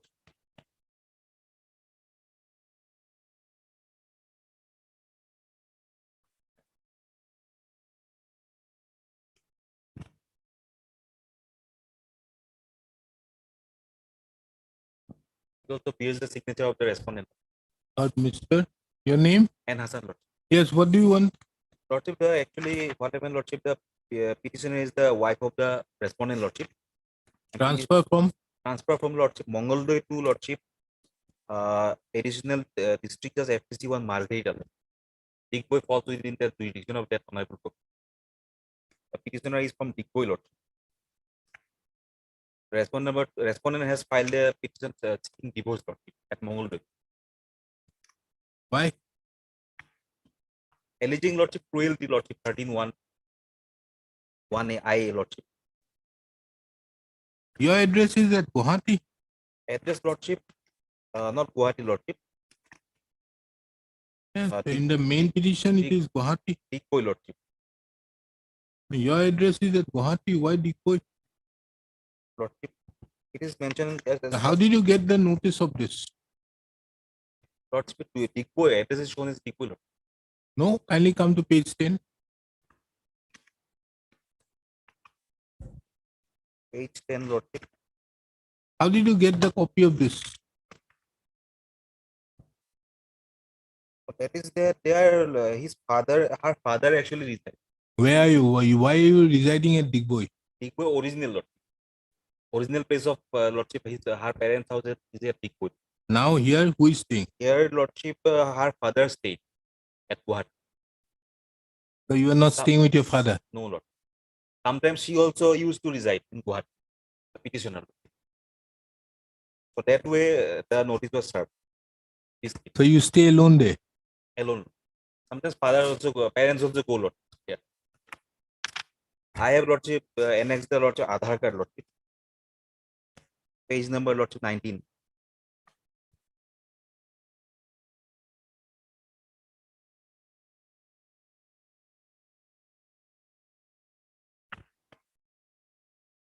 I have, Lordship, mentioned that, Lordship. What are you doing? Lordship, not employed, Lord. So why you are staying in Digboy alone? Digboy along with their Lordship son. Son is working. Son is, Lordship, minor.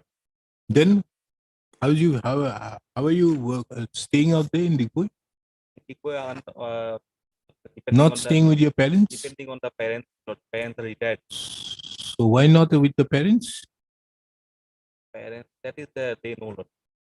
No, I'm telling you why. Then it would be easier to have it in the family court. He stays in Mongoldoy. For him to go to Margareta will be too far off. That is the reason why I'm saying. Yes, Lord. Because if you have your house out here in Guwahati, going out here, I can transfer it to Guwahati. Yes, Lord. I have mentioned that the flat is owned by by her father, Lord. Then the father of the petitioner. So that is why, if it is can be possible, we can shift it out here to Guwahati.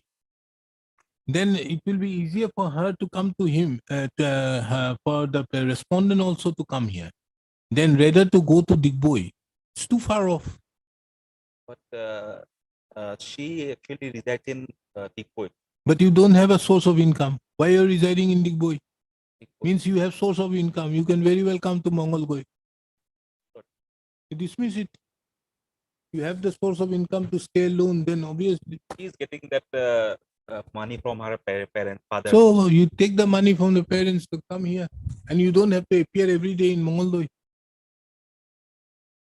In Mongoldoy, you don't have to appear. In that case, Lordship, Guwahati will be Lordship. Okay, take your instruction. Heard, Mr. Lordship may dispose it of property by transferring the case to Guwahati family court. এইটো গুৱাহাটীলৈ পঠিয়াই দিব খালি ইয়াত এটা statement বাকীখিনি এইখিনি থাকিব statement that from a perusal of this court specifically inquired with the learned counsel for the petitioner as to why the transfer has to be made. The transfer is sought for to the court of the additional district judge at Margherita, FTC number 1 an additional district judge, FTC number 1 Margherita. The learned counsel for the petitioner submitted that the petitioner is also residing at Digboi. He, however, submits that the petitioner also resides at Guwahati with her parents occasionally.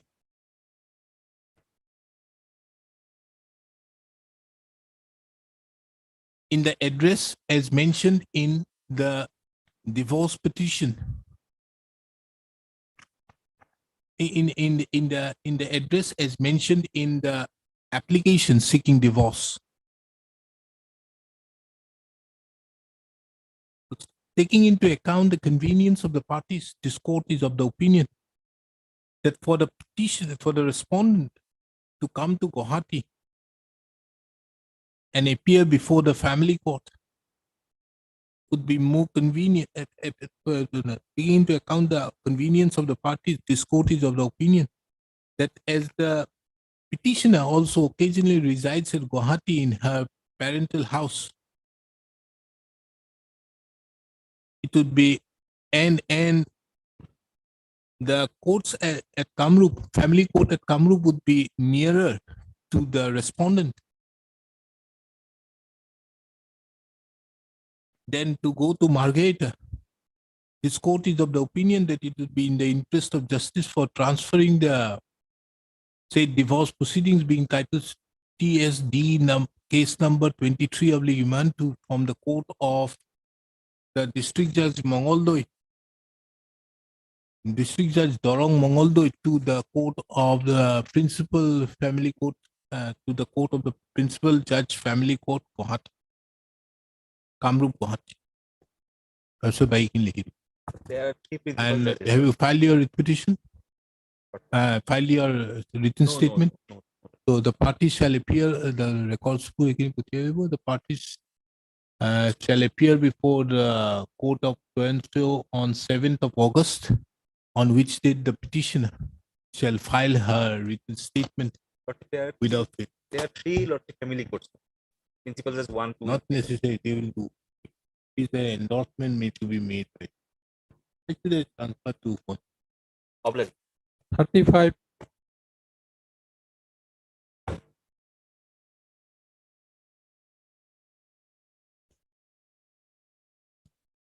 Yes, Yes, your lord. Proceed.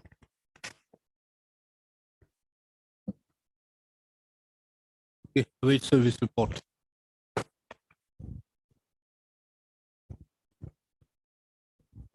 Thirty-seven. Obliged.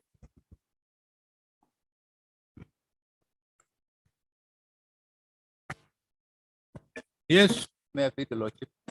My lordship, my humble submission is that I don't have matter for today. Huh? My humble submission is for adjourning the matter for today. why? Transfer from where to where?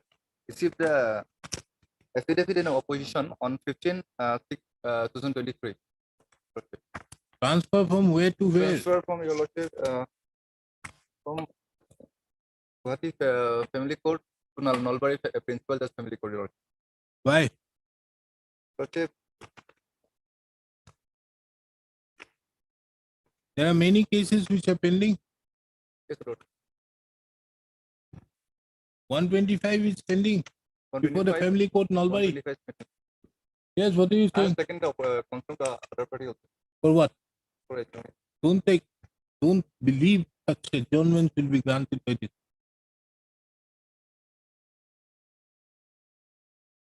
Your Lordship, may I submit? Yes. The case was You want an adjournment? Okay, adjournment is granted. You file your written statement. Your Lordship, may I No, sub- I'm not staying it. You file your written statement. Your Lordship, may I submit? No, Only because of my senior. there's no senior in your business out here. You don't require seniors for transfer. Yes. What do you have to say? Who are you? You are appearing for?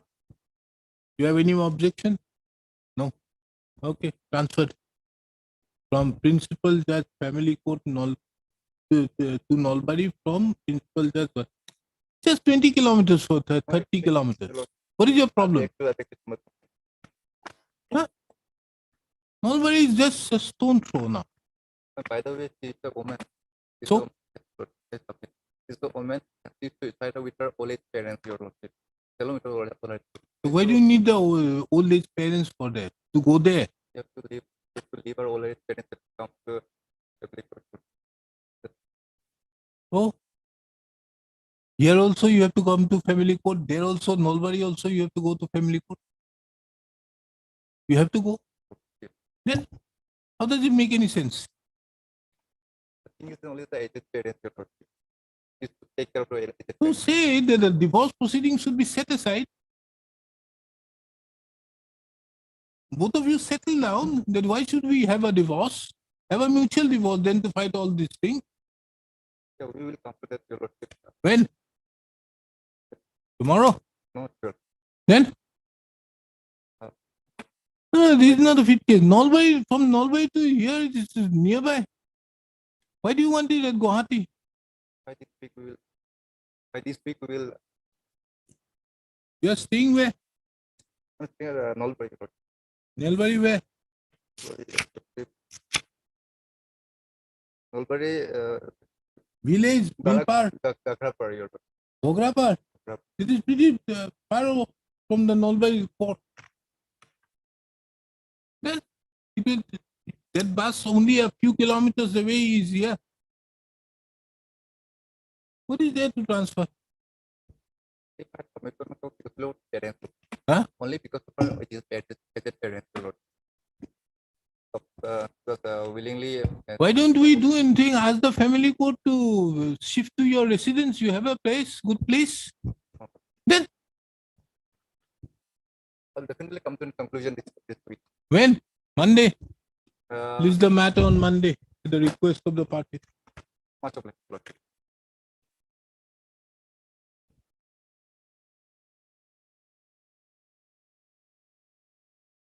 Ahitilo.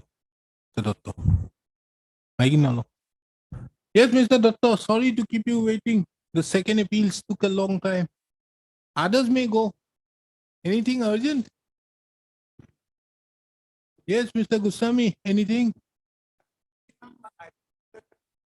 Which one? 30?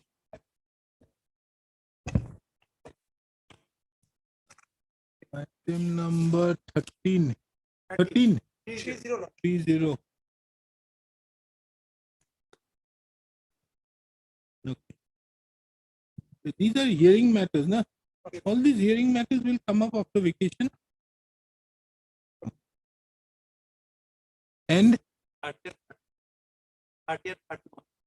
all these matters will come up after vacation. After vacation, we'll make it. Hearing, these are all hearing matters.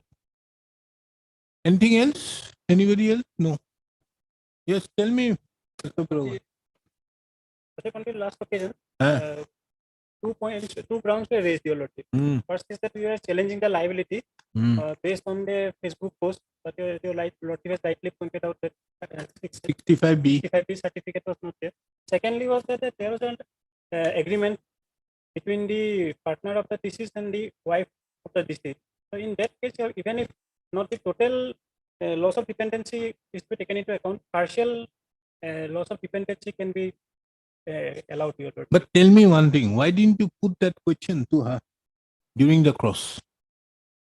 That the claimant's witness has in his process deposed, Your Lordship. Who? The claimant's witness has deposed in the cross. So, why didn't you, if you knew it, that she had some business, so why didn't you put her at the time when there was a cross? or even to him, that how much is the plaintiff getting from you, from your business? Why didn't you put that question? The lawyer who was doing out there must have been a criminal, that's criminal proceedings, I suppose, much. MSCP type. Maybe, but he does so because they want to keep something always in the church that we can interpret this way or that. Isn't it? Because that is the specific question. If you don't put it, you can't show. You have not shown that he is earning any money. Then on what basis do this court differ with the findings? Then Based on the deposition that was made by the claimant's witness, was the partner of the understood. He says that yes, I have entered into a business, but whether he is getting the business or not, whether she is getting any money or not, that has not been put. That simple question was never put out there. Merely because business is, you see, there is a basic thing. This business is a partnership business. So one person cannot alone do it. So both of them were doing it. So one person goes out. Would the second person, that to a wife, would be able to substitute the husband? Tell me. For that count, your lordship, the monthly income which was taken into consideration by the tribunal was 34,000. So what I pray is that 30% of that amount may be deducted and 70% may be granted as the loss of income. That case, your lord. Because in the judgment, the last occasion, your lordship has. Ramaya? Yes, your lordship. There also a partial part of the income has been taken into consideration. There was not total loss. On that ground, your lordship, some deduction can be. So you are saying how much is the amount was taken? 34,000.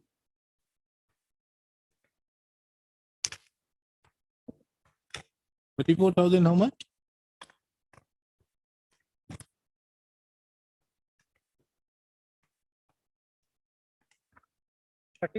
$32,365. 32,365, and there was an 40% on the future prospect was awarded. No, that is okay. 32,365. So you are okay with 22,655.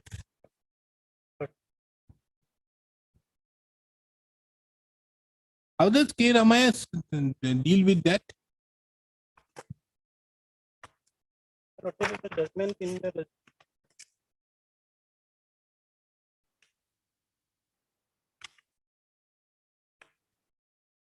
There was some amount given on managerial skills. And it is in the judgment, your lordship, is given here.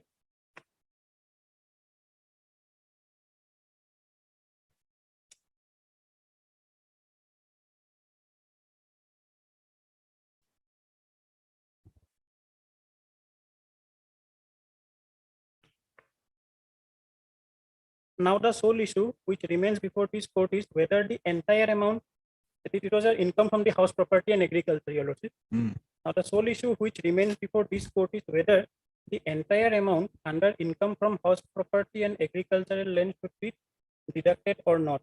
In this respect, we are guided by the observations of this court in state of Haryana versus Jasbir Kaur, wherein it was noted that the land possessed by the deceased still remains with legal heir. There is, however, a possibility that the claimants may be required to engage persons to look after agriculture. Therefore, the normal rule about the deprivation of income is not strictly applicable to cases where agricultural income is the source. So, in that case, your lordship, in here also there's a partnership deed, and some amount at least has been gone to the will be going to the wife of the deceased. but there is not a total loss of income.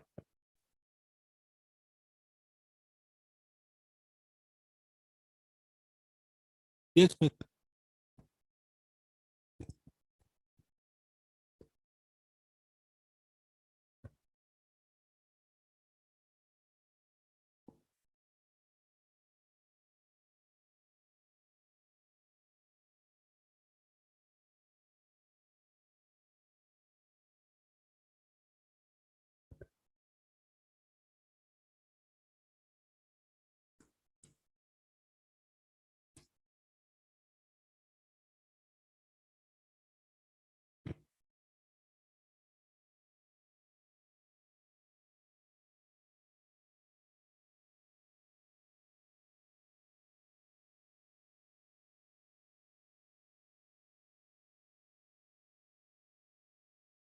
But only Mr. Dutta, one thing. These are permits. Permits have to run on the basis of license. That partner must have got a license.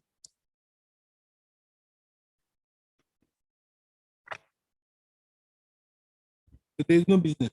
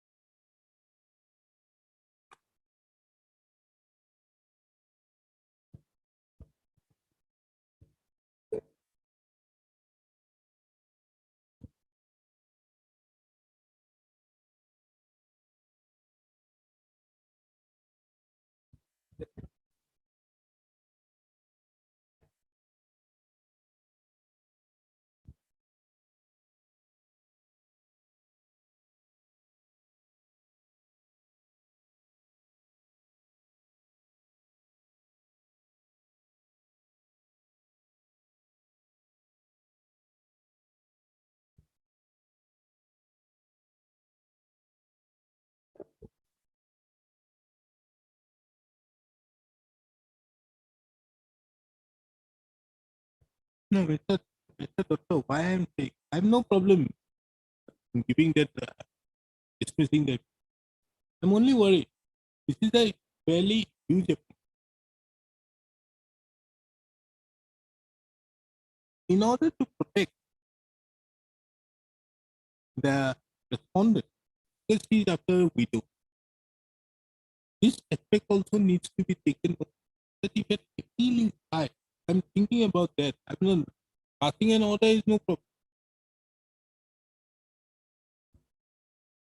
Can that appeal be? Can it be sustained without taking into consideration, without an explanation, or without anything being mentioned? That it was the burden upon them to show that there was no other income or there was some other income.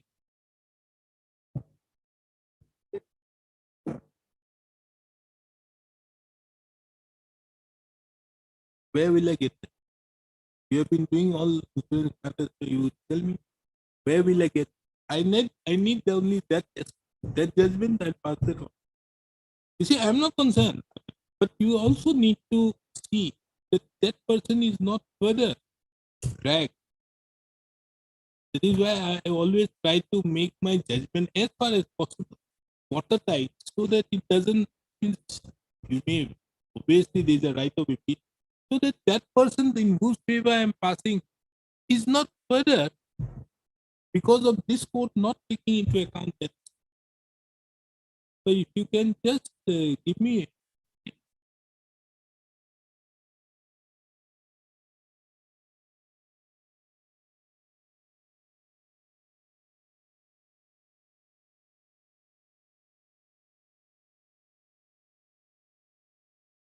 No, I understand that. Business is developed. But with that thing being brought, that there was a thing,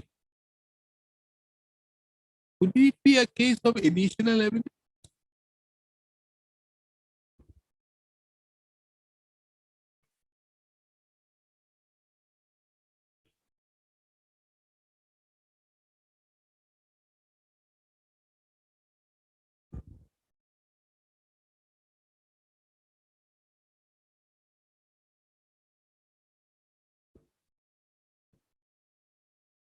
After this, they gave evidence.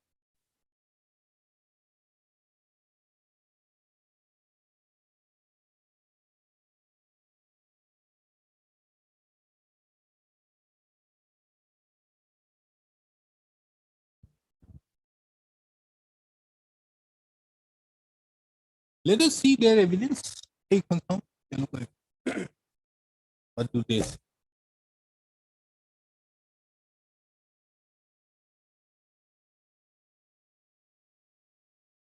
DW1, DW1 page.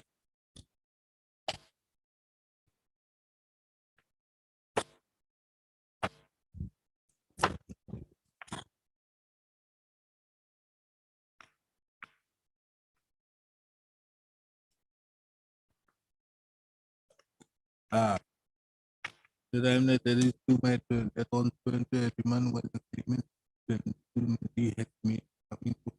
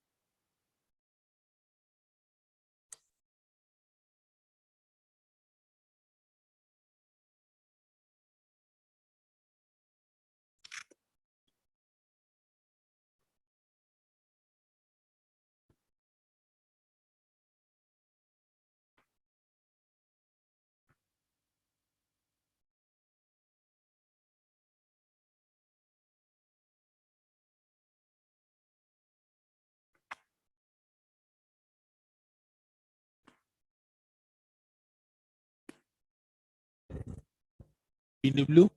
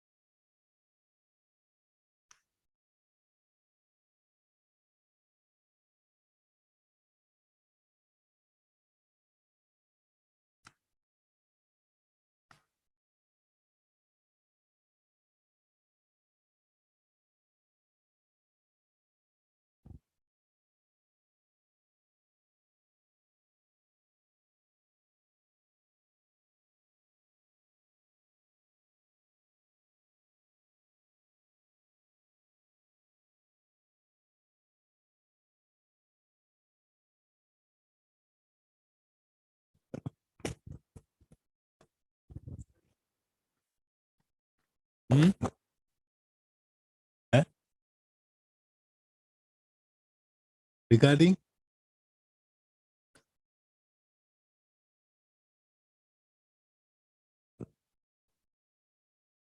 Okay. Heard Mr. H. Buragoin, the Learning Council, appearing on behalf of the appellant. Mr. S. Dotto, the Learning Senior Counsel, assisted by so and so. Hearing completed.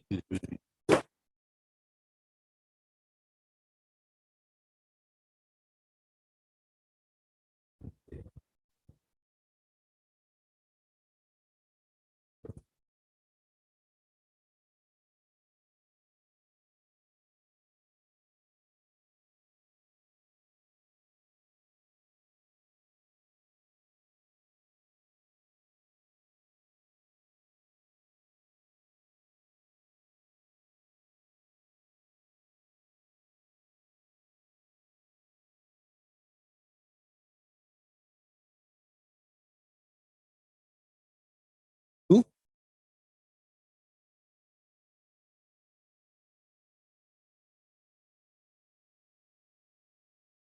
I know that Mr. Dotto, that is the worry.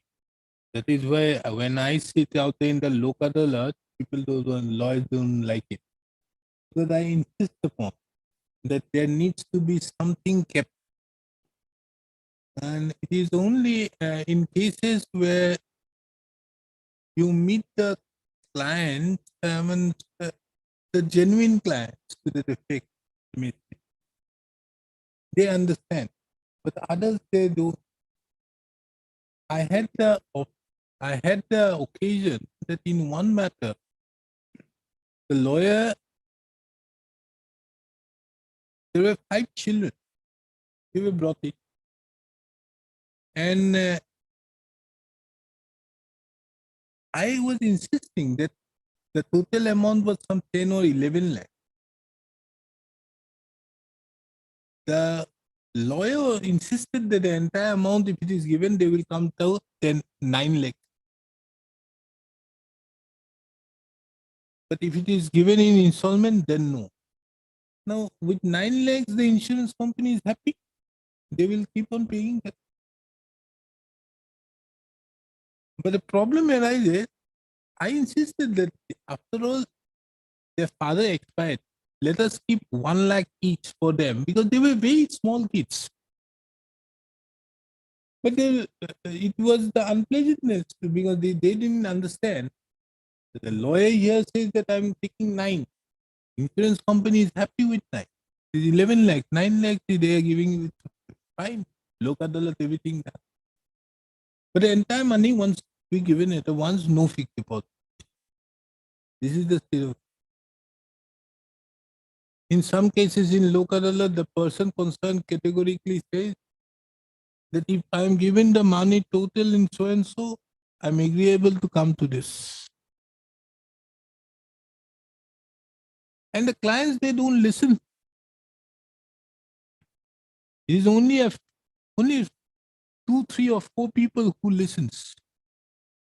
And with that perspective, I was always taking up that layer. And what happens because of that, I end up at 4:30. Other local alerts finishes around 12. So there's nothing. The order is there. You just sign it, come back. Because of that endeavor, it is 4:30. But this is it. Oh, then I thought the better of why should I take local alert? Nowadays, I don't take it because of that. Makes no sense. I know that.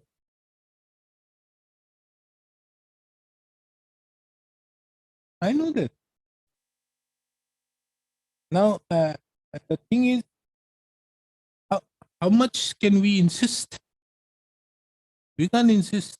Now, you have been fair enough to say that it is, and in fact, we have no problems when you are appearing before this court. Then we don't know that the clients happens to be, there is nothing to that effect. There are many clients in these matters, this is happening. Not here, pensions.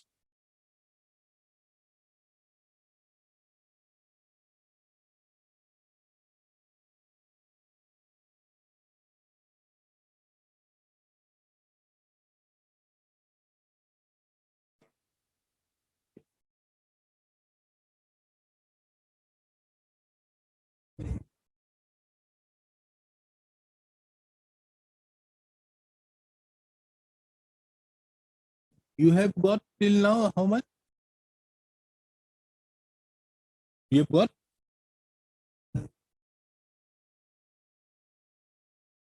Mother got 23, so it means 36 given.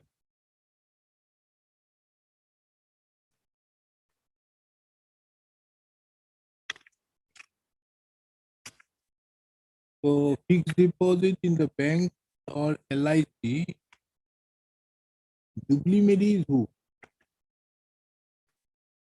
16 years, 8 lakh. Akash Mary, 8 lakh.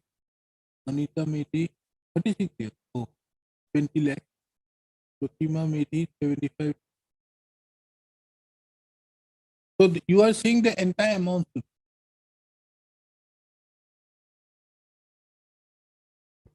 You come to almost the entire amount because the earlier amount has gone. Now this is the only thing remaining. No, it's okay, but there is 24, there is 44 here. Now, if it is 44, how much it will be as of now? If we go by that, because this was 67. You have already paid how much? 37. So 44, it will be 71. Interest. Would you come for the entire amount once the 50% has been last year? Okay. Can you give me the interest calculation? Huh? Because you have to deduct. This interest will be on reducing now.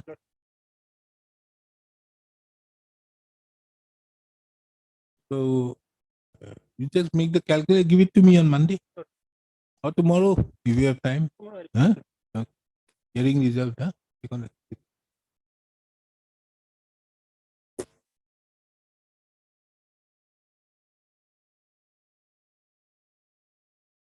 I am very strict in order 41 rule 11 because you see what is happening is there's so much pendency of the second appeal. And at the end of the day, you get second appeals where even I don't think a single substantial question of law should be framed. There are 6 substantial questions of law framed, and the problem is you have to deal with each. So if you don't finish it, people will lose faith in the civil jurisdiction. 10 years, 20 years, you can't help it. We are now doing 2011. And now these the Chief Justice has given me those 2011 pending. These are repetitions which most of the people are not interested now. Can't help it. You can't do anything out there. So something needs to be done. Therefore, I am thinking now the second appeals have to be shortened out. Although the Supreme Court says, saying out there in one judgment, it is very easy. But you have to sort out. Means if I keep on writing all the facts, issues, everything, and like a first appellate court judgment, will take means you can't finish up. As of now, we are having 2,650 second appeals. And how do you propose to finish it off? And then, due respect, I think it's only a few of the judges who take the